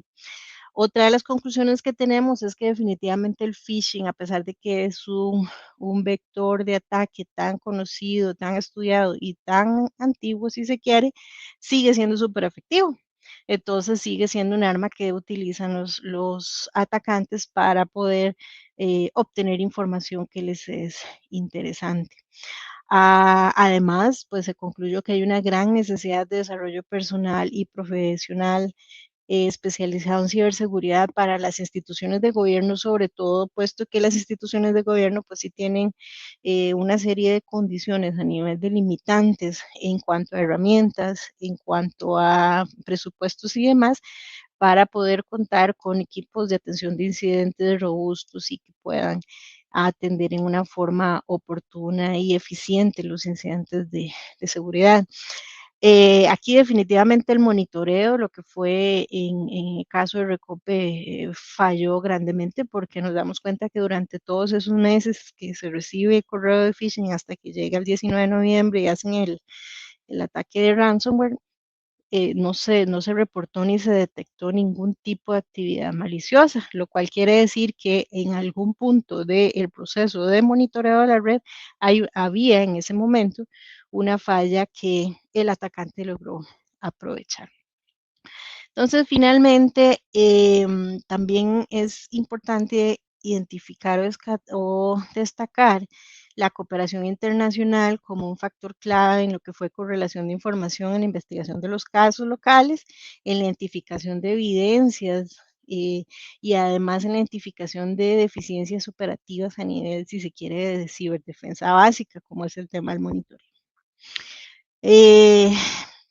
Nuestros pensamientos finales tienen que ver con, en cuanto a la relación entre la seguridad de la información y el análisis forense de los casos, que desde nuestra perspectiva, pues son herramientas de cajas continuas, ¿verdad? Las primeras, lo que es seguridad de la información, enfocado más que nada a la prevención y a la detección de actividad maliciosa en nuestros ambientes operativos, y lo que serían ya las herramientas, el análisis forense como esa disciplina o como esas habilidades, esas técnicas y esas herramientas que se deben utilizar para identificar las evidencias, adquirirlas, preservarlas, de modo que en un incidente de cara a un proceso judicial o incluso a un análisis organizacional interno nos sirva para determinar exactamente qué sucedió y cuáles son las medidas que debemos tomar para evitar la recurrencia de este tipo de ataques. Muy bien, de mi parte, esto era lo que les traía para compartirles el día de hoy. Me gustaría saber pues, si tienen alguna pregunta o algún comentario adicional. Gracias, estimada Viviana. La verdad se queda uno sorprendido de los diferentes errores que se pueden cometer, pero pues, como bien lo has manifestado, esa es la realidad. Se puede saber que hay técnicas que llevan mucho tiempo, pero no podemos bajar la guardia.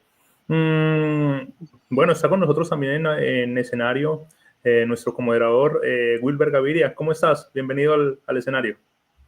Buenas tardes para todos. Muchas gracias, May, y muchas gracias también, Viviana, por cooperar con nosotros en este evento. Por ahí vemos también que hay alguna preguntita relacionada a tu presentación.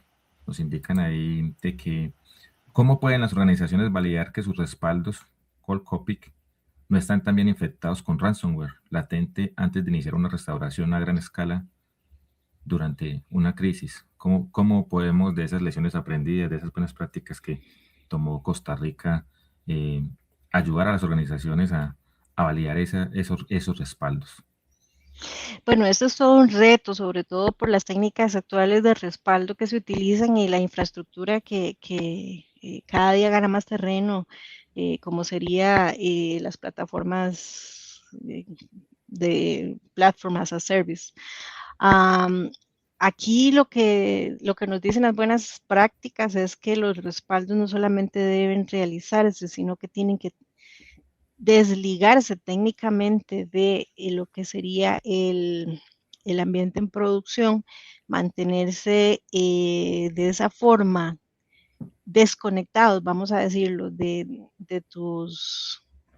tu red principal, pero además tienen que ser probados cada cierto tiempo. Y esto suena muy bonito en la práctica, pero en la Papel. teoría, pero en la práctica resulta que no es tan sencillo, porque todo tiene un costo, porque para probar un respaldo muchas veces tienes que tener un ambiente idéntico al ambiente de donde tomaste el respaldo para poder determinar que efectivamente el respaldo es correcto.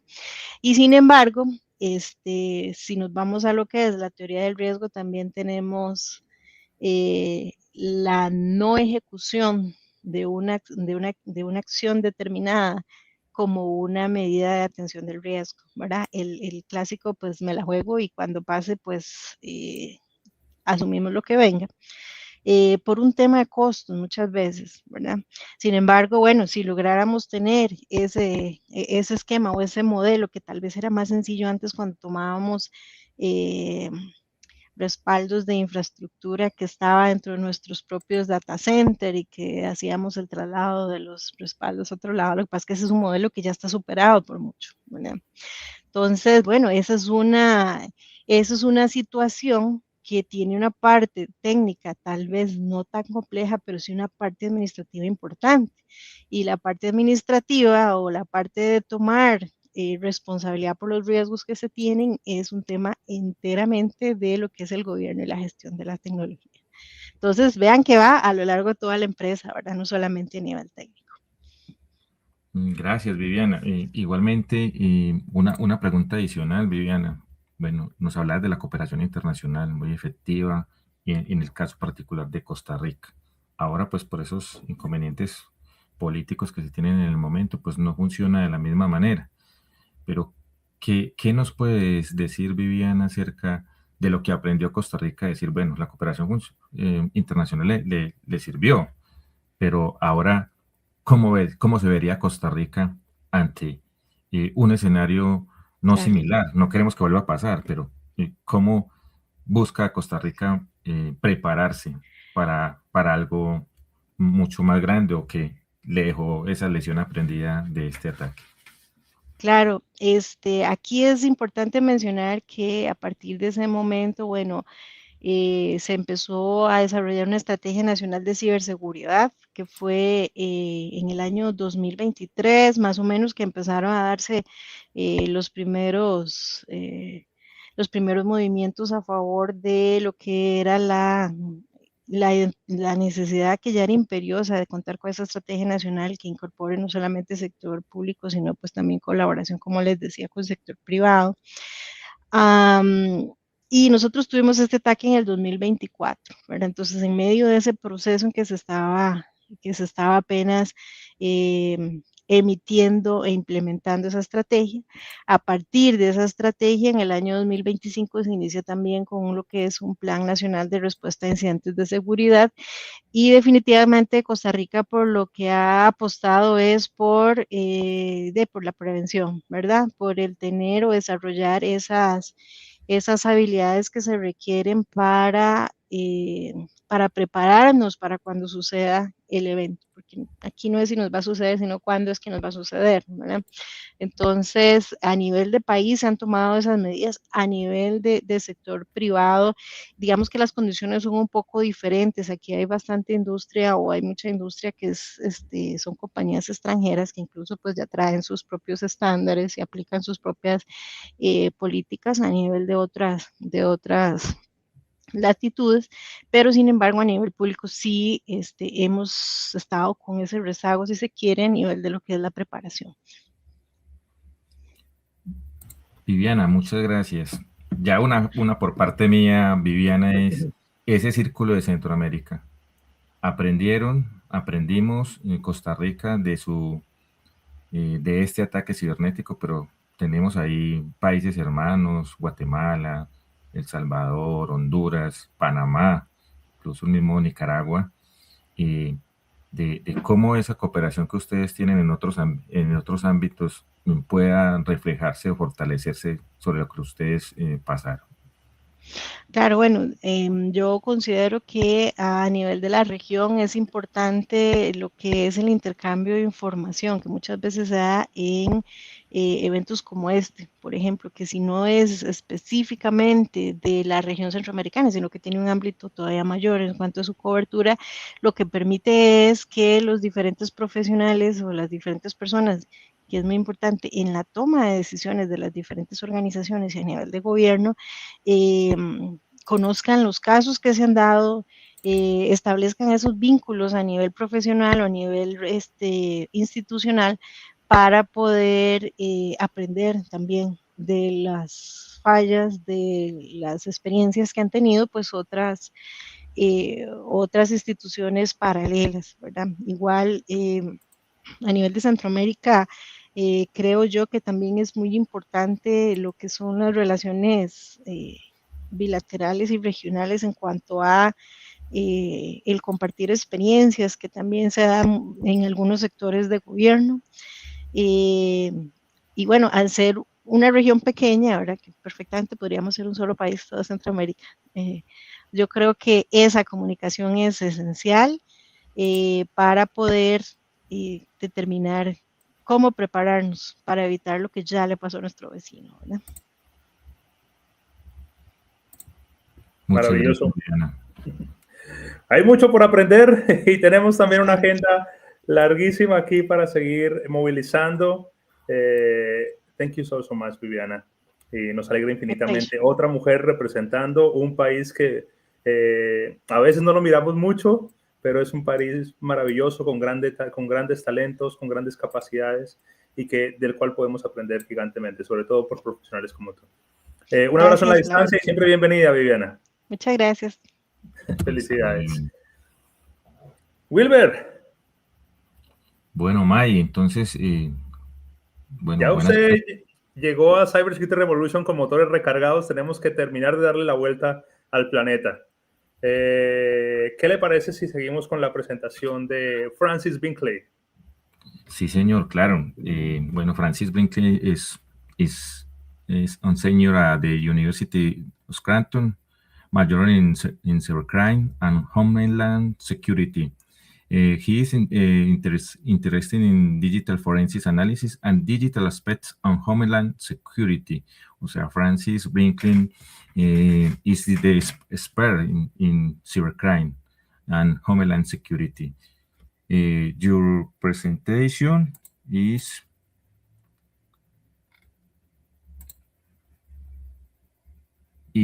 quantum computing ally or adversary?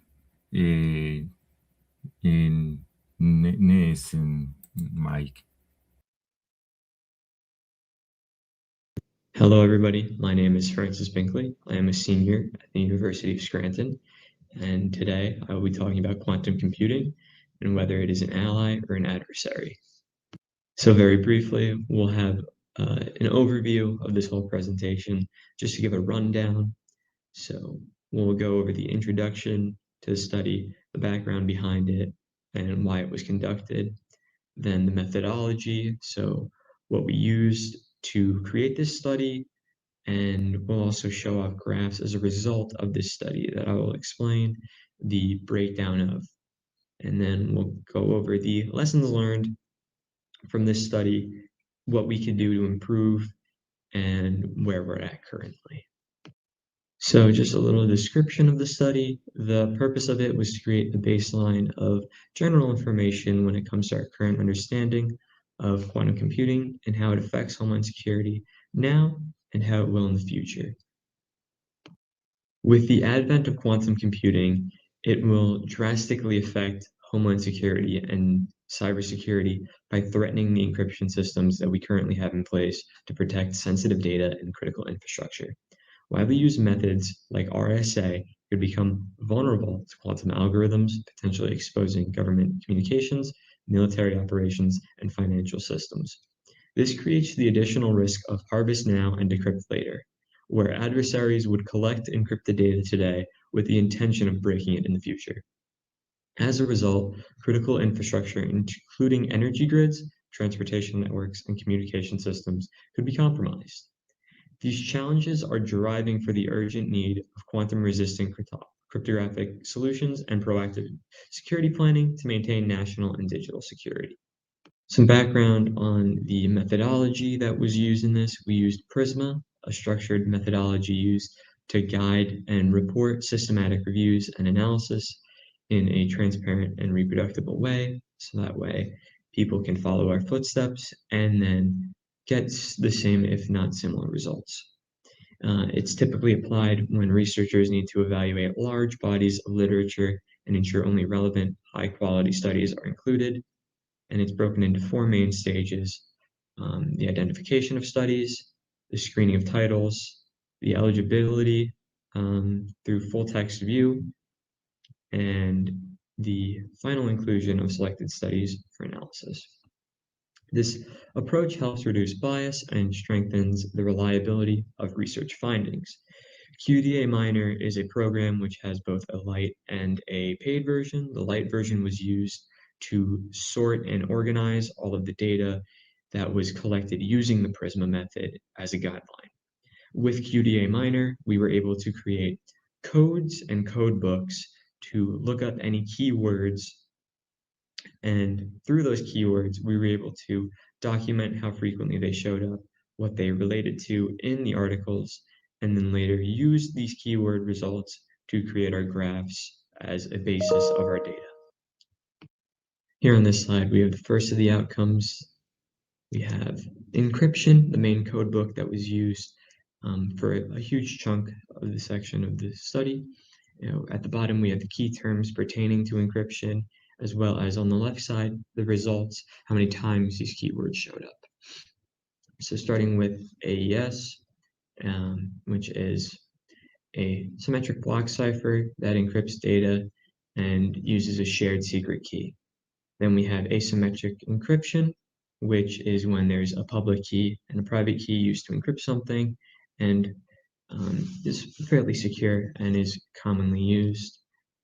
And then we have critical infrastructure, cybersecurity, encryption research, all 3 of those fairly common in terms of this topic and these 19 articles that were selected through PRISMA. Then we have Grover's algorithm, which showed up 74 times, and it is an algorithm that speeds up searching, reducing the effective security strength of symmetric encryption, like AES. We have 5 results for hashing, which is surprising given the topic of encryption and the topic of homeland security and cybersecurity. Then we have implementation, 145 times, info security, only 3 times it showed up, intelligence 70 times, and then the ISO, an international body that develops the global standards related to information security and protecting information. Then there's the U.S. organization that creates practical cybersecurity solutions and guidelines to help protect systems. That only occurred 3 times. Then there was 82 results for networking. And then for RSA algorithm, which was shocking that it only got 62 results, it's an asymmetric encryption system that relies on the difficulty of factoring large numbers to secure data. It's also one of the more commonly used versions to encrypt data and protect data.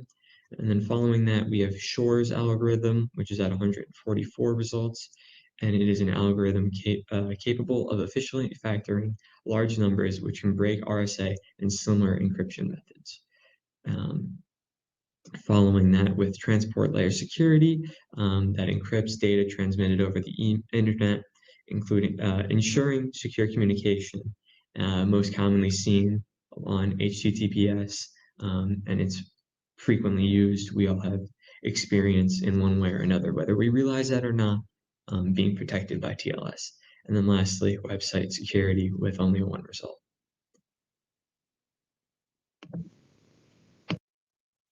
On this slide, we have the results under the Knowledge Codebook with the 4 key terms: academies, centers, and programs. The result with academy is 4, suggesting a limited engagement and or a narrower research focus in this area. Not a lot of resources are attributed to that. Next, we have centers with 33 results showing a decent amount of involvement, but leaving a lot of gaps in coverage, which could be worked upon.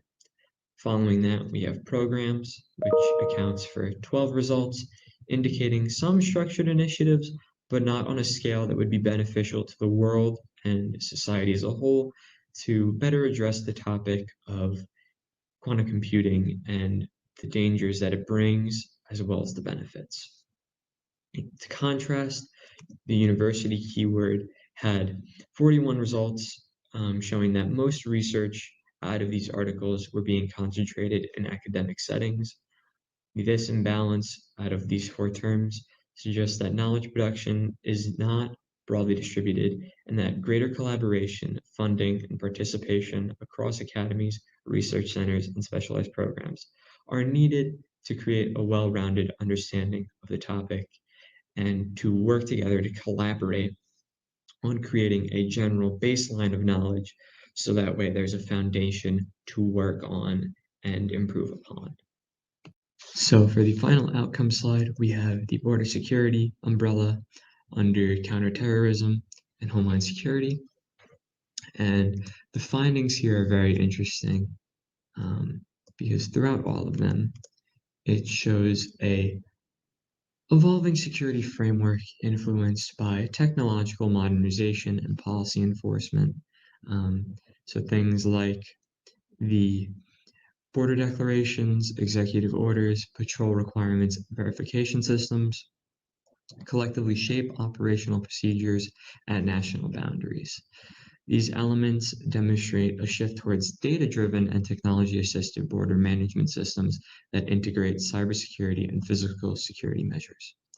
Research suggests that border security is increasingly dependent on digital verification and automated monitoring systems, which introduces both efficiency gains and new vulnerabilities, particularly in relation to cyber-enabled threats and data integrity risks. So what this means is that as technology is advancing, it's going to be used as a tool to strengthen a country's borders, which in turn could lead to better national security, but could also lead to very compromising data leaks if these encryptions were to be compromised, which with the advent of quantum computing would totally shift the world as we know in terms of encryption. Just to wrap things up, with this presentation and quantum computing as a whole, there's a lot that we can work on, a lot that we need to understand. So a universal framework is very important, a set of guidelines and policies that everybody can adhere to, learn from, and implement upon is necessary if we want to stay ahead of quantum computing and the risk and reward that it brings as the technology for it gets better. So I thank you all for listening. I'm Francis Bingley from the University of Scranton, and I hope I have you thinking now whether quantum computing is an ally to us or an adversary. Thank you all so much for listening. Well, we have here another scenario, Mr. Wilbur. Now we're talking about quantum computing. This research was quite interesting because it's just a qualitative analysis from one small sample, but we are starting. Unfortunately, we're going to watch another presentation later, also with quantum computing coming from the University of Scranton, and this is going to contribute to this new debate. Are we prepared enough to face the scenarios of cybercrime and quantum computing capabilities? maybe more questions than answers, as Dr. Salvador was mentioning before. But let's move with the agenda. And Sebastian, would you mind to introduce our speaker, Kaylee?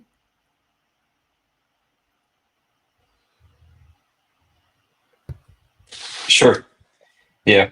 Kylie Farah is a sophomore at the University of Scranton, studying cybercrime and homeland security, hoping to specialize in crime against children and online sexual predators in the ICAC unit. And well, it's your time, Kaylee. Go ahead.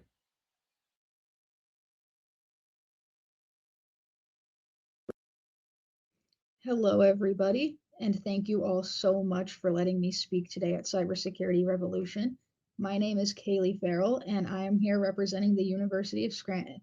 And I am super duper excited to speak to you guys today. It's going to be a lot of fun, and I can't wait to present for you guys.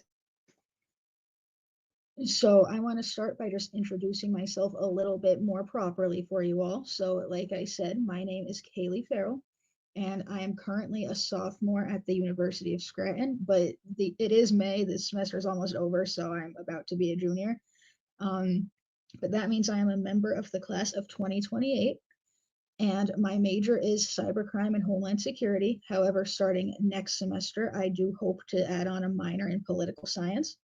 I am from Dallas, Pennsylvania, which is about 30 to 40 minutes south of my university. And my dream is to be an ICAC investigator. I have, for the past couple of years now, wanted to specialize in crimes against children, particularly online sex crimes, online pedophilia, and finding child predators on the internet. It's something that I'm very passionate about, something that I care very deeply about, and it is what made me choose to enroll in this program at the University of Scranton. And then for my contact information, if you guys happen to have any questions or you would like to reach out and continue this conversation further, my email is kaylee.farrell@scranton.edu, all lowercase, as you see listed here.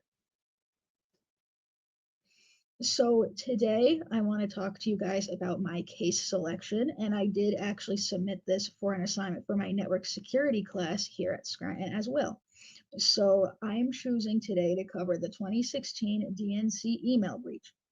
So what is the 2016 DNC email breach, you might be asking? That is a great question, I will tell you.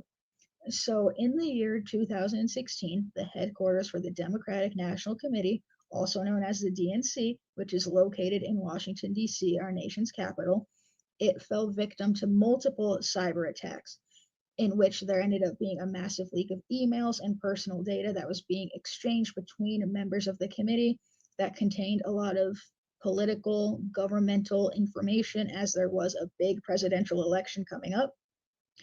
And the goal of this was to actually cause the Democratic candidate for the presidency in 2016 to lose the election, which perhaps coincidentally, nobody really knows for sure. She did end up losing the election that year. This cyber attack was from two different Russian cybercrime groups called Fancy Bear and Cozy Bear. Now, both of these groups are subgroups for sort of a bigger group, the bigger picture. They essentially work for the Russian government, and the goal is for them to get information on our United States government and bring us down, basically. And the method that they used was spear phishing via email, as I said earlier. So what exactly is spear phishing? Well, spear phishing is a very particular type of phishing attack in which it is aimed at a specific group, organization, or individual, whereas your standard phishing attack is kind of just sent out to the masses. This one is very targeted, and emails are often disguised to look like they're coming from a trusted sender. Perhaps they're disguised to look like an email that the victim has been expecting. So then they're more likely to click on links or type in personal information or reply or engage with the emails. And then by doing that, the emails actually are used to steal usernames and passwords. If you do happen to interact with them, they secretly contain malicious code, and they are not actually coming from the trusted sender that the victim thinks they are coming from. And the plan by doing all of this was to release this info from the emails and that was exchanged in order to make Clinton lose the election by bringing her and her committee's reputation down. And like I said earlier, she did in fact lose the presidential election that year. So why is this important? Why am I even bringing this up to you guys and choosing to talk about this today? Well, first off, it shows that anybody could be a victim of a cyber attack, regardless of what kind of position they hold, regardless of their amount of power. They can still be a victim. And it also shows that no matter how secure you might think your information is, when there is a will, there is absolutely a way, and these cyber criminals will stop at nothing. If they think that there's a way that they could get in and find personal information, they're going to do it. That's why we all need to be sure that we are doubling down and making sure that everything is secure as it could be. And if you think it's secure, chances are it's probably not, and you should probably go through and find some sort of extra level of protection. It also shows a severe lack of training and education in our country as a whole, particularly in our government, as well as some bigger organizations like hospitals and schools. These people are not really being taught about cybersecurity, what they could do to make sure that their data and their information stays safe, apart from the obvious things like changing usernames and passwords. But even then, it's not that difficult for these cyber criminals. They have it down to a science, and that's why there needs to be more education in place to really teach people about what's happening and how they could actually prevent it.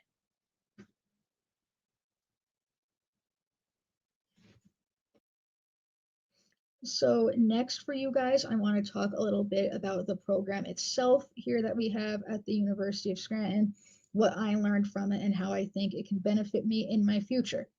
So first of all, a little bit of background. I personally am very much into the criminal justice and cybercrime side of the major, as opposed to the homeland security, as well as the software and hardware parts of it. So I went into it not knowing a lot because there is a hefty requirement for programming and coding and a bunch of stuff that is not my wheelhouse. But with this program and with the classes that I've been taking, they could not have made it easier. Not only did I learn more about the cybercrime side of things, such as different methods that cyber criminals use, as well as different types of malware, but we really got into the nitty-gritty of some of the stuff that I didn't previously know, such as how to set up a network using things like routers, switches, and PCs. All of these were done using online simulations, super hands-on, step-by-step. Could not have been an easier process. I absolutely loved it. I also learned about real-life scenarios in which cybersecurity, or sometimes lack thereof cybersecurity, was involved, as well as methods that could be used to prevent scenarios like this from happening in the future. And then lastly, I used tools such as UCertify and VirtualBox to participate in hands-on labs and activities to create an understanding of key topics, which for me, I thought was great because I happen to be a very hands-on learner. And I feel like a lot of times hands-on learners are forgotten about because everything is done so easily on computers nowadays. But even with the use of a computer, I was still able to get hands-on, follow instructions, see the activities done in front of me, and then go back to do the activity myself. And it really helped me learn a lot. I think it's absolutely a great method for learning, especially in a field like this one. So in conclusion, I would absolutely recommend this program to anybody if they're interested. If you're interested in cybersecurity, if you're interested in seeing what the University of Scranton has to offer, this is the program for you. You will not regret it. I can promise you that. It does a great job at giving me exactly what I need to succeed. I'm halfway done. I'm almost 2 years through my time here. I have 2 years to go. And I'm already entering those 2 years feeling like I've acquired so much knowledge. I feel like I already know so much of what I need to succeed in the future. And overall, just feel successful in my future beyond graduation when I get a career. I'm going into it with so many good skills already under my belt. And that concludes my presentation. Thank you guys so much for listening, and thank you again for welcoming me to speak today. I'm super honored to have been selected. Once again, my name is Kaylee Farrell, representing the University of Scranton. And I will hopefully see you guys next year at Cybersecurity Revolution in 364 days. Thank you. Absolutely. See you in 364 days there, Kaylee. Our next presenter now, we are moving from the North America, well, that combination to the South again, but this is going to be the last presentation in English. Have you been in Uruguay, Wilber? ¿Has estado en Uruguay? No, señor, todavía no he tenido la oportunidad, pero eso está dentro de mis planes próximamente ir a Uruguay. Same for here. I have never been there, neither. No he estado tampoco. Our next presenter is going to join us with also with the same project about the qualitative analysis of some papers on published research regarding quantum computing and cybercrime. He is Gavin Escabino. He's a senior at the University of Scranton with a major in cybercrime and homeland security. He's especially interested in network security and emerging technologies that could impact future cybercrime, including the effects, of course, of quantum computing on cybersecurity. Gavin, welcome to our stage.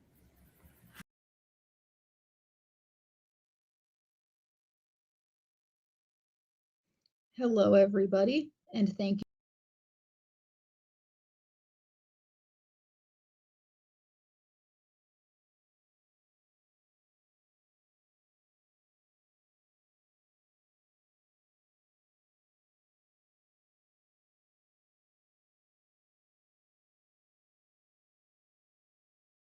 And I'm a student at the University of Scranton. Today I'll be presenting on quantum computing and cyber economic crime, with a focus on how it impacts cybersecurity in the private sector and why post-quantum security is becoming so important. To start, there are three main problems. First, cybercrime is rapidly increasing in the private sector, especially targeting the financial system, and through some research, a large percentage of breaches, around 80%, are caused by insiders, including current employees or associates or former employees of a company. Second, these systems rely heavily on encryption to protect sensitive data like transactions and personal information. And third, quantum computing has the potential to break many of the encryption methods we rely on today. So the real issue is not just cybercrime itself, but whether our current systems will still work in the future. Because of this, the purpose of this study is to understand how current cryptography may not survive future technological advancements like quantum computing. There is a growing concern that data being protected today could be exposed in the future. This creates an urgent need for post-quantum solutions, which is designed to remain secure even as quantum computing keeps developing. Before going further, it's important to understand the fundamentals of quantum computing. Unlike classical computers, which use bits, quantum computers use qubits. A bit can only exist as a 0 or a 1 at any given time, which means it processes information in a very fixed way. In contrast, a qubit can exist as both 0 and 1 at the same time through something called superposition. This allows quantum computers to process many possibilities at once, making them much more powerful for certain types of problems. As impressive as quantum computers are, they are still in early development, but it is important to prepare for their future capabilities. For this research, I used the PRISM-A methodology, which is a structured way to review academic sources. I started by identifying 55 studies using Google Scholar. During the screening stage, 26 were removed because they were either irrelevant or had limited access, leaving 29 studies. Then during the eligibility stage, I reviewed the full text and removed 11 more that did not meet the criteria. This resulted in 18 final studies that were used in the analysis. To analyze these studies, I used QDA Miner to code keywords across all sources. After identifying the keywords, I grouped them into broader categories to understand the main themes in research. The final categories were cryptography, cybercrime, financial, law and government, and quantum computing and post-quantum computing. These categories helped organize the data and showed how different areas of cybersecurity are impacted by quantum computing. Finally, by removing duplicate or irrelevant terms, it made the analysis more consistent and accurate.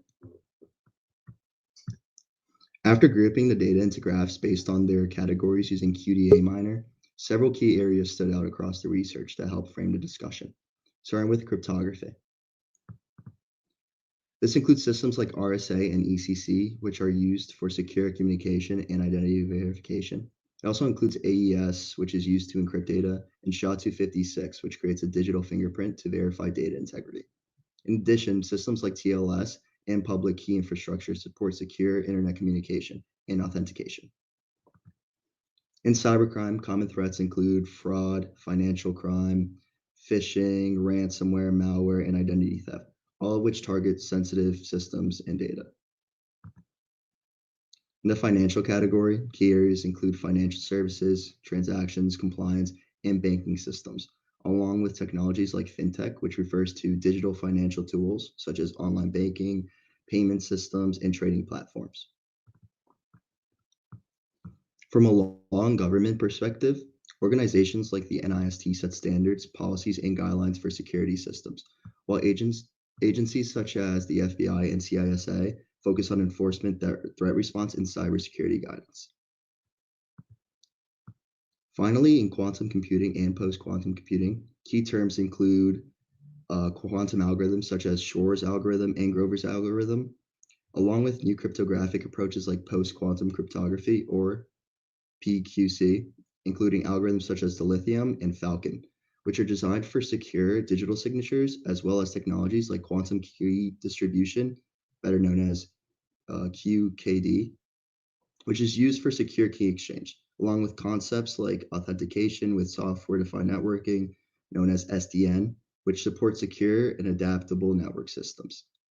These key terms and areas will continue to come up throughout the presentation, helping to explain how quantum computing connects to cybersecurity and cyber economic crime. When looking at financial institutions, the data shows a strong focus on areas like financial services, transactions, and compliance. These systems handle sensitive data such as banking activity, payments, and customer information, all of which depend on strong encryption methods like AES and hashing systems such as SHA-256 to protect data integrity.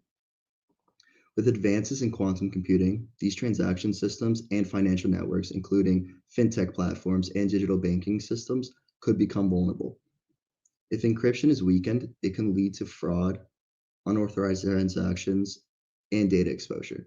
Because of this, financial institutions will need to transition to post-quantum cryptography and new algorithms to maintain secure financial operations. Organizations like the National Institution of Standards and Technology, or the NIST, have already begun standardizing post-quantum cryptographic algorithms to help guide this transition.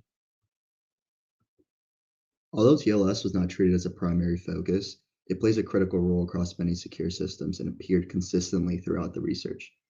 TLS is what protects internet communication, especially through authentication, digital certificates, and key exchange methods like Diffie-Hellman. It's what keeps things like online banking, fintech application, logins, and secure websites safe.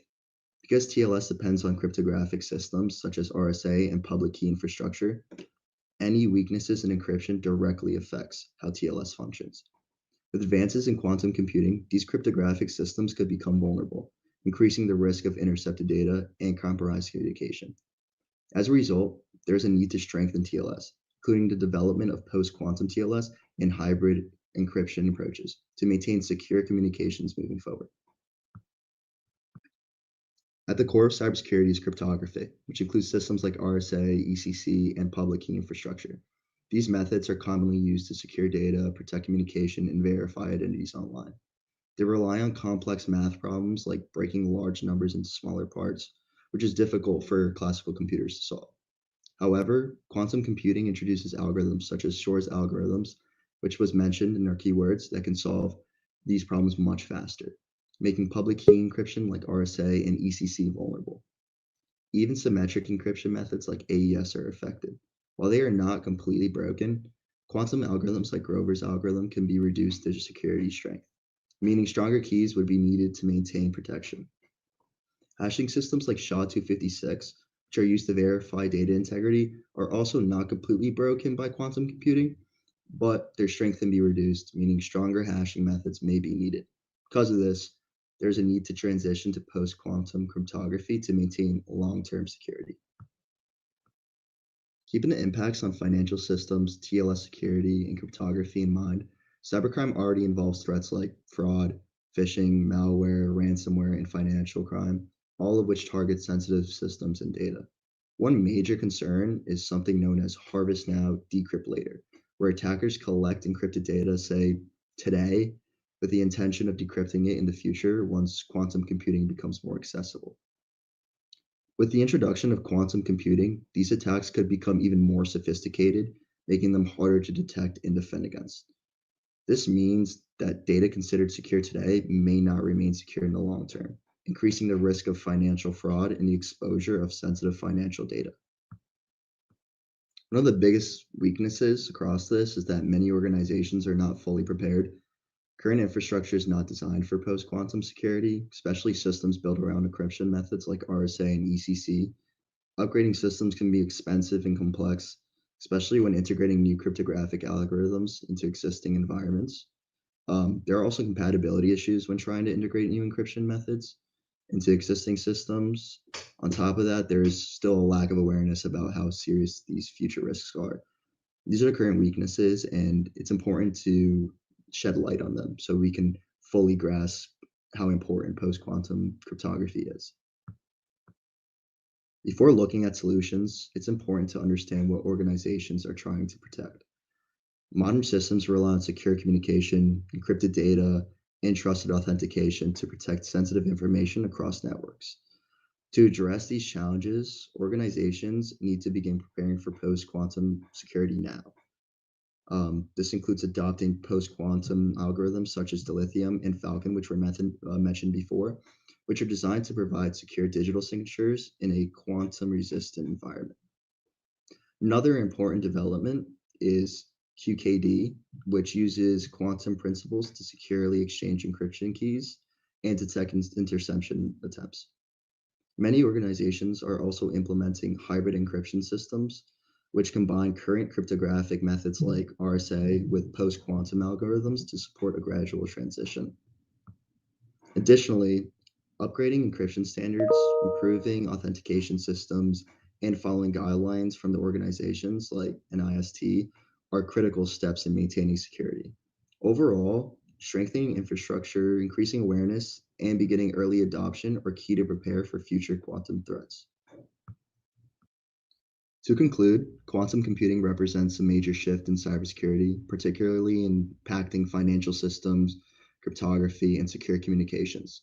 The systems we rely on today, especially encryption, are at risk as quantum computing continues to develop. This creates serious implications for financial institutions, data protection, and overall system security. Because of this, there's a real need to transition to post-quantum solutions to maintain long-term security. Ultimately, the biggest risk is not quantum computing itself, but the delay in preparing for it. That's why it's super important to understand the implications that come with quantum computing. This concludes my research on quantum computing and cyber economic crime. And once again, I'm Gavin Scavino from the University of Scranton.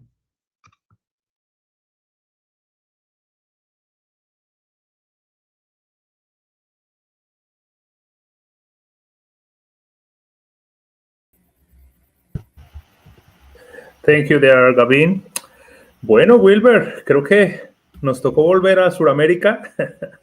Bueno, volvemos. Español. Sí, señor, volvemos al continente y a hablar en nuestro idioma. Bueno, igual, Claro pues, que sí. somos un solo continente que tenemos múltiples lenguas, entonces hay que participar en cada una de ellas. Así es. Y bueno, me permito despedirme with this. I am saying goodbye because the English section is already over. Of course, we need to go back to South Korea by the last presentation because that is the logic behind a cybersecurity revolution, moving around the globe in the same pathway that like the sun we are doing with around the sun. So thank you so much for the students from University of Scranton that were participating in this great conference. This was great. It was the best cybersecurity conference because of you. Thanks a lot and have a wonderful week of finals, and of course, best of luck with your professionals and academic projects. Bueno, mi estimado Wilber, nuestra siguiente presentadora desde Sudamérica, en Ecuador. ¿Te importaría, por favor, presentarla? Claro, señor, nos encontramos entonces con la doctora Venus Hernández Rodríguez desde Ecuador. Ella pues lleva varios años en la rama judicial, es jueza de primer nivel de familia, mujer, niñez, adolescencia y constitucional ahí en Guayaquil, Ecuador. También es docente de pregrado y posgrado en las áreas de derecho informático, derecho, tecnologías, mediación, innovación legal y tecnología aplicada a la justicia. Nos comparte que lleva más de 13 años de experiencia en la función judicial, 9 de ellos en la docencia también y 6 años como perito informático, o sea que combina la parte legislativa con la parte técnica también, y que su preparación académica incluye un doctorado en Derecho en la Universidad de México, en Puebla, un magíster en Derecho Digital, Derecho Laboral y Negociación, y nos ha acompañado en otros eventos y ha participado igualmente como expositora en talleres, seminarios, congresos desde el año 2016 y reconocida pues ampliamente por el Colegio de Abogados de Guayas por sus méritos profesionales, académicos y el servicio público. Así que a la doctora Venus Hernández Rodríguez, bienvenida a este evento con su caso Registro Civil 2026.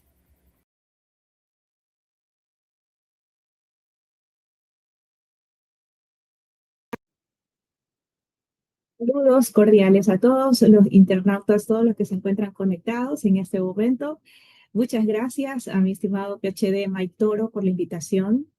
Soy de Ecuador, Venus Hernández, docente de pregrado y posgrado en Derecho Digital y Derecho Informático y juez de primer nivel de Familia, Mujer, Niñez y Adolescencia, Unidad Judicial en Guayaquil. Bueno, el caso que les voy a presentar es un caso reciente, es del registro civil.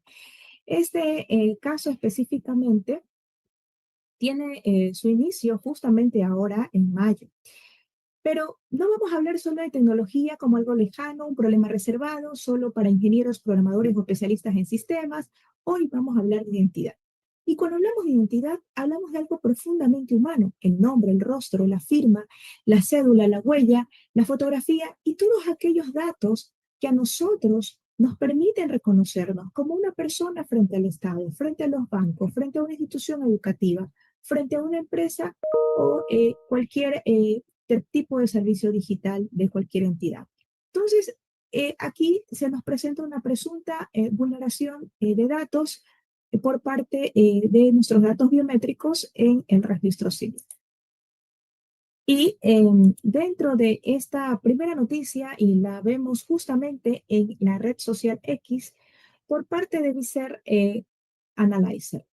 Específicamente nos da a conocer justamente que se genera esta alerta, ¿no?, a través de una posible exposición masiva de información relacionada con identidad ciudadana y de 14.8 millones de registros, más de 10.6 millones de imágenes y de cédulas de alta definición, nombres, fechas de nacimiento, fotografías, firmas y posibles datos biométricos. Y esto coincide específicamente con que dentro de este escenario nosotros empezamos a ver que diversos medios periodísticos se suman a no solamente la noticia, sino cuáles son estos efectos, es decir, cuáles serían estas consecuencias de que estos datos se expongan, ¿no? Y estas vulneraciones de datos y de derechos también, que sin lugar a dudas nos estamos en este contexto, de acuerdo a la información que se encuentra en la dark web, hay que manejarse con un rigor. Si bien es cierto,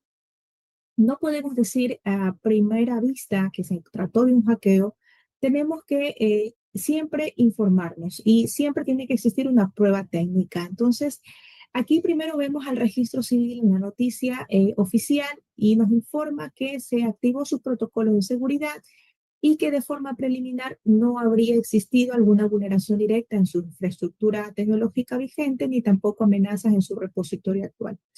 Otros medios periodísticos, en cambio, hasta la actualidad nos refieren que la investigación continúa sobre posibles fuentes externas, es decir, pueden existir incluso registros históricos o integraciones con terceros que dentro de este caso pudo ocurrir.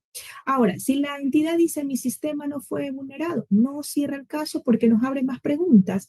Si salió de una base antigua, fue una copia histórica sin auditoría, existió algún uso indebido de credenciales, participó algún proveedor externo, cómo se conservan estos registros técnicos para probarlo. Entonces, ya no solo se tiene que analizar esto desde una perspectiva de ciberseguridad, también hay que enfocarnos un poco en la investigación digital y, desde luego, en la informática forense. Ahora, aquí es indispensable conocer que la ciberseguridad, pues, previene, nos ayuda a contener y corregir estas fallas, pero hay que analizar desde el punto de vista digital también y de la investigación qué ocurrió, cómo ocurrió, de dónde salió, quién pudo tener esta responsabilidad. Y entonces no solo basta repetir y se filtraron datos, hay que determinar origen, autenticidad, trazabilidad, responsables, los daños y deberes legales también sobre la respuesta de las entidades. Entonces, para ello nos encontramos en el artículo 66, el numeral 19, de nuestra Constitución, y entonces se reconoce justamente a la protección de los datos personales, a este acceso y decisión que nosotros damos justamente para el tratamiento de nuestros datos. Y esto se relaciona con el artículo 66, numeral 20, ¿no? El derecho a la intimidad personal, y el artículo 66, numeral 28, el derecho a la identidad personal y colectiva. Pero la pregunta aquí, ¿por qué sería grave, no? Porque no estamos hablando de datos comunes, estamos hablando de que no se trata de un correo electrónico o un número telefónico, estamos hablando de datos que nos identifican directamente, es decir, cédula, nombre, fotografía, firma, rostro y posibles elementos biométricos. Pero dentro de la Ley Orgánica de Protección de Datos Personales en el Ecuador, el artículo 4 lo define al dato biométrico como este dato personal que nos hace identificable y que es un dato personal único porque contiene justamente características físicas, fisiológicas o conductas de una persona natural que nos permite y nos confirma una identificación única, imágenes faciales o los datos dactiloscópicos. Pero aquí hay que integrar una diferencia, ¿no? Sin lugar a dudas, porque realmente si hablamos de contraseñas, la contraseña se cambia. Si nos referimos a tarjetas, las tarjetas se pueden bloquear.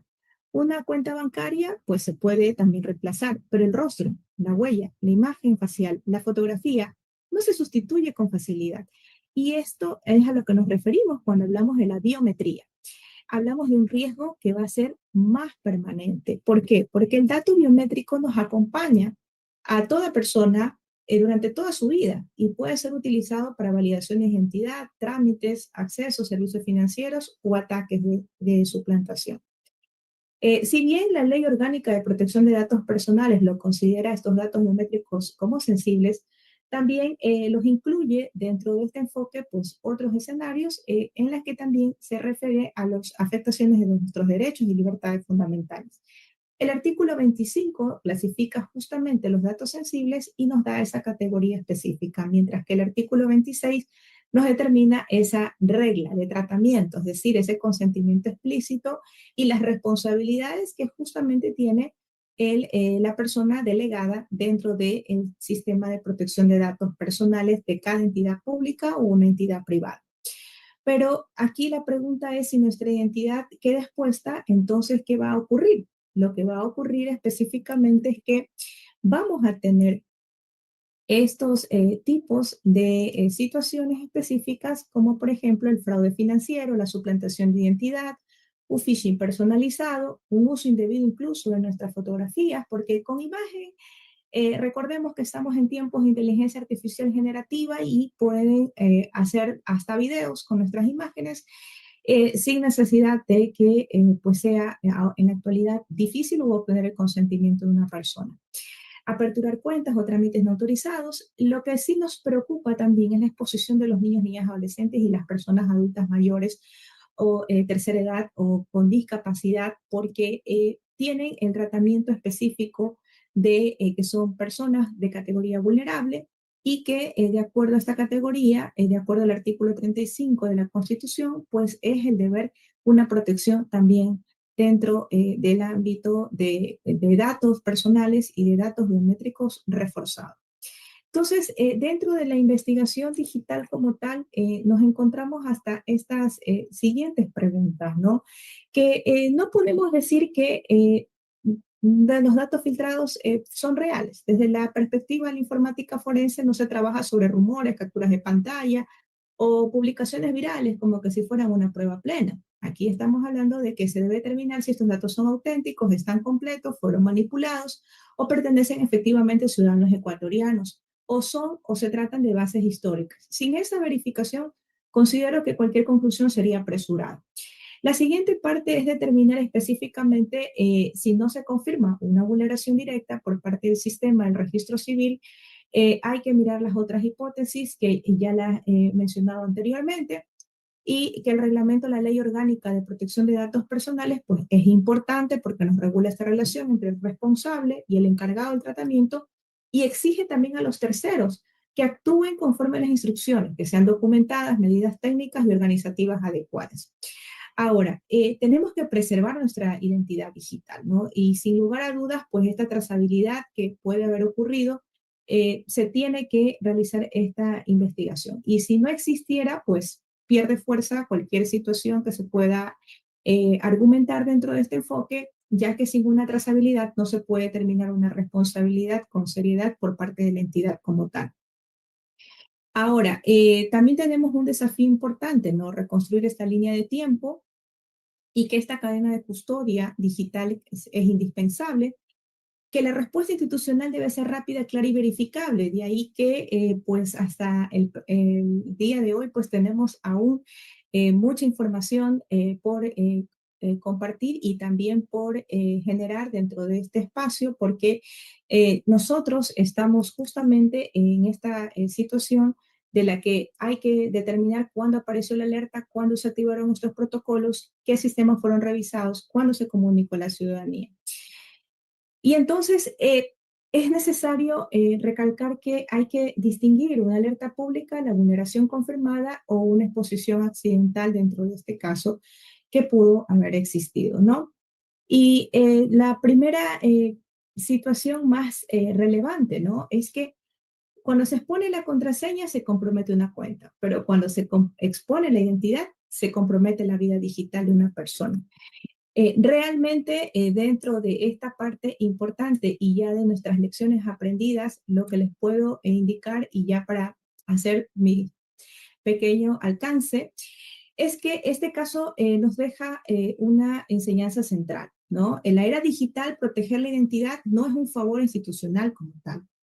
La identidad digital no puede verse como una simple base de datos que recolecta, que es la representación de la persona entre el Estado y la sociedad, porque como ha existido una presunción de una filtración de datos, el derecho no debe partir solamente del escándalo, sino de la prueba. Hay que determinar, como les dije, el origen del dato, cadena de custodia, reconstruir trazabilidad, autenticidad de la información, evaluar los daños y activar los deberes de notificación, mitigación y protección. Pero en este sentido, pues recordemos que la informática forense pues coadyuva a la prueba, es decir, a estos mecanismos para poder determinar la responsabilidad luego en la aplicación del derecho, porque sin una prueba técnica pues no hay justicia. Y sin protección de datos tampoco hay confianza digital, ¿no? Sin confianza digital, entonces el Estado pierde la legitimidad frente al ciudadano. Pero eso no determina que hasta hoy no existan estas filtraciones o vulneraciones de estos datos que son de los ciudadanos, de nosotros como ciudadanos, sino que el deber y la responsabilidad de cada uno de nosotros, de no abrir correos electrónicos, no actualizar datos, tratar de cambiar todas las contraseñas, sobre todo de las entidades bancarias, con la finalidad de evitar cualquier tipo de filtración de información o accesos, en este caso, que podamos hacer actualizaciones de formas indebidas en plataformas que pudieran ocasionar o ser parte de estos phishing, correos personalizados, etcétera. Es decir, aumentar nuestra cultura digital frente a esta educación que debemos mantenerla de forma continua. A buena hora, pues muchos medios de comunicación se han hecho eco en esta noticia con la finalidad de que nosotros como ciudadanos vamos a tomar las medidas necesarias. Estas medidas que, si bien es cierto, pues son parte de estos efectos, pero nos va a quedar de lección para saber que nosotros tenemos que continuamente proteger nuestra información, que no tenemos que delegarlo solamente a las entidades públicas y que para ello, pues con la educación digital vamos a hacer también prevención. Y esta prevención pues acerca de la temporalidad de las contraseñas, cada cierto tiempo hacerlo y mejorar también nuestra cultura digital. Bueno, de mi parte, muchísimas gracias. Termina en este caso mi pequeña exposición o charla y mis agradecimientos sin lugar a dudas por la participación de Ecuador en esta SECREV, Conferencia Mundial. Y bueno, nos vemos el próximo año sin lugar a dudas. Gracias a todos.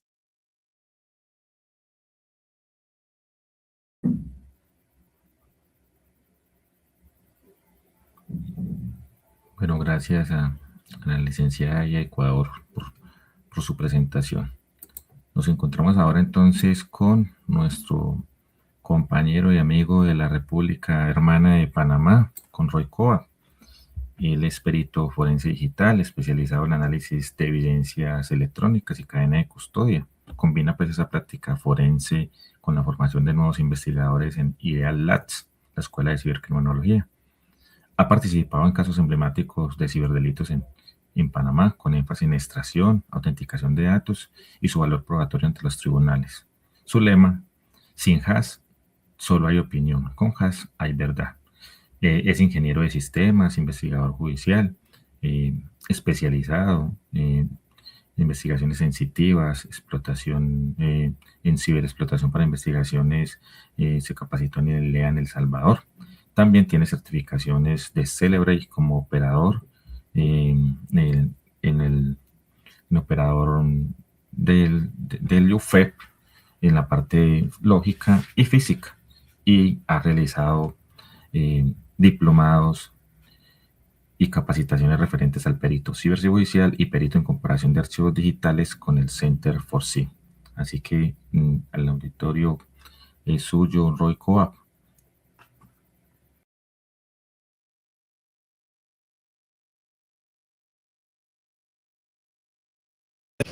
Bueno, muy buenas tardes. Primero, para agradecer la invitación al Cybersecurity Revolution 2026 desde Panamá, agradecido infinitamente y agradecido por la oportunidad de poder expresarme y comentar un poco sobre mi expertise en el ámbito forense, digital y el ámbito de ciberseguridad.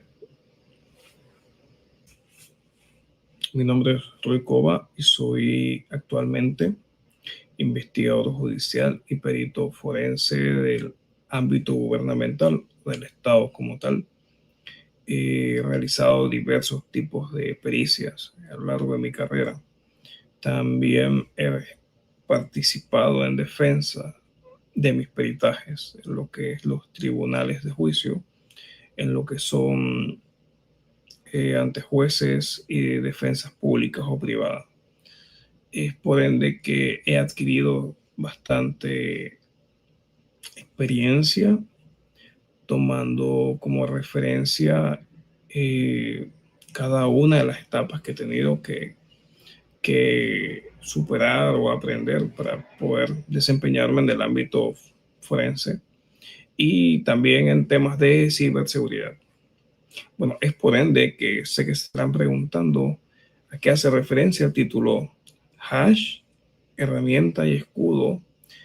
Es lo que he visto a lo largo de estos años, donde he notado y me he dado cuenta que en estos últimos años se ha empezado a implementar más lo que es el etiquetado hash, que también es una herramienta y al mismo tiempo ante un estrado es un escudo que nos permite, pues, como ya ustedes lo saben o tienen conocimiento, nos permite mantener esa integridad o esa mismidad de un indicio que ha sido recolectado o que será recolectado o que tendrá una cadena de custodia dentro de una investigación como tal. Por ende, he venido a hablarles sobre un caso importante, un caso latente que fue en Panamá el año pasado, pero que aún ha tenido repercusiones en diversos estamentos o entes gubernamentales. No puedo revelarles cuál es el ente, ya les tocará investigarlo a ustedes, ya que aún está la investigación en proceso y se debe respetar lo que es el sumario de la investigación. Así que solamente puedo hablarles sobre superficial e intermedio sobre este caso, que es un caso importante, es un caso que ha repercutido en otros países y es bueno tenerlo en cuenta. Así que viendo este Cybersecurity Revolution, debemos hablarlo porque en nuestros países posiblemente esté pasando lo mismo y necesitamos estar advertidos. Sabemos que existen diferentes actores de amenazas. Actualmente nos enfrentamos a gentleman en el sector Latinoamérica, igual en países de Europa donde ha causado bastantes estragos. Pero existe uno que tuvo sus inicios en eso del 2019, 2020, 2021, 2022, que fue donde se reformuló nuevamente esta agrupación conocida como INC Ransom.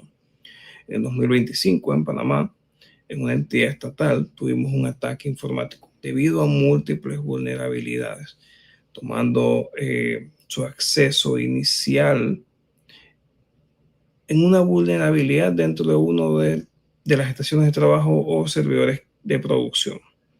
Es decir, que se mantenía o se mantuvo mucho tiempo allí, escalando y de esta manera adquiriendo muchos privilegios y verificando cuáles eran las vulnerabilidades del resto del sistema para luego poder hacer un despliegue a un comando y control y poder pues tomar el control del objetivo y exfiltrar datos, que fue lo que se dio en ese momento. Así que ya habiéndoles hecho una pequeña introducción, quiero hablarles sobre ciertos desafíos en base a ciberseguridad en los países. En Panamá estamos viendo temas de infraestructuras críticas y de poder en una nueva ley o en un borrador que está tomando auge en lo que es los que toman las decisiones a nivel de políticas del Estado. Estamos tratando o se está tratando de que se pueda introducir lo que es la criticidad de aquellas infraestructuras que no están protegidas como tal y que muchas veces carecen de esa seguridad adicional que necesitan en base a su función en el Estado. Desafíos en ciberseguridad informática forense que tenemos hoy en día en ciberseguridad en Panamá, por lo menos la parte de la criticidad de aquellas oficinas, estamentos, organizaciones que tienen que ver con el funcionamiento del Estado y que si llegaran a ser afectadas pueden causar un desequilibrio en lo que es el funcionamiento del mismo. En informática forense, la introducción de herramientas open source a nuestras pericias, a nuestros procedimientos de manera segura. He utilizado Café Forense, estoy certificado para el uso de Café Forense. Es una herramienta excelente. Se las recomiendo que puedan hacer las gestiones para adquirirla y probarla. Tiene muchas capacidades y múltiples bondades y eso que aún está en desarrollo y sigue perfeccionándose, pero es una herramienta muy poderosa. Aparte de las que ya conocemos como SECREV, Action, de Magnet y demás, Belkasoft y demás, tenemos herramientas en el mercado que podemos pues ir adquiriendo para que hagamos un trabajo mucho más eficiente. Con el tiempo me he dado cuenta o nos hemos dado cuenta que en la multitud de herramientas podemos obtener mejores resultados, tanto para cotejar y correlacionar y tanto como para adquirir nuevos datos, porque hay datos que por lo menos cuando haces extracciones de dispositivos telefónicos con Avila Forensic, son datos adicionales que con SECREV no obtienes. Así que toca y es necesario adquirir nuevos conocimientos en base a herramientas que se mantienen en el mercado que aún desconocemos y que quizás tengan un costo menor o muchas veces tengan bondades o parámetros diferentes a los que ya utilizamos, pero que nos permiten lograr nuevos objetivos dentro de lo que es la informática forense. Así que continuemos con el caso. Bien, como les comentaba, la anatomía de este ataque se da de una manera estratégica donde pues, el que monitoreaba a las personas encargadas de monitorear las redes pues no tenía el control como tal. Sin embargo, después de que se dio el hecho, se pudo subsanar esto. De igual manera, se tomó en cuenta los procedimientos adecuados, lo que era la separación del servidor de esos sistemas, lo que era la inmovilización de esos servidores, las capturas, los volcados de memoria RAM, también los procedimientos adecuados para lo que era la adquisición de esta información eran muy, muy importantes. De igual manera se hizo una copia en sitio de toda la información requerida para poder llevar tanto los servidores como estas copias para posteriormente trabajarlas dentro del laboratorio para la búsqueda de lo que es llaves, descifrado, conexiones de control y pues diferentes tipos de binarios que pudieron haber estado involucrados dentro de lo que fue el ataque.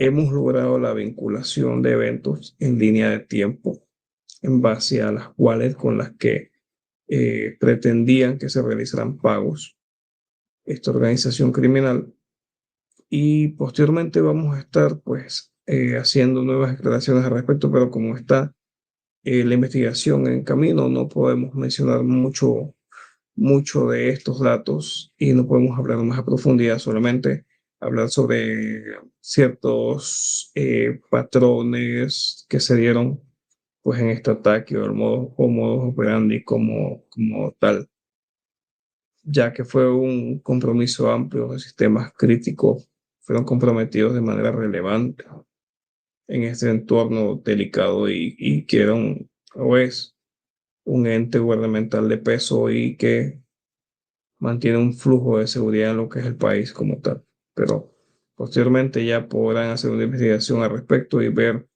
los indicadores de compromiso y demás, ya que había tráfico inusual, acceso fuera de horario, fuera de esos parámetros normales de utilización, y había un uso anómalo de herramientas administrativas también.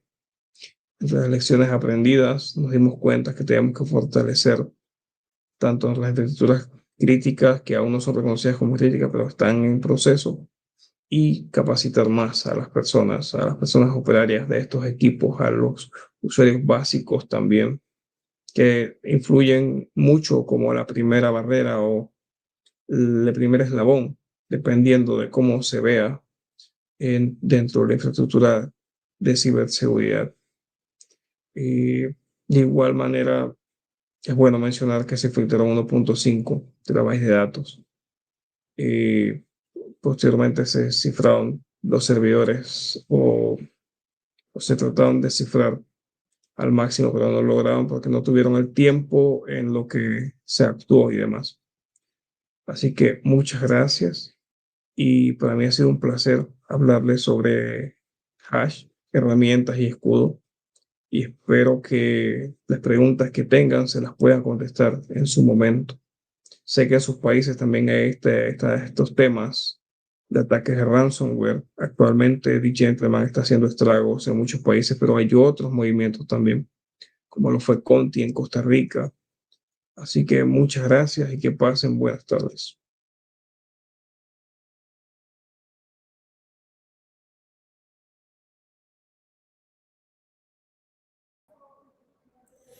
Now it is my pleasure to announce the next speaker. It is Jose Aguilar. He's a criminologist with a Master of Science in Criminology and Criminal Justice and a Master of Arts in Diplomacy and International Commerce with a focus in international security. He has an extensive experience in research and analysis in criminology, geopolitics, and economics, international security, migration, and security operations with a focus on Latin America. Now we go ahead with his presentation.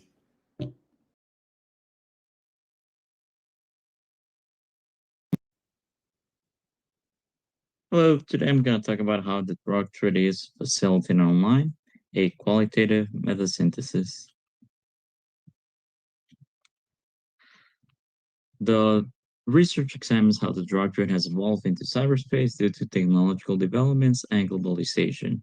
Some of these technological developments are the internet and other information communication technologies. Some of the biggest challenges around this research are the anonymity, the encryption that's publicly and commercially available, the dark web markets that exist for several years, and how cryptocurrencies also bring an anonymity that was not seen before, and also how global commerce brings the transnational jurisdiction into this issue, which makes detection and enforcement difficult. Lessons learned is that the drug trade, like other crimes, that adapts to technology and globalization. Therefore, updated and coordinated strategies are needed moving forward. The introduction is the drug trade is part of society, therefore will evolve as society evolves. It will adapt to changes, the way society interacts with each other, the way with e-commerce around the world, the drug trade has adapted to this, and will keep adapting as new and emerging technologies come into place.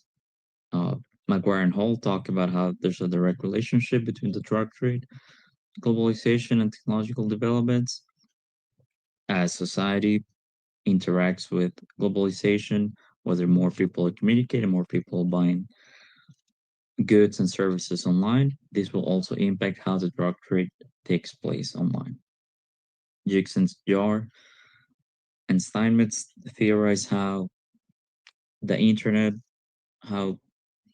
is the space where people extend their behaviors, their ideologies, their actions from the physical world to the cyberspace. Therefore, if the drug trade was taking place in physical spaces, it was expected to the drug trade to transform into the digital drug trade.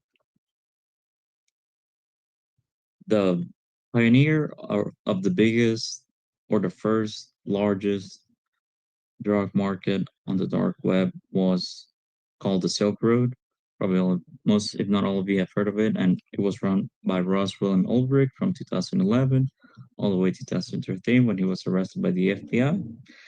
This is where he centralized the drug marketplaces online. There were other sellers, independent sellers before him, but he was the one that centralized the multiple supplier sellers. He introduced the different types of payments and the reviews for multiple sellers, products and services. And if people wanted to choose like from which geographical location they wanted their drugs coming from. Therefore, prohibition led to the creation of these illicit markets in physical spaces, but also prohibition has led to the creation of this drug trade in the cyberspace. And also now there's an increased enforcement in physical spaces, which have led the actors, criminals, or cyber criminals to engage into cyberspace, to engage in the drug trade in cyberspace. Some of the origins of the drug trade and drug prohibition. Joseph and Smith talk about the network embeddedness that was present in alcohol prohibition, whether the legislation and there was supply and demand of alcohol, which also created an underground market. There were people willing to supply it since there were people willing to buy it, and how these networks are facilitated by even one single person in one organization, whether that's law enforcement, whether it's a judge, a prosecutor, even one employee in any of those institutions, can do significant harms or impact into facilitating the market as a whole. And in other, nowadays, like in other institutions or intermediaries that contribute to the physical drug trade or to the digital drug trade. Borden also stated how illicit markets are created by legislation. People would attempt to buy something out of the market. There's a willing supplier. Jackson Wright also emphasized how the contextual factors impacts how people engage in these drug markets, whether it's their location, what opportunities are already available in their environment, but also how people are introduced into this environment, like in their social context, whether somebody, one of their neighbors, friends, or family members that introduce them, and this is how these networks are created. The drug prohibition also enables political and law enforcement corruption, as Miriam Sewell stated.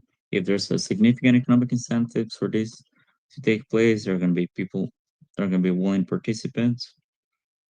Also, Bill and Philip theorized how the impact of the effects of the drug trade and the digital drug trades are felt unevenly across the world, whether some economies are more economies of consumer of drugs, and some economies are more economies of producers of drugs. Well, in Latin America, that's where a lot of drugs are produced historically.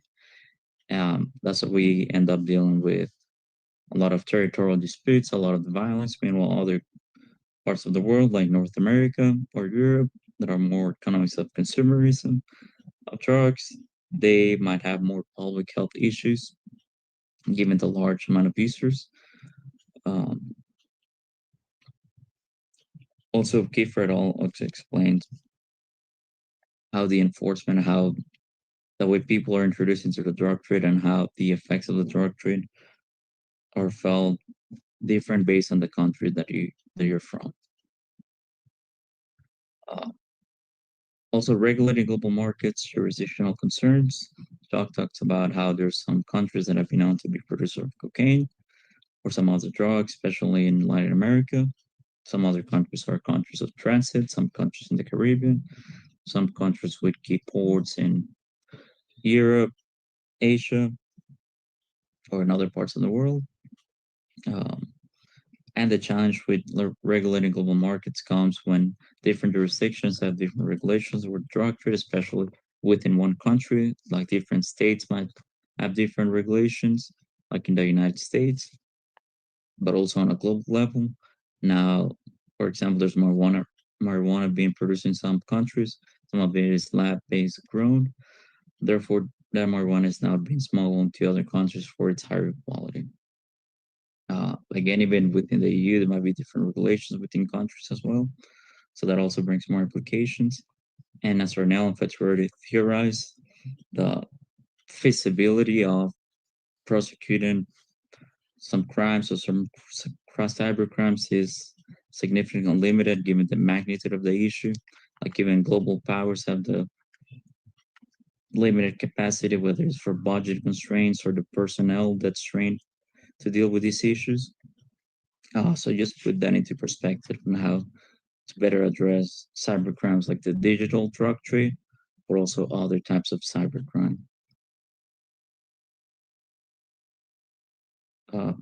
Again,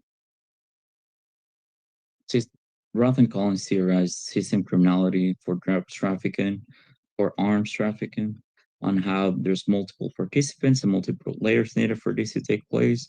There has to be intermediaries, whether the mediums or where those transactions are taking place, and who's running those mediums, whether it is a cryptocurrency, whether it is a bank or any type of institution. There's multiple participants in multiple locations that are needed in order for a crime to take place. This specifically applied for the drug trade. And as this connects to the research of Dr. Sergi on the drug trade and the political economy, if you see in the image, there's a significant amount of containers at that port or any port in the world. And it is unrealistic for the port authorities, whether they're public or private, to be able to intercept and check every single container, because every local economy, every global economy is designed to move the largest amount of goods in the less amount of time. And it's also been demonstrated like organized crime and other organizations have co-opted port authorities, whether public or private. And that brings significant challenges to try to regulate the global drug trade, but also the digital drug trade. Therefore, as Khrushchev stated, there has to be new approaches to understand how to detect and intercept internet-facilitated drug trade. Globalized and illicit market drugs on the internet. We live in a globalized and interconnected world where that's increasing. More people having access to technology and global connectivity, and cyberspace also allows to overcome those limitations of geography. Dr. Parr stated that we live in a world that's more people are communicating through phone, tablets, computers, laptops, and that's going to keep increasing every year for all age groups. And DuPont Hole, George Simon theorized the technological developments, globalizations, the internet also help facilitate the creation of illicit markets. Cybersecurity Alliance states that there's already some solutions for these issues on how to regulate the traffic online. There's ways that actors use coded language in order to avoid detection, but there's also significant incentives for the people running these apps, websites, internet service providers to keep creating these spaces on cyberspace or different layers from the internet. Since that also brings revenue on their end. Cryptocurrency, drugs, and dark web. There's a lot of similarity between the drug trade offline and the drug trade online and offline. As John Simons also stated, cryptocurrencies help provide an anonymity for illicit marketplace online.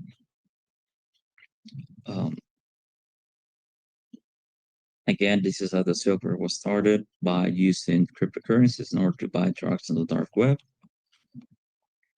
And there's multiple academics also theorize that there's some advantages to the decentralization of global markets, whether there is harder to shut down or to control by a single government or by a single entity. And Crypto also theorizes on that direct relationship, that 25% of the wholesale transactions on the dark web in a given year were used for offline distribution. So that also sheds light on the significant direct relationship of the physical and the digital drug trade.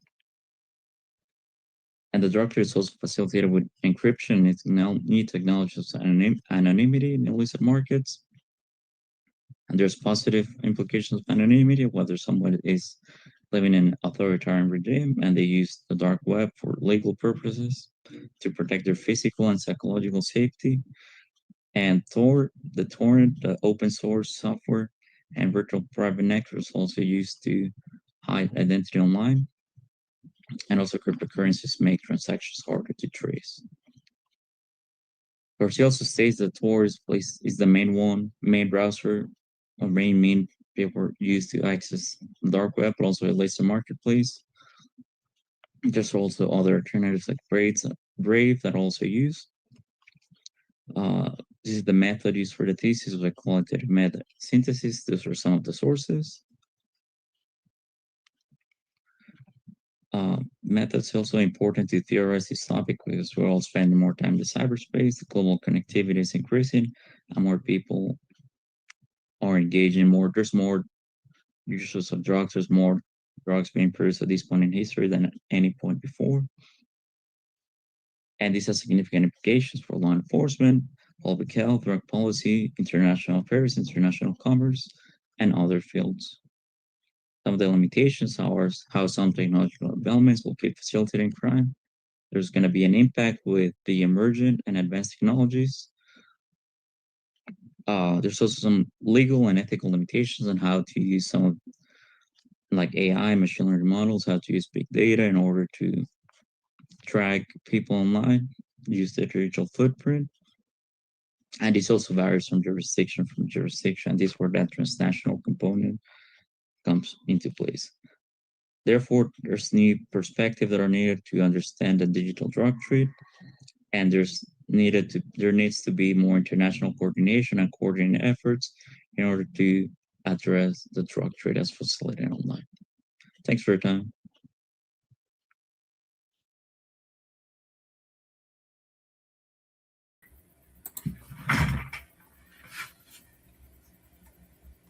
Gracias, José. Bueno, regresamos nuevamente entonces con México.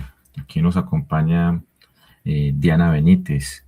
Ella es máster en Ingeniería en Seguridad y Tecnologías de la Información por el Instituto Nacional Politécnico. Se graduó en el William J. Perry Center. En el momento se encuentra doctorando en Ciencias Criminales y Política Penal. Es certificada en Ethical Hacker. Igualmente experta en ciberjusticia por el Center for C de la Universidad de Boston. Y en la actualidad es consultora en ciberseguridad, seguridad de la información y forense digital en los sectores público y privado. Adelante, Diana, con su conferencia.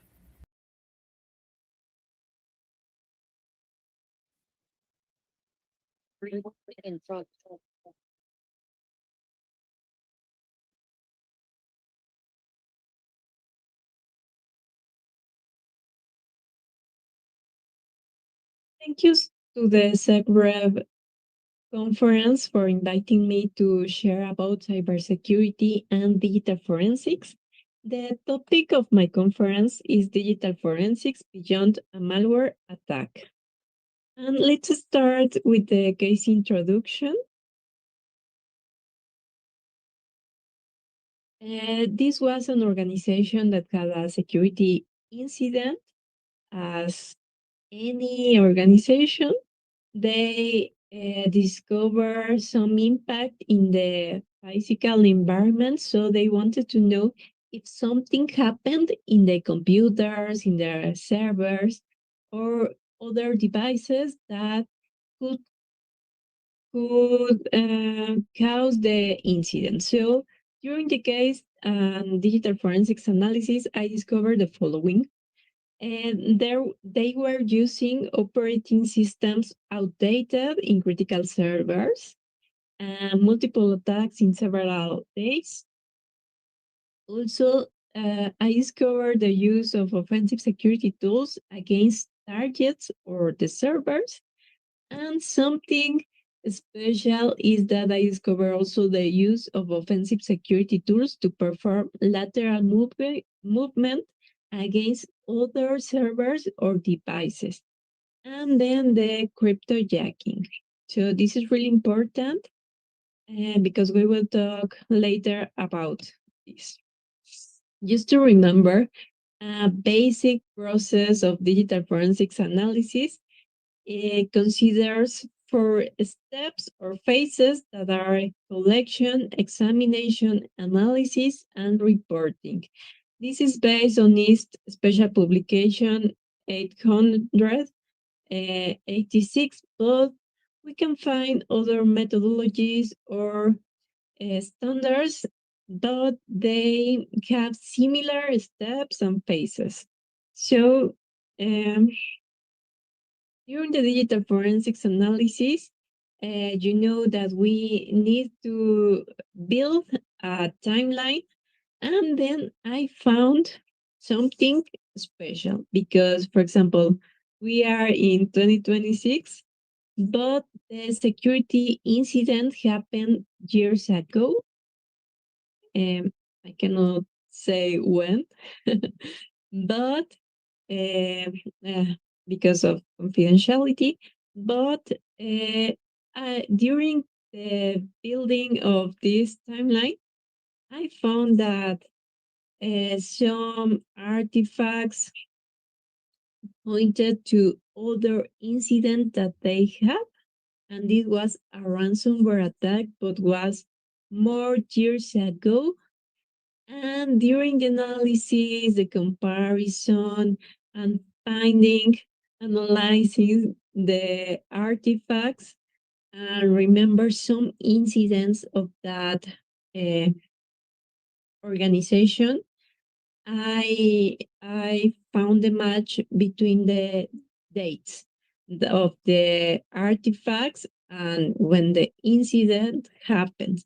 So this is really important when you are performing digital forensic analysis, because you may, well, it depends on the experience, the knowledge, and the ability to solve problems. So this was a quite difficult data forensics analysis, but the finding was really important, and even the relationship between what I discovered and the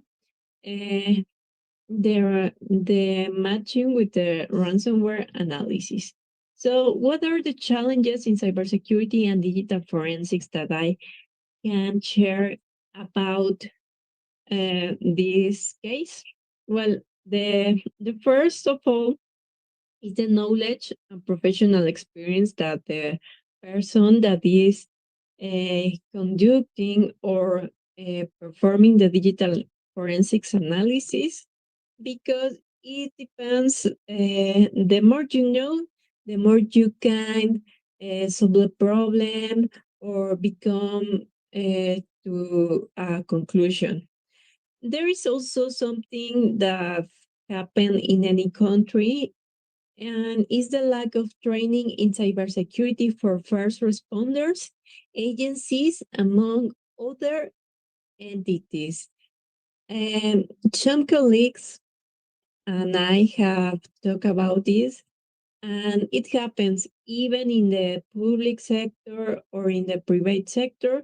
Sometimes the analyst or the first responder don't have the training to collect the evidence, examining, or performing the analysis. So we need to study and learn new things and get the more knowledge and trainings in cybersecurity. There are some for free, or even we can pay for that. So this is a common point, the lack of training in cybersecurity. So the more you know, the more you will perform a better job. So also the ability to solve problems, because you need to analyze, to compare, and get a conclusion about what happened in a device or in that incident. So also the lack of enough artifacts to build the timeline. This has relationship with the following point, that is the preservation of the chain of custody, and avoid to turn off the devices. This is so important because you know that, for example, there are some clues or interesting information that you can only find in the memory dump. So if you turn off a device, you won't find something important, for example, a connection, an IP address, or the encryption keys. So they just try to avoid to turn off devices. And the preservation of the chain of custody also is important, because you know that some cases cannot continue because the first responder or other person did not preserve the chain of custody. So how can you preserve the integrity of the evidence? So also the lack of enough artifacts to build the timeline. For example, if you turn off a device, you won't be able to get the dump of the memory RAM. So this can cause a lack of the artifacts that are important. And also the use of AI by cybercriminals as a weapon to attack organizations. Is so popular, the use of AI. We know that there are, unfortunately, AIs that are designed to be used to crime. So we need to study and learn about the AI and the incidents that can happen with this kind of technologies. For example, there is a case that also I analyzed, and it happened that there was also an incident, but the criminal used an AI to design the malware, and this not only infected the devices, this was also a ransomware, but the most difficult was the containment, because, for example, this malware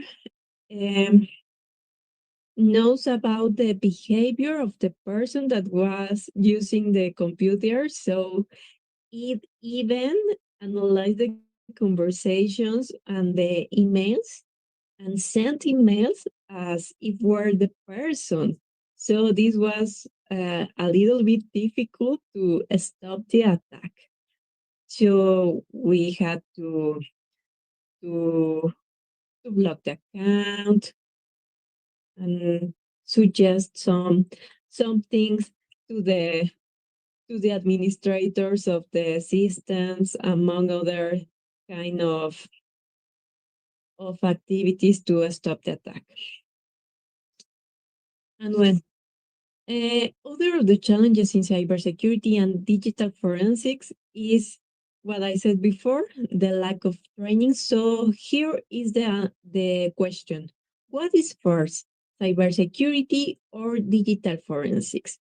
And here I have something interesting, because we, as digital forensics analysts,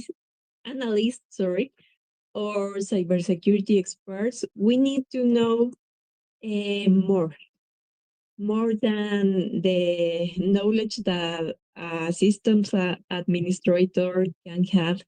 Why? Because as expert in cybersecurity or an analyst in digital forensics, you need to know about operating system, not only how to use them, even use them as administrators. So you need to know commands and how to use the command line interface of, for example, macOS, Linux, or Windows operating systems.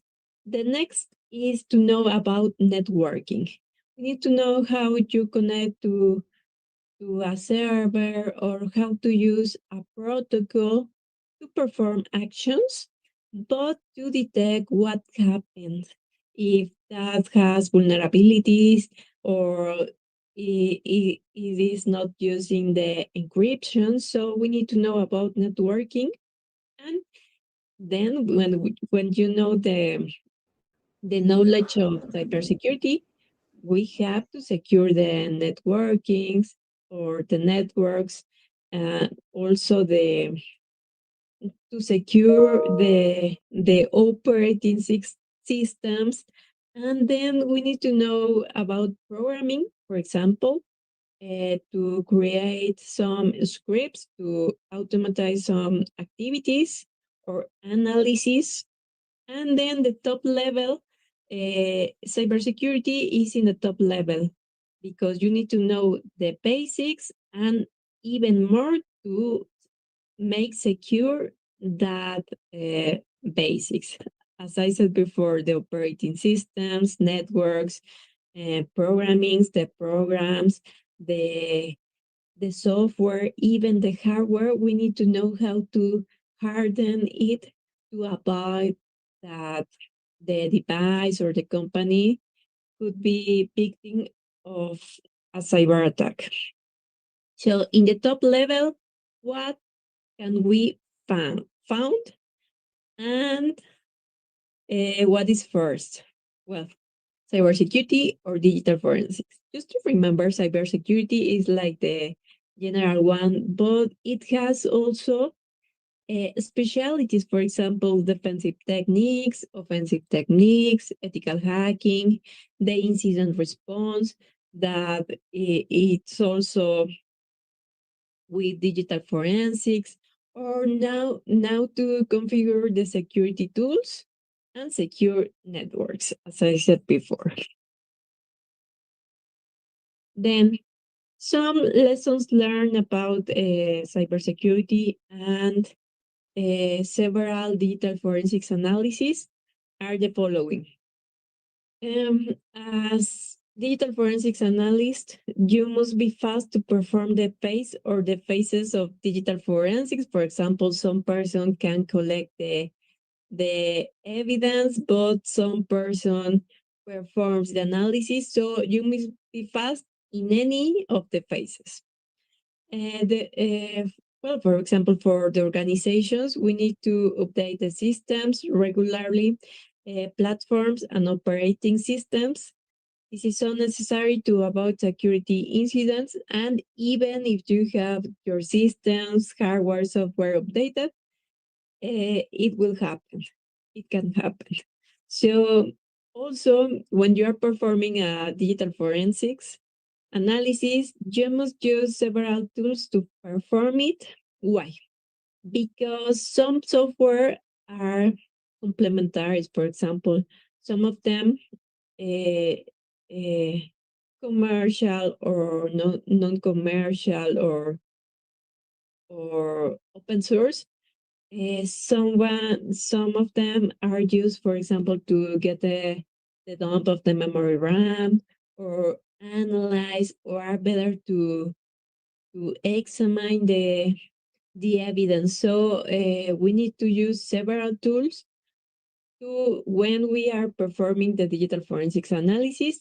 And you will have to learn about software or other topics, even hardware, to improve your work or your research or your analysis, because the technology is also evolving.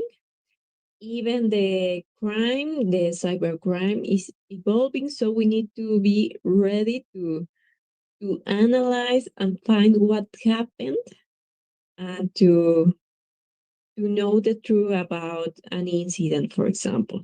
So this is what I can share about cybersecurity and digital forensics.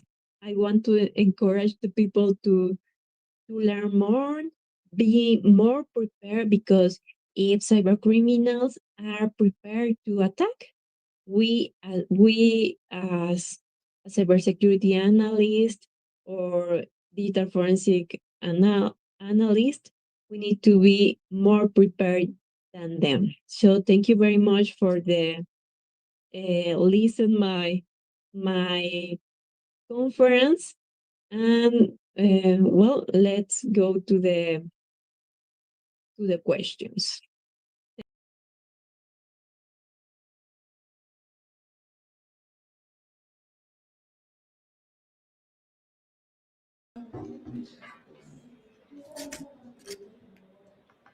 It is my pleasure to announce the last speaker of this conference. It is Professor Wook Kang. He is a professor director of the Department of Public Administration. He is the president of the Korean Financial Crime Prevention Association, and also is the advisory member of the Presidential Council on National Artificial Intelligence Strategy. Additionally, he's the VP of Korean Association of Drones and the president of Drone and Security Research Institute of the Korean National Policy University. It's my pleasure to announce the last speaker of the day, and let's continue with the presentation.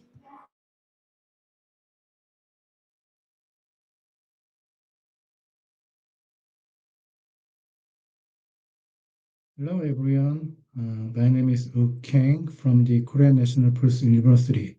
It is my honor to be invited as a speaker at the Cybersecurity Revolution 2026. I'm grateful for this opportunity to share my research with such a distinguished audience. Before I begin, I would like to acknowledge that this work was supported by the Korea Institute of Police Technology, or KIPA, through the project Development of an Integrated Cybercrime Analysis and Information System. Today, I will discuss how explainable AI can transform cybercrime investigation through integrated clue analysis.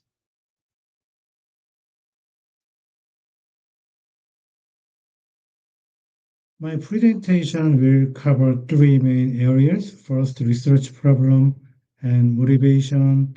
Second, challenges in cybersecurity or digital forensics. Third, explainable AI governance and implications. Let me start by explaining why current cybercrime investigations are falling behind. The problem boils down to three critical issues. First, we are dealing with fragmented clues, accounts, phone numbers, URLs, IP addresses, cryptocurrency wallet, chat logs, images, and device traces are scattered across separate systems and stored in incompatible formats. Second, manual triage remains the norm. Investigators still spend an enormous amount of time on document-centric review, creating ad hoc spreadsheets, and performing repetitive evidence filtering. Third, delayed action is a persistent problem. Critical account communication nodes and infrastructure-based indicators are often discovered too late for rapid disruption. By the time investigators connect the dot, perpetrators have already moved on, covered their tracks. To address these challenges, our team developed a unified pipeline for integrated clue analysis. As you can see, first step ingest and second normalize, link, prioritize, explain. This framework represents a paradigm shift from fragmented manual process to an automated, holistic approach. Our system integrated diverse data sources from across the cybercrime environment. By bringing together previously siloed information streams, we create a comprehensive intelligence foundation for investigations. So there are several sources, internal sources and external sources. Now, let me walk you through our 4-layer explainable investigative intelligence architecture. Layer 1 focuses on evidence ingestion and normalization. Here we transform JSON files, CSV data, chat log, document, and mix the record into a unified investigative schema. This standardization is critical for enable cross-source analysis. Layer 2 implemented graph-based analytics. We model entities and relationships to expose communities, identify bridge between networks, locate central nodes, and trace paths. The system treats objects like account, device, URLs, communication node, transactions, and cases as interconnected element. Layer 3 perform priority inference. We score indicators using multiple factors, recurrence patterns, case impact, network position, and type relevance. This weighted approach ensures that investigators focus on the most significant lead first. Layer 4 delivers explainable decision support. This is where we generate both global and local listeners that are linked to logs, evidence object, and audit record. Why is explainability central, not optional, in this system? In criminal investigations, we cannot rely on black box systems. Investigators, prosecutors, and judges need to understand how conclusions were reached. Explainable AI provides transparency, builds trust in automated system, and ensures that AI-assisted findings can withstand legal security. Without explainability, even the most accurate AI system would be unusable in a forensic context.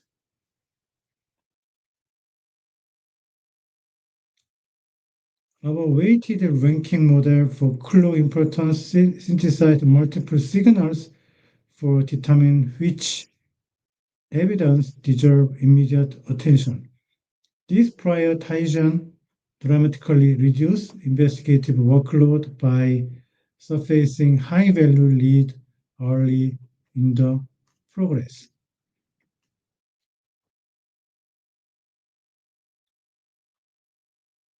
From the clue extraction to AI-assisted investigative reasoning, our team employs multiple AI technologies in a coordinated manner. We use LLM and RAG to support evidence summarization, question answering, and reasoning grounded in structured record.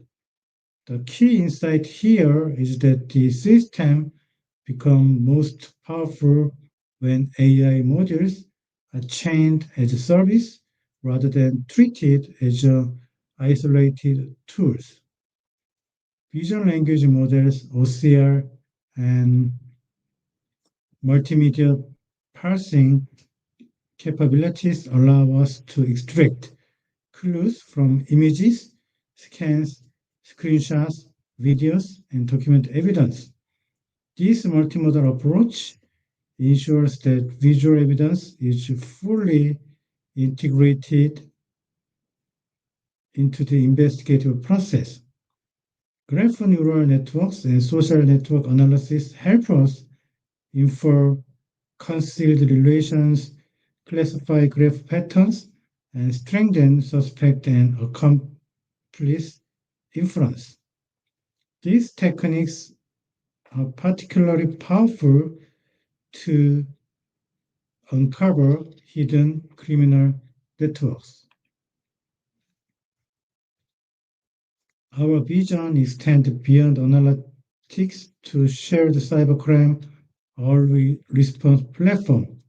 This platform operates in a shared cloud environment that brings internal police data and external intelligence into a common operational space.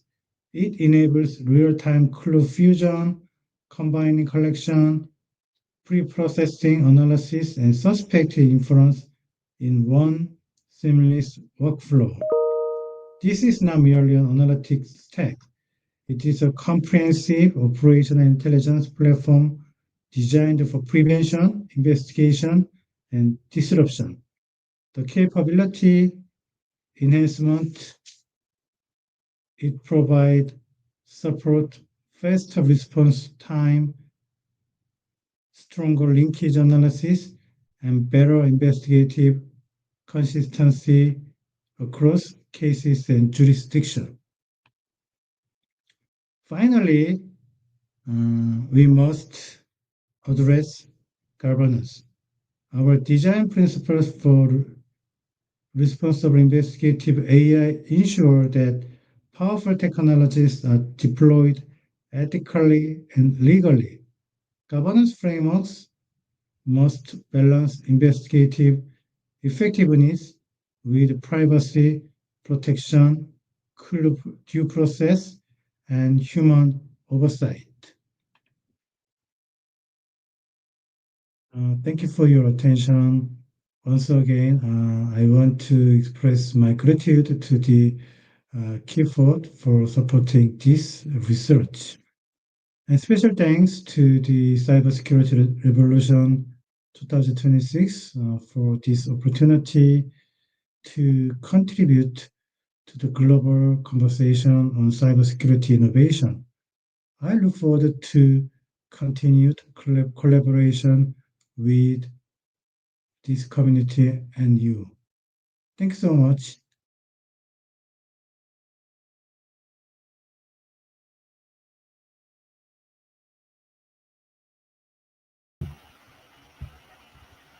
Bueno, llegó el momento amable. ¿Qué tal, Sebastián? ¿Cómo te fue en estas ya casi 6 horas de Cybersecurity Revolution? Excelente, muy interesante todos los speakers que pasaron. La verdad que que es brutal ver cómo la tecnología nos puede reunir a todos en un mismo lugar y a una misma hora. Entonces me parece increíble ver la perspectiva de cada uno. Así que estuvo brutal. Sí, la verdad es que la tecnología puede ser utilizada para el bien de la humanidad, así como los cibercriminales no conocen de fronteras, utilizan sus redes clandestinas para movilizar criptomonedas, para movilizar activos ilícitos, servicios ilegales. Nosotros, los buenos, que somos más, también podemos compartir información, podemos unirnos, así tengamos diferentes lenguas, así hablemos diferentes idiomas, así estemos ubicados en diferentes partes del planeta. Es posible. Y aquí no hay barreras de género, como lo pudimos observar. Tuvimos speakers, una gran cantidad de speakers mujeres, como moderadoras aquí también. Creo que verdaderamente la academia y la ciencia nos permite abrir esas puertas para hacer de este concepto, de esta invitación a la cibercriminología, una realidad. No sé, mi estimado Wilber, si estés por allí para cerrar. Vale. Bueno, yo creo que ya después de habernos movilizados por todos estos escenarios en los cuales empezamos desde Corea del Sur, después llegamos a este gran universo de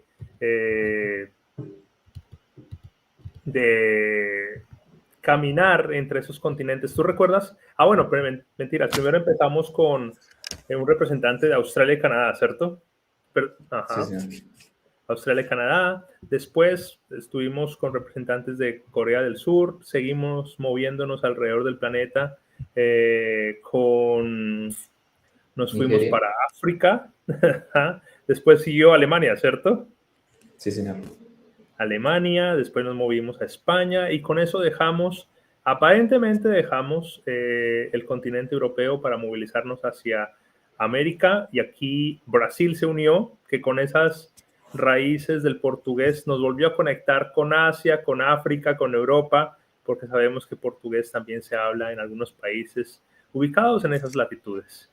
Finalmente llegamos a desplegar esta gran agenda, moviéndonos con Estados Unidos, moviéndonos con Uruguay, con Argentina. No sé qué otros países recuerdas de la región, mi estimado Sebastián. Costa Rica, Ecuador, Honduras, México. Ajá, sí, señor, tal cual. Costa Rica también. Uruguay. Costa Rica también, exactamente. Tú lo has dicho. Y bueno, creo que fue una puesta en escena con un alcance maravilloso. No sé, ¿cuál fue la presentación que más te gustó, mi estimado Sebastián? Yo creo que la de el speaker brasileño, Alessandro Barreto, aunque no es mi lengua, lo entiendo, lo podemos entender bien. Creo que estuvo bastante interesante la idea que tenía acerca del lado oscuro que tenía la inteligencia artificial. Me pareció curioso. Tienes toda la razón, tienes toda la razón. Bueno, yo creo que la pregunta va para el resto de nuestra audiencia. Aquellos que todavía nos ven, muchas gracias por unirse en este gran evento, en esta gran Cybersecurity Revolution. Y para aquellos que de pronto nos van a ver en diferido también, un saludo gigante aquí a todos. Creo que no alcanzo a leerlos a todos los que se conectaron. A Alexander Sardella, a Brian, a Aiden, a Joe, ¿quién más tenemos por aquí? Aaron, Brush, genial comentario, mi estimado Brush, genial, muchas gracias. Obviamente todos los presentadores que estuvieron acompañándonos hoy, Alex Steele, también tenemos por acá Tania, por favor, Aaron, mi estimado Sócrates, qué bueno haberlo tenido en este gran evento. Ana, mi gracias. Priscila en Ecuador, maravilloso. Noelia, qué bien. Brenda, como siempre. Tim, ¿quién más tenemos por aquí? Pesh, qué bueno. A William, bueno, tenemos diferentes Williams aquí. A Lauren, genial. También, bueno, tenemos ese gran grupo de estudiantes, Matt Daly, Alexander Franklin y John Fisher. Kaylee, una de nuestras presentadoras, Salvatore, Ryan, no, aquí nos quedamos con un listado de una audiencia maravillosa, una audiencia que navegó también junto con nosotros en este camino. Tuvimos también a Brigitte, a Hugo Tapia. Hugo, te hago la invitación aquí formal. Ojalá podamos tenerte en nuestras próximas historias 6C. Tenemos a Joseph, tenemos a Wally. Qué bien tenerte por aquí. A Savannah también. A Laina, a Emily. A Dev, genial, muy buen comentario. Muchas gracias. A Michael, a Martín Oliva. ¿Puedes creer esa cantidad de comentarios, mi estimado Sebastián? La verdad, están muy atentos. Qué gusto ver tantos pendientes al stream. ¿Cierto? Sí, ya no los voy a mencionar y más bien los voy a colocar por aquí porque siempre fue una gran puesta en escena. Muchas gracias a todos ustedes por ser parte de esta maravillosa Cybersecurity Revolution. Creo que con esto abrazamos el cierre de 6 horas y media de una propuesta académica súper. Saludos desde Honduras para decir que la tecnología nos puede conectar, la tecnología a veces cuando no la manejamos, cuando no está bajo nuestro control, nos puede dar o puede facilitar que otros nos victimicen, pero ese es un claro ejemplo de que podemos aprovecharla para bien. Sebastián estaba muy atento en caso tal de que los chicos malos llegaran a sabotear, eso puede suceder. ¿O qué opinas, mi estimado Sebastián? Claro, no, estamos en un mundo de tecnología donde todos tienen acceso a cualquier tipo de herramienta, tengo que estar atentos. Así es. El riesgo de hacer esta clase de eventos de manera pública nos invita a prepararnos. Seguridad no es encerrarnos. Ciberseguridad no es apagar el teléfono. Estamos en un mundo cada vez más conectado que nos permite educarnos, nos permite acceder a servicios médicos, a servicios de innovación, nos permite tener una mejor calidad de vida como humanidad. Seguridad no es aislarnos, ciberseguridad no es apagar la tecnología, al contrario, es mirar los riesgos potenciales y prepararnos para ello. De seguro vamos a tener la oportunidad de seguir preparándonos. Recuerden, por favor, registrarse en este canal si no lo han hecho. Recuerden, por favor, registrarse para nuestra White Hat Conference que tendrá lugar en Argentina el 1, el 2 y el 3 de junio, aquí a la vuelta de la esquina. Y bueno, nos vemos en una próxima Cybersecurity Revolution. Un último comentario para cerrar, mi estimado Sebastián. Que no, nada, decirles que es un gusto haber participado en este proyecto y que vengan muchos más en los siguientes años. Ahí seguimos. Perfecto, así será. Muchas gracias a todos. Thank you so much to everyone. Por favor, creamos que más allá que existen muchas ciberamenazas, muchos casos preocupantes, más allá de que podamos decir que hay impunidad en el ciberespacio, recordemos que hay gente que se prepara, hay gente como todos ustedes que quiere hacer de este mundo un mundo mejor, un mundo más seguro, incluso en el ciberespacio. Y eso sucede porque estamos convencidos y seguiremos convencidos que los buenos somos más. Hasta la próxima.